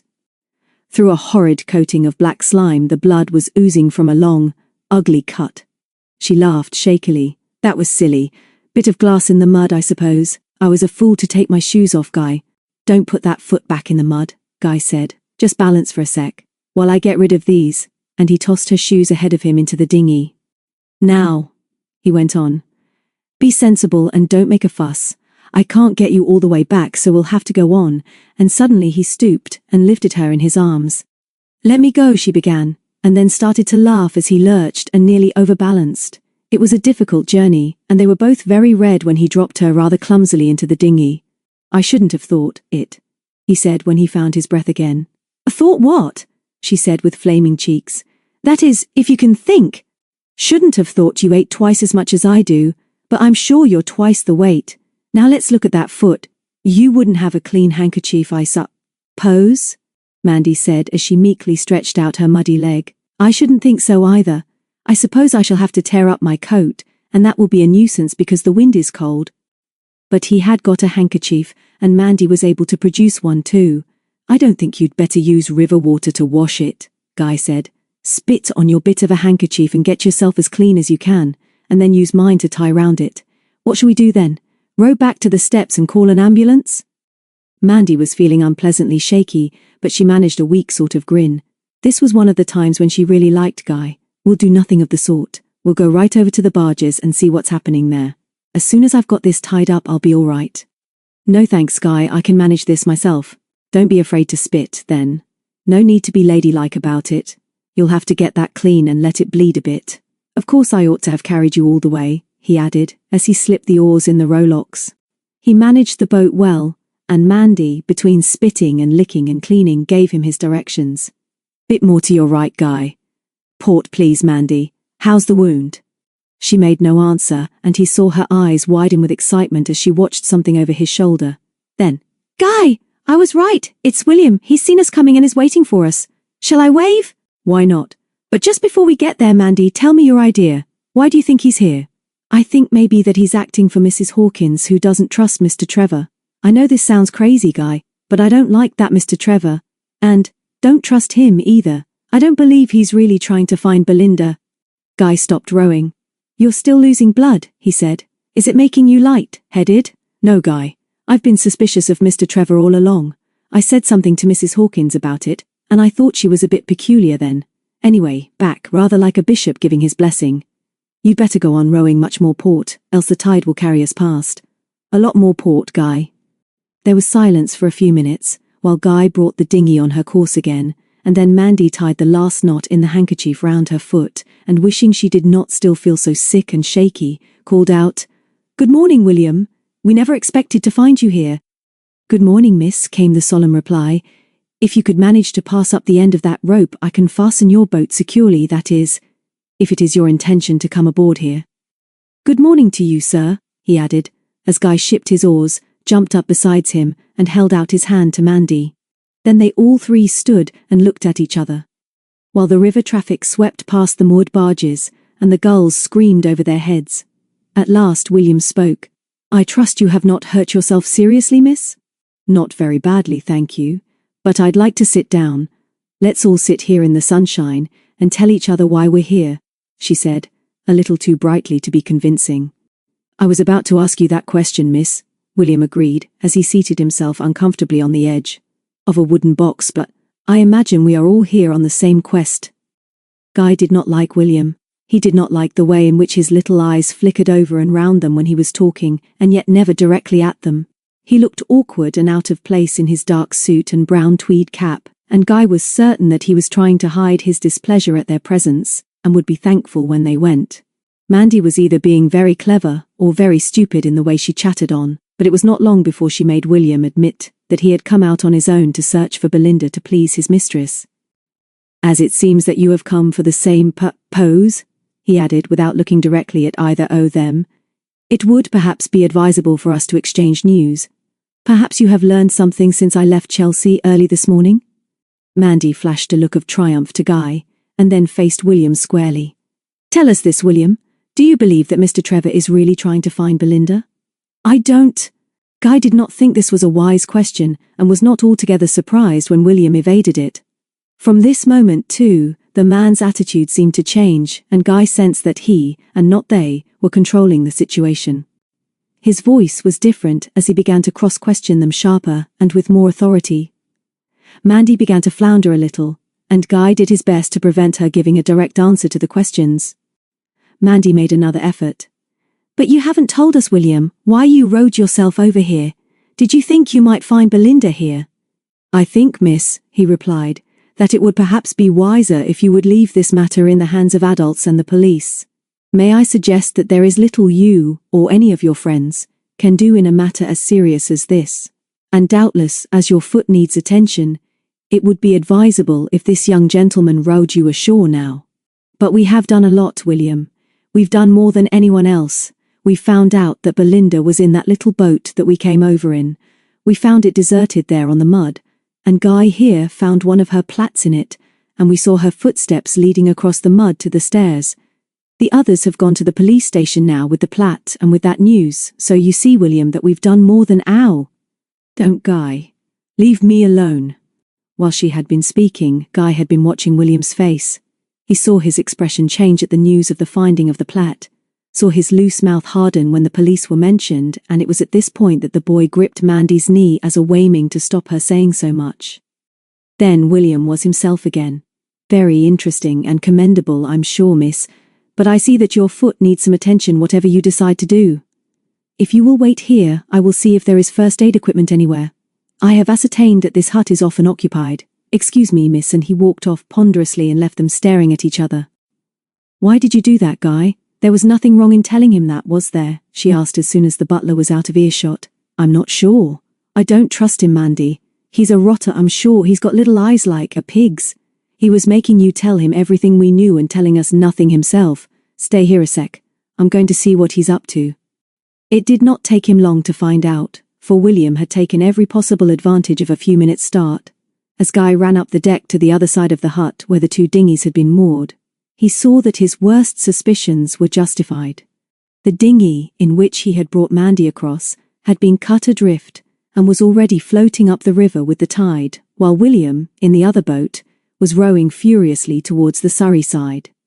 When Guy shouted, William barely glanced in his direction, but there was an expression on his pale face that made the boy shiver with fear. He stood for a long minute watching the receding dinghy, and was only roused by the feel of Mandy's hand inside his arm. Sorry, Guy, she said. You were right and I was wrong about him. He's made a fool of us. Now we must get ashore as quickly as we can and give the alarm. There's plenty on the river now, and I'm sure some boat will pick us up. This wasn't as easy as it sounded. 2 tugs and some barges passed, but although they shouted and waved, all that happened was that the man on the bridge waved back quite cheerily. Mandy's foot was still painful and the wound was bleeding, so in between shouting and waving, Guy tore up his handkerchief and covered the cut so that Mandy could wear her shoes. She limped badly but pretended that it was not hurting her too much. They soon noticed the broken window of the hut, and when they peered inside and saw the remains of fresh food on the table, Guy guessed that Linda had been imprisoned here and had escaped in the dinghy, and that William had come over expecting to find her. Then another tug came round the bed of the river, and with a shout of triumph, Mandy hopped up and down on one foot and waved her coat over her head. "It's the Happy Days, Guy. That's Mr. Burton's tug. Shout and yell like mad, Guy. I can see him on the bridge now. Oh, Guy, isn't he marvellous? Isn't he a pet? He's seen us. He's slowing down and coming in a bit," Guy said. "He won't be able to stop. Keep quiet, Mandy, I'll do the talking." Mandy snorted with disgust, but realized that Guy's voice was probably louder than hers. She soon realized, too, that Guy was saying what had to be said in fewer words than she would have used. "Hello, Mr. Burton. You remember us, don't you? We came with your boy yesterday. We're prisoners here, and we've got important news for the police. Can you help us to get away and tell them? Our dinghy has been cut adrift." The Happy Days was very close now, with her screw threshing the muddy water as she was put astern. After the first look of utter amazement had passed from her master's face, Mr. Burton acted quickly. "Can't stop and take you off," he roared. "Hold on, kids, and I'll send help." A man and a boy, who constituted the crew of the tug, waved cheerily to Mandy as the Happy Days went full speed ahead again. "Good enough," Guy said. "Now we needn't worry. I'm going to break down the door of that hut and get something to eat. I wonder how the others have got on. If we don't turn up at Joe's soon, do you think they'll come down those stairs again to look for us?" Mandy's foot was hurting abominably, and although she didn't like to admit it, she was wondering whether the cut was poisoned. She almost longed for the sting of iodine. Now that she was sure that they would soon be rescued, she didn't care very much what happened, so she sat down on one of the old boxes and said, "Go ahead, Guy, break the whole place up if you like. I never want to see it again." It took Guy some minutes, and a great deal of effort, to force the door of the hut with a strip of iron which was lying nearby. Then they found that the milk in the half-empty bottle was not really stale, and that there was some cold tea still in the pot. They were enjoying the remains of the dates when a cheerful voice hailed them. "Anybody aboard? Or is the master of the Happy Days dreaming?" They ran out of the hut with their mouths full, to find a good-looking policeman on the deck and a sleek police launch rocking alongside. Then everything began to happen very fast. Guy told his story quickly and well. Mandy described William and what he was wearing, and a warning was radioed by one of the other officers of the launch. "Where was this man you call William coming from when you first saw him, miss?" the good-looking policeman asked, and Mandy pointed to the ruined house that stood on piers above the water's edge. "Right. Come aboard, you two. What's the matter, young lady? Cut your foot. Harry, have a look at it. First aid box in the locker." Almost before she realized she was aboard, Mandy's shoe was off and Guy's clumsy bandages removed. The skin round the cut was washed clean with spirit, and then she had her wish as the iodine trickled into the cut. "All over now, miss," a kind voice said when she opened her eyes again. "You'll be okay after the dressing is on." Suddenly, as her shoe went on again, she realized that the light was growing dim. She looked up and saw that they were floating underneath the house she had pointed out to them from the barges. The inspector was smiling down at her. "See that trapdoor above you? This is an old inn derelict since the Blitz, and not so very long ago it was used by smugglers. Now you two youngsters must go ashore, and I'll be glad if you'll go back to the police station. We've told them you're on your way." "But sir," Guy pleaded, "can't we stay here and see the fun? Aren't you going to raid this place?" "Sorry, son, but you'll do as I say if you please. You've had enough fun and enough escapes for one morning, I should reckon. Look after this young lady, and have a doctor look at that foot. Get back to Limehouse police station as quick as you can, and thanks for what you've done. Just edge round to the steps, George, and put 'em ashore, and then we'll get busy. I've an idea we'll find some birds in this nest." And so, still protesting, Guy and Mandy were put ashore, and Harry told them which way to turn to find Rosemary Lane. "Maybe I'll be seeing you, kids," he said with a grin. "Take care of that foot, and send for me again if you want any more nursing." Mandy gave him a radiant smile, and then when Guy muttered something about not having much practice with bandaging, she gave him another and said, "Anyway, Guy, he is a very nice-looking policeman, and remember that I'd probably have my leg off by now if you hadn't carried me over the mud after the damage was done." Guy didn't know quite what to make of this, but seemed to like it. As soon as they turned into Rosemary Lane, they heard the clang of a fire engine's bell, and saw the engine cross the street higher up. Then another, and another. Guy started to run. "Don't mind me," Mandy said indignantly. "Just run off and play by yourself, Guy Standing. I can stroll up here easily by myself. See you later." "Sorry, Mandy. I can't resist fires. Make your own pace, or would you like me to carry you again?" They came to Joe's and Guy looked in, but none of the others was there. "Let's just look at the fire, Mandy," he said, "and then we'll come back here and leave a message to say we've gone to the police station. It must be just round the corner." So they joined the crowd hurrying round the corner and found themselves in a narrow cul-de-sac. Guy pointed ahead, and they saw smoke pouring from the unglazed windows on the top floor of a half-ruined warehouse at the end of the street. Already the firemen were busy, and a jet of water hissed upwards as they hurried on. "I can see the others," Mandy yelled suddenly. "There's JD and Prue, and there's Mark and young Sandy hopping about in front. Look at Prue, Guy, she's pointing up there. Hello, JD, darling. Here we are, and lots of news. Hello, you others. Is everything all right? Wait till you hear our news." "What is it, Prue? What's wrong?" The others crowded round excitedly, but Prue's tragic voice quietened them and the other men and women standing near. "I'm sure I saw someone standing on that ledge on the roof in all that smoke. Look, all of you! Look now, yes, it's 75 someone. It's a little boy waving a handkerchief. Mandy, it isn't a boy. Mandy, surely that must be little Belinda. And she's up there alone. What shall we do?" And with a wild cry she covered her face in her hands.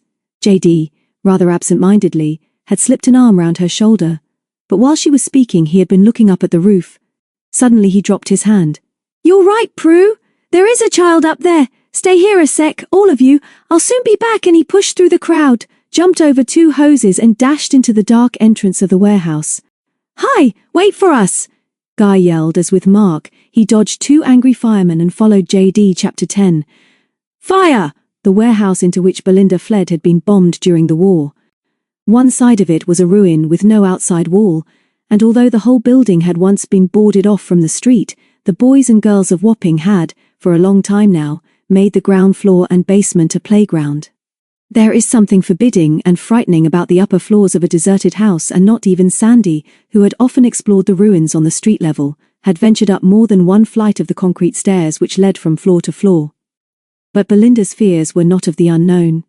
She remembered only that a few minutes ago she had been happy and excited because she had escaped from her enemies, and then that the most hated of all her captors was, almost magically, now just behind her, and reaching out to drag her back to the horrors of the cabin of the London Pride and the empty room in the deserted house above the river. Her courage deserted her, and she ran with the desperation that comes only to the hunted. It is true that fear lends wings to them, for as Linda ran across the yard, littered with piles of rubble, her feet seemed barely to touch the ground. Just before she reached the entrance from which the big doors had been wrenched years ago, she glanced back and saw that Joyce was not more than 10 yards behind her. She was running fast but awkwardly, in shoes with high heels, and her painted mouth was open. Over her head she still wore the scarf of London. Linda dashed into the twilight of the ground floor and faltered as she looked round. There was no way out, and only one way up a steep flight of concrete stairs against the wall, and with no handrail on the other side. Joyce's steps echoed sharply through the shadows as she ran through the entrance, and then Linda began to climb the steps. The next few minutes were like a nightmare, and Linda did indeed pray that she might wake and find herself in her own bed at home as she dragged her weary feet up the second flight of stairs. Each stride now was an effort. Her heart was thudding and her mouth dry as she ran across the floor to the 3rd flight. Each floor, as she reached it, was lighter than the last.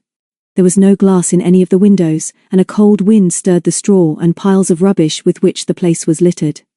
Joyce was gaining now, and Linda heard her gasping only a few paces behind her. But she gained a little when the older girl paused to shout, "Come back, you little fool! Might as well make up your mind to it. You can't get no further. Why don't you just come with me, quiet and sensible? We've got some good news for you." Linda was at the top of the 3rd flight when she heard this, but she barely paused as she shouted back, "What good news? Your gran is ready for you now. Stop fooling, kid, and come along with me and I'll take you to her." "I'd rather jump out of the window than come with you," Linda gasped. "I hate you and your father and mother." And she turned and ran towards the next flight of steps, without realizing that she was running into a trap. This particular floor was almost knee-deep in rubbish, and the packing from 20 or 30 crates, portions of which had been left untidily where they had been forced open. Linda struggled forward, dodged round 3 packing cases, and started desperately up the next flight. There was nothing else she could do. But when she reached the top and looked round, she realized that this was the last floor. There was no way out. No more stairs, and only one way back the road where her enemy was waiting for her. Over by the glassless windows was a great hole in the floor, but there was nowhere to hide except perhaps behind a pile of packing cases in the far corner. Just at this very moment, when her danger was greatest and she realized that there was no escape, she forgot the panic of her mad flight up the endless stone steps, found her courage again, and turned to face Joyce, whose head was just appearing up the stairs. Linda leaned back against the packing cases and watched her. As soon as the elder girl saw her and realized that this was the last floor and that there was no way out, she stopped. For a long moment the two girls stared at each other without speaking, but it was Joyce who looked away first, and to cover her annoyance, fumbled in her bag and lit a cigarette. Then Linda said, "Give me back my scarf, you thief, and then get out." Joyce flushed under her makeup. This was not at all what she had expected to happen. "Are you coming with me quiet?" she snapped. "Or have I got to come and fetch you?" "You can't fetch me," Linda said quietly. "You know very well you can't. I don't suppose you could catch me, and even if you were lucky enough to do that, you couldn't take me anywhere. I'd fight and struggle, and you're just not big enough nor strong enough to carry me. You'd better go back to your dirty boats. I'm staying here." Linda was breathless after this defiant speech, but it had a very considerable effect on her opponent, who licked her painted lips nervously and tried again. "Now listen, kid, and just be sensible. You come with me and I'll take you to your gran—" "I don't believe you," Linda said. "My granny would never choose anyone like you to take me to her. I think you're wicked and cruel. Give me back my scarf." Joyce's mean little face hardened as she flung away her cigarette. "0K, she said. "You've asked for it and now you are going to get it. Come here." However brave Linda's words had sounded, she felt a horrid little stab of fear when she saw the cruelty in the other's face as she put her handbag on the floor at the top of the stairs and took a step towards her. "Stop!" she shouted. "You'd better not touch me. Before I ran away from you, I just telephoned to my granny from a call box. All my friends are coming now to find me and help me. Your father and mother will be caught, and if you touch me, I'll tell everybody what you've done to me." Just for a second Joyce stopped and then said, "But even if what you say isn't a lie, your precious friends don't know where to find you, do they, Ducky? We'll have to hurry and get away from here before they come. Come here!" And she suddenly dashed forward. Instinctively Linda dodged back behind the packing cases as panic surged up again and then, too late, realized that she was in a corner from which there was no escape unless she found the strength to move the packing cases away from the wall. As she strained to do this, she felt a cold ridge of something hard against her back.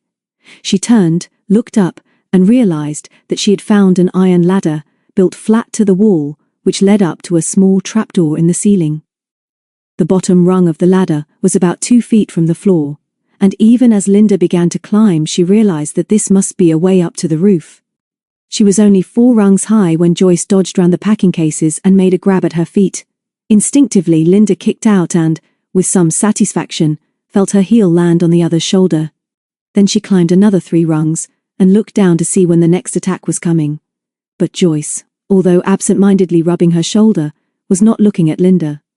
She was standing still and sniffing.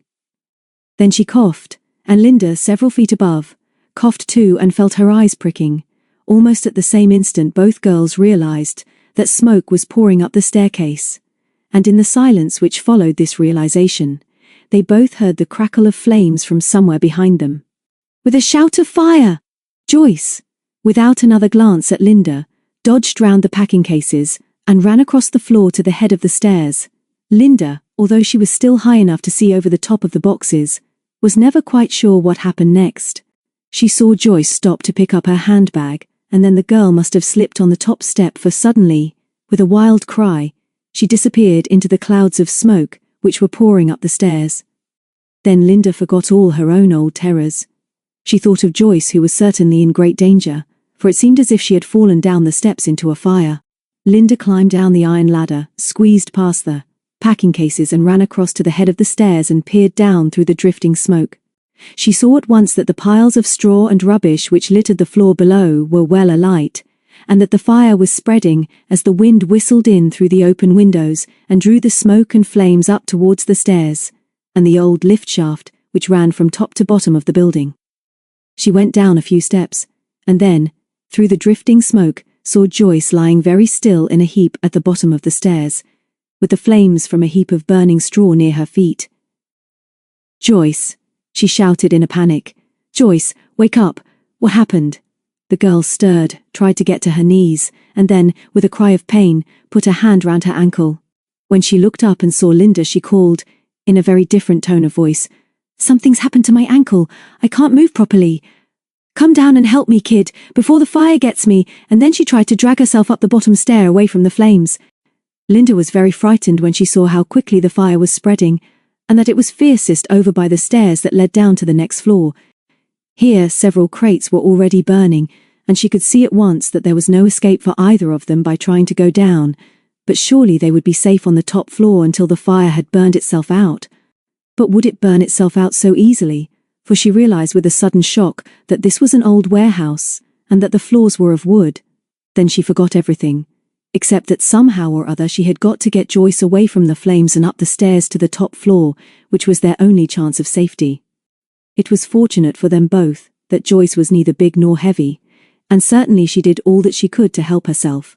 She even gave Linda a smile that might have been of thanks when the little girl kneeled beside her. "You've got to get up the stairs," Linda explained. "You've just got to. We can't get down 'cause the fire's too bad. I'll do what I can, but you've got to do most." The next 5 minutes were horrible. Both girls forgot their enmity as they struggled towards safety. It was soon obvious that the elder's ankle was broken or very badly sprained, for she could not put any weight on it, and even the slightest movement caused her so much pain that she cried out as she tried in vain to stand. There was nothing of the bully left in her now. She was just a very frightened girl in great pain. Her face was white and dirty under her makeup, and streaked by the track of tears. Her cheap coat was crumpled and dirty where she had rolled in the dust down the stairs, and one stocking was torn from knee to ankle. First she tried to crawl on hands and knees up each step, with Linda's hand under her arm, but she could not manage more than 2 before nearly fainting. You must, Linda begged her. "We must get up, Joyce. The fire over in that corner is much worse, although all the straw at the bottom of the stairs has burned itself out now. Once we're up to the top, Joyce, the fire can't get us, and I'm sure I can go and wave and shout from the windows. Luckily the smoke isn't quite as bad now. Do try again, Joyce. I'm just not big enough to carry you. Do try. Just another 2 steps and then we'll rest again, but we must keep on trying. You do see that, don't you?" Joyce saw it only too clearly. But although nothing seemed more important than to get to the next floor, the pain in her foot was so great that she did not believe that she would manage it. She was only 3 steps higher when another packing case in the corner by the next flight of stairs below them burst into flames, and a gust of smoke and sparks rushing up the lift shaft warned them that the fire was gaining a firm hold on more than one floor. Then Joyce collapsed. She lay face downwards on the steps, with her head on her arms, and sobbed. She could go no further. The fire was just behind her, and even if she got to the top of the stairs it would only be a matter of time before they were both trapped on the top floor. She could feel Linda shaking her shoulder, and then, perhaps for the first time for many years, she thought of somebody besides herself. She realized that this defenseless little girl, who had been kidnapped, ill-treated and bullied for 2 days and nights, and who had every reason to hate her, had now deliberately come down the stairs into a fire which she, Joyce, had started by her own carelessness in throwing away a lighted cigarette, and now, without a thought of herself or any complaint, was doing all she could to save her. Making a supreme effort, she raised herself, twisted round and sat on the stairs. When the pain from her ankle had subsided a little, she turned to Linda and tried a shaky smile. "What's your name, kid?" she asked gently. "Belinda. They call me Linda. Do you think you could try again, Joyce? You're a good kid, Linda. You're grand. I reckon I feel bad about all this now." "I'm sorry, Linda. You cut up those stairs now and shout and wave from the windows. Leave me here. I'll be okay. I'll get up somehow in a minute." Linda's eyes widened in surprise. For a moment she was suspicious, but only for a moment. Then she leaned down and put her hands under Joyce's arms. "Of course I shan't leave you. I've just had an idea, Joyce. Why didn't we think of it before? Come up the stairs, sitting down backwards one at a time. I'll help you." And that was how they managed it. Although when they reached the top, Joyce rolled over sideways in a faint. Somehow Linda dragged her a little way from the stairs, and then looked round in despair. Below her the fire was raging fiercely, and although there was not as much smoke on the top floor now, the heat was intense, and Linda was very frightened. She did not know whether to help Joyce, or to try and climb the iron ladder to the roof and shout for help. Then she heard the bell of the first fire engine and ran across the floor to the gaps in the wall which once had been windows. When she peered through, she saw a ledge, gutter and coping about a foot wide. She climbed out cautiously, and with both hands on the ledge, looked down. The street seemed very far away, but she saw the fire engine pull up, and a lot of tiny white blobs, which were the upturned faces of people. Even as she stood upright and waved and shouted, she realized that nobody below would expect to see her, nor, indeed, anybody else, on the top floor of a warehouse which had obviously been deserted and empty for a long time. A fresh gust of smoke whirled round her and stung her eyes, and although she waved again, she felt sure that it was hopeless to do so, for nobody would be able to see her from so far below. When she got back, Joyce's eyes were open, and she was struggling to move herself further away from the stairs. She gave Linda a smile twisted with pain. "I wondered where you were, Linda. This foot is pretty bad, kid. What shall we do?" And as she spoke, she glanced down the stairs and had no need to add that their chances of rescue from below were surely hopeless. Linda kneeled down beside her. "Listen, Joyce, I'm going up that iron ladder again, 'cause I think there's a way out to the roof. I must shout from up there and maybe they'll see me. The fire engines have come, Joyce, and maybe they can get ladders up as high as this and rescue us from outside. Will you be all right, Joyce, if I leave you here alone for a bit? I promise I won't be long." Joyce nodded. "Don't be long, Linda. I'll be watching you here. Good luck." Once again, Linda squeezed past the crates in the corner and climbed the iron ladder. A bolt held the trapdoor fast, and as it was rusty, she had a great struggle to move it with one hand. At last it slipped from its socket, and Linda pushed upwards with all her strength. Slowly the door moved on its hinges, and then opened upwards as a rush of cold, fresh air came in. Linda, after a smile and wave to Joyce on the floor below, scrambled out onto the roof. She saw at once, however, that this part of the roof was out of sight of the crowds in the street below, and that a parapet, too high for her to climb, would prevent her from being seen or heard, however much she might wave and shout. It was obvious that this particular part of the flat roof covered another wing of the warehouse which she had not known existed. Linda was only a little girl, but perhaps because she had no mother, she had become very self-reliant and plucky for her age. During the last 10 minutes, she had done as much as 9 out of 10 adults could have done, and was now feeling tired and frightened and hurt. She just did not dare to think of what might happen to them both, unless she could get some help. But although she could no longer keep the tears from her eyes, she never once considered deserting Joyce. Suddenly it occurred to her that there might be more than one trapdoor in so large a roof, and that it might be worth trying to get down another way to find help. She ran back a few yards to the door she had just opened, went down on her hands and knees, and peered through. She felt the hot, smoky air on her face, and saw the red glint of flames reflected up the staircase, near which Joyce was still lying. "You all right, Joyce? I shan't be long," she yelled. "Just going to explore a bit," Joyce waved feebly, and although Linda was not sure of the exact words of her reply, she thought she said, "Have they seen you? Are they coming?" She did not dare to answer either of these questions, but just smiled as reassuringly as she could and went back to the roof. She found the second trapdoor within 2 minutes. There was a ring in the center, but she tugged at this in vain, for it was obviously bolted on the inside. Frantically now she ran on round the roof in the hope of finding another door, but without success. At one end she found herself looking down on the Thames, and she could even see the moored barges in midstream where she had been imprisoned last night. But there was no way of getting help from the river. Panic was very near now. She stumbled twice and fell headlong as she tore back along the leads of the roof the way she had come. What could she do? There was no way in which she could help Joyce up the iron ladder to safety, and she was quite sure that the elder girl would not be able to manage by herself. And yet she could not leave her there alone, to be suffocated by the fire which, sooner or later, must reach the top floor. What could she do? She tugged again at the iron ring of the closed trapdoor and beat on it with her hands. Then, in despair, she sat down on the roof, drew up her knees to her chin, and made no further effort to check the tears which trickled down her grimy cheeks and fell on the knees of the dirty dungarees. She gulped, sniffed, and glanced again at the closed trapdoor. She looked again, got up, put her hand to her mouth and screamed. The door was opening out towards her. Then she jumped forward, seized the iron ring and tugged so hard that, with a helping hand from below, the door flew back and sent her toppling onto her back.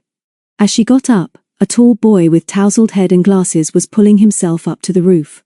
"That's odd," he was saying to someone below him, but it felt as if someone gave that door a heave from above. Then he saw Linda. "Hello?" he said, as if he had just met her casually in the street. "I think you must be the important person we've come to find. Are you Belinda?" She nodded. There are no words to fit a miracle. The boy looked down behind him again. "Prue was right, Mr. Jillions. She did see someone on the parapet. Here's the missing Belinda, safe and sound but looking a little tired. Let me give you a hand, sir." Then a jolly man with a baldish head and a little beard came up through the hole.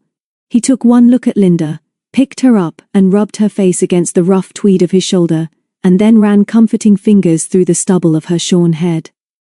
At any other time, Linda would have considered that she was several years too old to be picked up and hugged like this, but it was very pleasant to feel safe at last.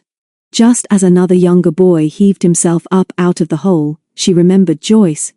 "Put me down and come quickly," she gasped. "Come at once. There's another girl down there in the fire and she's broken her ankle, I think, and can't move. Come quickly and save her," and she led the way over to the other trapdoor. "Joyce," she yelled. "It's all right, Joyce, we're saved. We're rescued. My friends have found us. Are you all right, Joyce?" There was no answer from the still form lying near the top of the stairs up which smoke was pouring.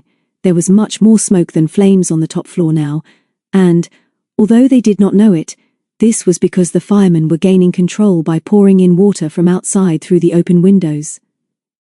Mr. Jillions gently pushed Linda aside and looked down into the inferno. "Then stay here, child. Look after her, Mark," he said abruptly. "You come with me, Guy," and he started to climb down the iron ladder. "Mind her ankle," Linda called. "I think it's very badly hurt." Then she sat back and looked at Mark approvingly. "Hello," she smiled. "I bet I look awful, don't I? You're not the boy who saw me when I was a prisoner in the cabin of the London Pride, are you? You're bigger. And there was a girl, too." Mark laughed. He liked her. She was filthy dirty and thoroughly disreputable in a grubby suit of blue dungarees. Her shoes and socks were coated with black mud, but there was still a gleam in her clumsily cropped hair. And although her dirty little face was streaked with tears, her eyes were bright with excitement as she smiled at him. "You'll soon meet Tim," Mark said. "He's a great lad. Are you all right yourself now? We'll soon get you down. Look, Dee has lifted her on his back and Guy's going to help him up the ladder." It was as well that Joyce had fainted again, for she felt no pain as they hoisted her up to the roof and then got her down the other trap door into a different part of the warehouse, which was not threatened by the fire. "Run on ahead with this child, Mark," JD said. "Find Trevor and tell him and the police that we've got her safe and sound. Tell them to send for an ambulance for this girl who'll be round in a minute. You better give me a hand, Guy. I'll want you." Now Linda danced along beside Mark as if she had not a care in the world. She was safe at last, and in a few minutes somebody really kind would take her to Granny, and perhaps she could soon have a bath. She was away from the fire, and Joyce was safe too, and she hadn't to worry about her anymore. Suddenly everything was wonderful, and Mark tried not to look surprised when she put her small and grubby hand into his and said, "You're a very nice boy. I like you." He led her down 2 more staircases, and then along a corridor which brought them to the ground floor with the broken doors through which she had run not very long ago. After that, everything became even more confusing and exciting, and if it had not been for Mark, she would almost have been torn apart. She remembered a fireman speaking to her, and then a mob of people all crowding round and all asking questions. The fire engines were throbbing and forcing up huge jets of water into the burning warehouse. Then a kindly policeman pushed through the crowd, and Mark gave him JD's message about the ambulance. "Better both of you come along to the police car," he said. "We'll send someone to help your father, son. He'd no right to go running off into the fire like that, and no right to let you go with him either. Might have made a lot zero trouble." All right, steady now. Gangway, please." And then he was nearly swept off his large feet by 4 children who were shouting and waving as if they were at a football match. Linda shook her head in despair and held tight to Mark's hand. She could not possibly answer all the questions which were being hurled at her and her companion, but she did manage to smile at her new friends. First she saw a slim, pretty girl of about 16, with grey eyes and with dark hair in a pageboy bob about her shoulders. She was laughing and held out both hands to her as if she had known her all her life. "How wonderful, Linda!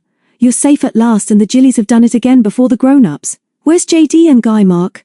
Coming, Mandy, we found another girl up there. She's broken her foot or something and must have been nearly suffocated in the smoke. They're just behind. JD has to carry her. Another girl? Mandy said. Who is it, Linda? She's called Joyce.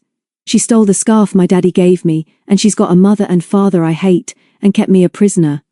Joyce chased me into that place, just after I telephoned my granny. She fell down the stairs and hurt herself. I couldn't leave her there alone, could I? Before anyone could answer that question, and it was obvious that there was no answer, the younger of the two girls, whose hair hung over her shoulders in two plaits, thicker than her own had been, impetuously slipped an arm through hers and said, "Of course you couldn't, Linda. I think you're wonderful. Did you see me and Tim through the window of that narrow boat? We got your message, come back." Then one of the small boys, obviously Mandy's brother, pushed past his sister and winked at Linda, while another freckled, sandy-haired boy said fiercely, "I wants that girl with the scarf on her, Ede. I wants her very badly." Then he turned to Linda and said quietly, so that none of the others could hear, "I would have run into that place with the others. Only they grabbed me and wouldn't let me go. I know this place, you see. 'Twasn't my fault I couldn't get in with the others.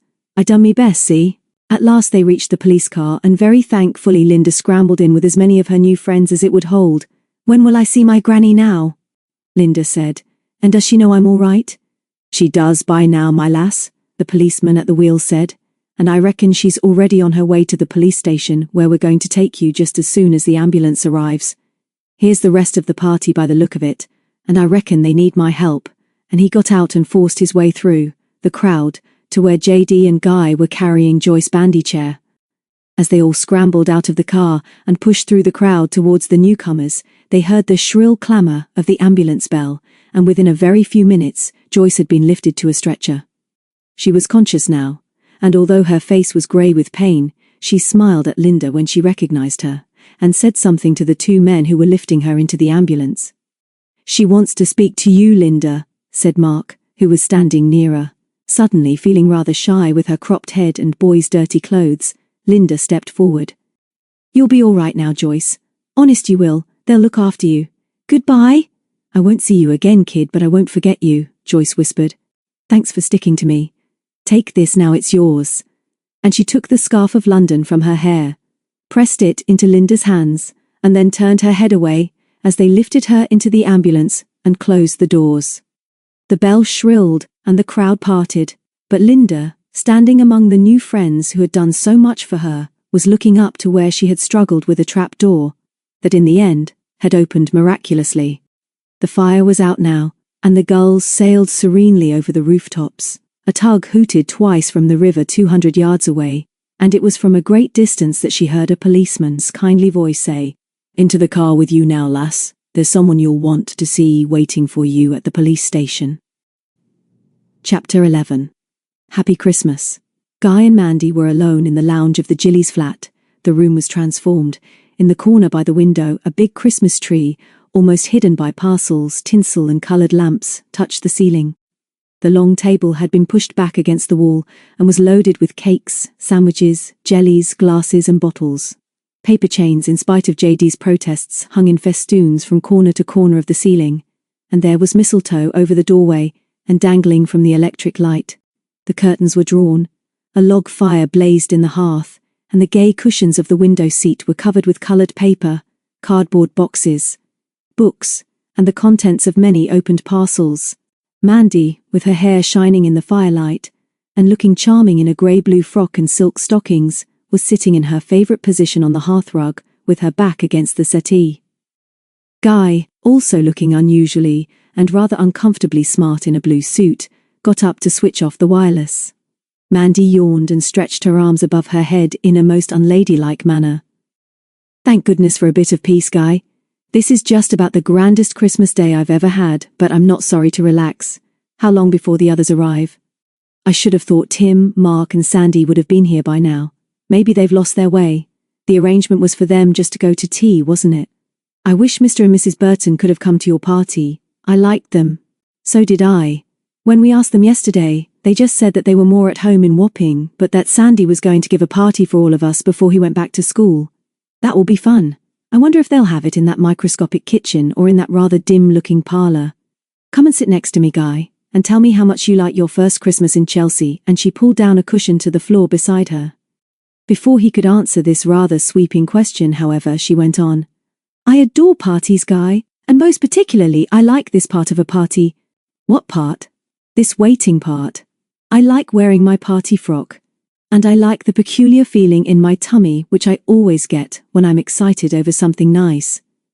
I like wondering what I shall be doing in an hour's time, and I especially like tonight because it's Christmas and the end of an adventure, and to tell you the truth, Guy, which I think may be very bad for you, I like this necklace you gave me, and I like you and Mark being here for the holiday, and I'm looking forward to hearing every bit of the story before we really start the party. Funny about Mr. Trevor, isn't it? Guy sat down on the floor beside her. What do you mean, funny? Very odd that you should think him a villain, of course, Mandy.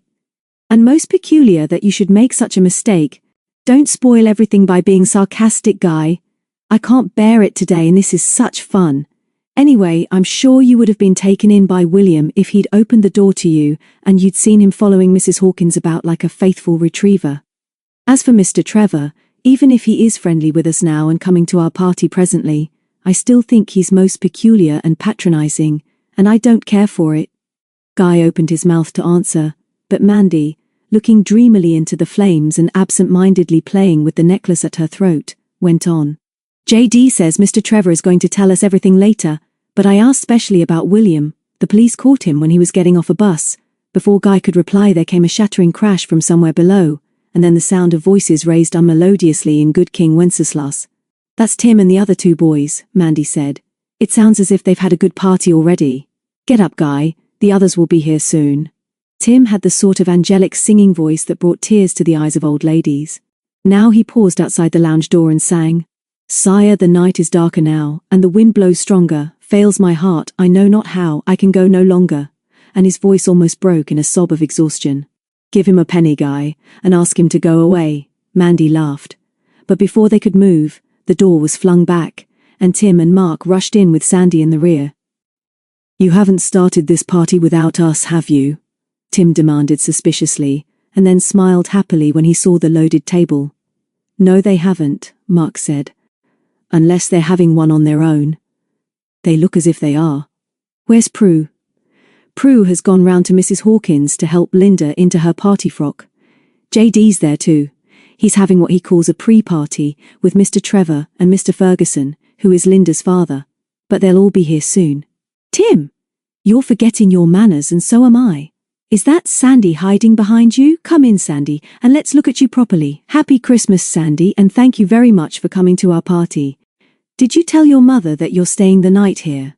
Sandy, who seemed suddenly stricken with shyness, gulped and nodded. Truth to tell, he looked so different from the grubby, lively little boy they had got to know, and like so much a few days ago, that Mandy found it difficult to be natural with him. There was no doubt that he was specially dressed for a special occasion, a thick tweed jacket and long trousers in a loud design with a dark red stripe, shining black boots, a khaki collar, and yellow spotted tie. His face was shining too, but his hair had been watered and plastered flat to his head. At this moment he looked acutely uncomfortable, but did manage a grin when Tim said, If you people can put on a party just half as good as the one we've had this afternoon, I'll be surprised. I'll bet nobody will play a concertina tonight, but Mr. Burton did. And I'll tell you another thing, Sandy can play the mouth organ, and he's got one in his pocket for later on. Didn't we have the grandest party, Mark? We certainly did. I'm having the best Christmas I can remember. I don't think I'll be able to eat a thing after what Mrs. Burton gave us. We made 1 and 9 pence this afternoon, Tim said triumphantly as he paused at the door. Next year we're really going to organize it and do better, but we made this in 10 minutes. How? Asked Mandy as she got up and stealthily reached for a cushion. How did you make 1 and 9 pence, brat? Singing Wenceslas to a bus queue in Aldgate, where we had to change buses, Tim shouted, as the cushion thudded against the slammed door. A few minutes later the rest of the party arrived. The girls dashed ahead of the others, and were in the room while the grown-ups were still in the hall. Why, Linda, Mandy said, I wouldn't have known you, and your hair is wonderful. Linda stood for a moment in the center of the room, not knowing what to say to these wonderful new friends. Gone forever was the grubby, woebegone little boy with the cropped head and dirty dungarees. Her eyes and cheeks were bright with excitement, and her fair hair, now waved and set cunningly to her head, shone as it had never done before. "Do you really like it, Mandy? Really? Granny sent me to her own hairdresser yesterday to have it done like this specially for your party. It's an extra Christmas present," she said. "Daddy's just coming up with Granny, and I'm longing for you to meet him." "Oh, hello all you boys. What a lot of you there seem to be. Mandy, I think you look absolutely wonderful." Then the others came in, and Mrs. Hawkins, looking really magnificent and with lots of sparkling rings, was put in the chair of honor near the fire and introduced to the Standings and Sandy. Mr. Ferguson was very nice, and to Mandy's astonishment, kissed her under the mistletoe and then shook hands with the boys. "Maybe I don't know everything yet that you've all done to help my Linda, but I do know that neither her granny nor her father can ever thank you all enough." Mr. Trevor seemed to be doing his best to look genial, but was not very successful. For one awful moment Mandy thought he was going to forget himself when he greeted her. But after looking at her carefully through his beribboned glasses, he shook hands with her and wished her the compliments of the season. JD, of course, was just JD, and catching Linda unawares, he lifted her up and kissed her and then told her that always forever after she was welcome to his home. "And just remember, my dear," he laughed as he set her down again, "that whatever you may think of these children of mine, the organizing brain behind your rescue was mine." This statement was greeted with cries of derision from his children, but it was Prue who noticed the expression of astonishment on Mrs. Hawkins' face. "Stop," Prue shouted. "The Jillies are not behaving themselves. Please forgive us if we seem rather noisy, Mrs. Hawkins. It's just that you don't know us very well yet." Then Mandy crossed the room to Mr. Trevor, who was now standing by himself by the Christmas tree, and looking more supercilious than ever. "Please, Mr. Trevor," she said, "please put up with us just for this evening, and please forgive us for interfering with your plans for rescuing Linda. You didn't know us, you see, and I suppose you thought we were interfering and we thought you didn't like us." Mr. Trevor tried a smile, which was rather more like a grimace. "I don't blame you a bit if you didn't," Mandy laughed, "but please do forget it now, Mr. Trevor. Please do enjoy our party with us now." Guy spoke up then to save Mr. Trevor embarrassment. "Just before we start, and if nobody else minds, we'd all like to hear Mr. Trevor tell us the story of everything that has happened. We know now what happened to Linda, but it was Mr. Trevor who worked with the police, and I'm sure nobody knows more about it all than he does. Would you mind, sir?" This was very clever of Guy, because there was nothing Mr. Trevor liked better than talking. He didn't really dislike the Jillies and their friends, but was just one of those unfortunate people who can never understand boys and girls, nor realize how nearly grown up most of them are. At Guy's suggestion, everyone made polite noises of agreement, and Sandy, rather unfortunately, clapped. Tim hurriedly passed him a mince pie from the table as Mr. Trevor polished his glasses and proceeded pompously to the hearthrug. The law was Mr. Trevor's profession, and he now addressed the Jillies party rather as if they were a jury. But he told the story well enough, and without too many interruptions. Mandy slipped down into her favorite position on the hearthrug against Mrs. Hawkins' chair, and Guy doubled up his long legs and sat beside her. Linda and Mark fidgeted a little on each side of Mr. Ferguson, while JD leaned against the table and guarded it from the wandering fingers and apparently insatiable appetites of Tim and Sandy. When all was settled, Mr. Trevor cleared his throat, twiddled his glasses on their black ribbon, and began by admitting that the police had told him that William, who was responsible for the whole scheme, had tried exactly the same trick successfully once before. He had been with Mrs. Hawkins nearly a year, and had seemed to be a most devoted servant. She had indeed treated him as a friend, so that it had not taken him long to discover that Linda meant everything to her since her own daughter had died, and that she was likely to pay very heavily to keep the child unhurt and safe. At this point in the story, Mr. Ferguson interrupted. "Forgive me, Trevor, but it will be easier for us all if T just say now that I have been very wrong in maintaining a ridiculous and out-of-date quarrel with Mrs. Hawkins.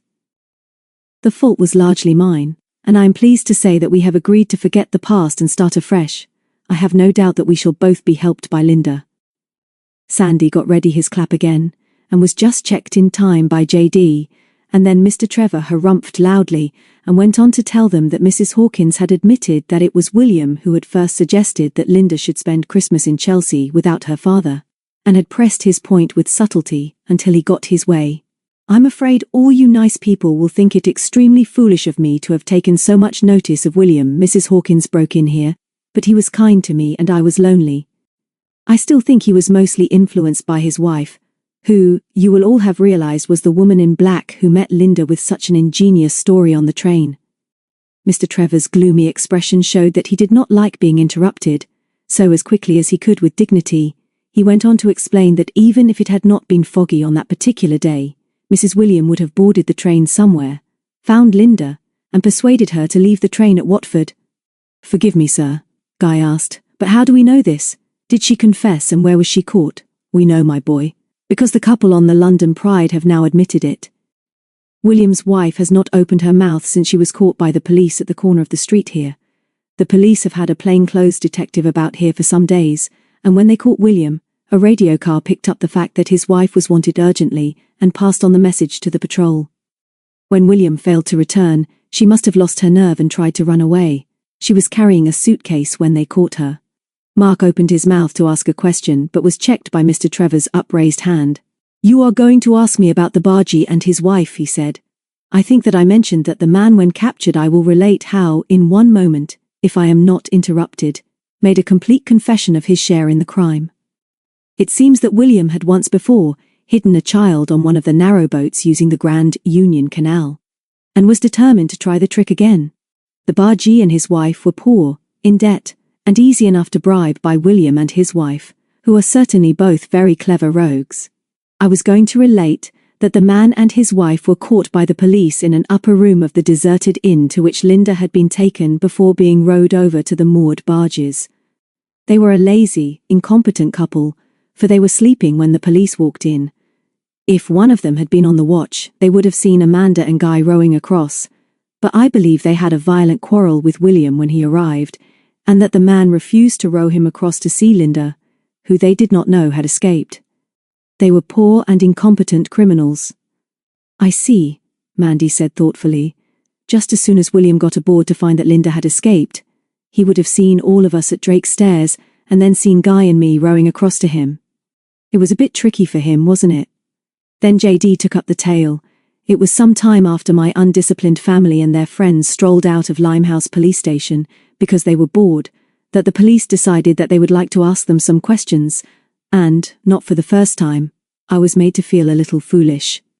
I decided that the least I could do was to tramp the streets of Wapping in search of the truants. I was surprised that the police let me get out of their hands, but they decided to risk it. I admit now that I was hopelessly lost when I met the party of juniors who had gallantly come out to find me. They had, in the meantime, taken the trophy of the second plat to the police and told them of the deserted dinghy. While we were discussing the situation as rationally as possible in Rosemary Lane, we heard the fire engines and got mixed up with the mob running to the fire. The rest you all know." "Please, I'd like to know how you found the other trapdoor and rescued me," Linda said. "Prudence here maintained that she saw you at a window on the top floor. I wasn't sure, but as there didn't seem any time to waste if there was anyone there, we thought we'd have a glance round inside." "But the firemen," Mrs. Hawkins interrupted. "Surely they didn't believe me," Prue said. "They said the warehouse had been empty for years, and they were annoyed about JD and Guy and Mark dashing in there. We had a job to keep Sandy back too. Go on though, JD, tell us the rest." "Not much more to tell," her father said. "We soon found we couldn't reach the top floors by the stairs, and Guy suggested that we try to find another way to the roof and then see if we could see down to the ledge where Prue thought she'd seen this child. We found the other part of the warehouse, climbed to the top, and heard a banging on a trapdoor in the ceiling, that's all." "It's not all," Mr. Ferguson said as he slipped an arm round his daughter's shoulders. "But it's all you'll tell. Is that other girl all right?" Mr. Trevor took up the tale again. "I am told she is progressing favourably in hospital. The police will not be very interested in her now that she has confirmed the story told by her mother and father. Is there anything else?" "Yes, sir," said Guy. "There is something else. I saw as much of that fire as I wanted during the short time I was there, but I think everyone here ought to know that young Linda could easily have left Joyce to look after herself. She didn't do that. Even when we found her on the roof, she was thinking only of Joyce, who told the ambulance man, and I got the news back somehow that she would have been suffocated but for Linda. She seemed grateful, and that's unusual enough in these days, JD put in. Mandy went over to Linda to help her over her shyness. It was clever of you to drop the plats, Linda, a bit like a paper chase, with only 2 clues. I dropped the first on purpose, Linda admitted, but I didn't realize that the other must have slipped out of my pocket when I was struggling to make that beastly little boat go straight. Anyway, it's all over now and I've never felt so happy, so need we talk about it any more, please? You see, never as long as I live can I say thank you enough to all of you, my new friends, who did not even know me. Then she turned her face to her father's sleeve to hide the tears, while Sandy started to clap again and the others cheered. A toast! Prue shouted suddenly. I thought of a toast! Let's drink it to start our party. Quick, Mandy and Tim, glasses and drinks for everybody. And then, when the Jillies had seen that every glass was filled, Prue jumped onto a chair and raised her own glass high. To 2 fair plats, she called, and may they grow again soon.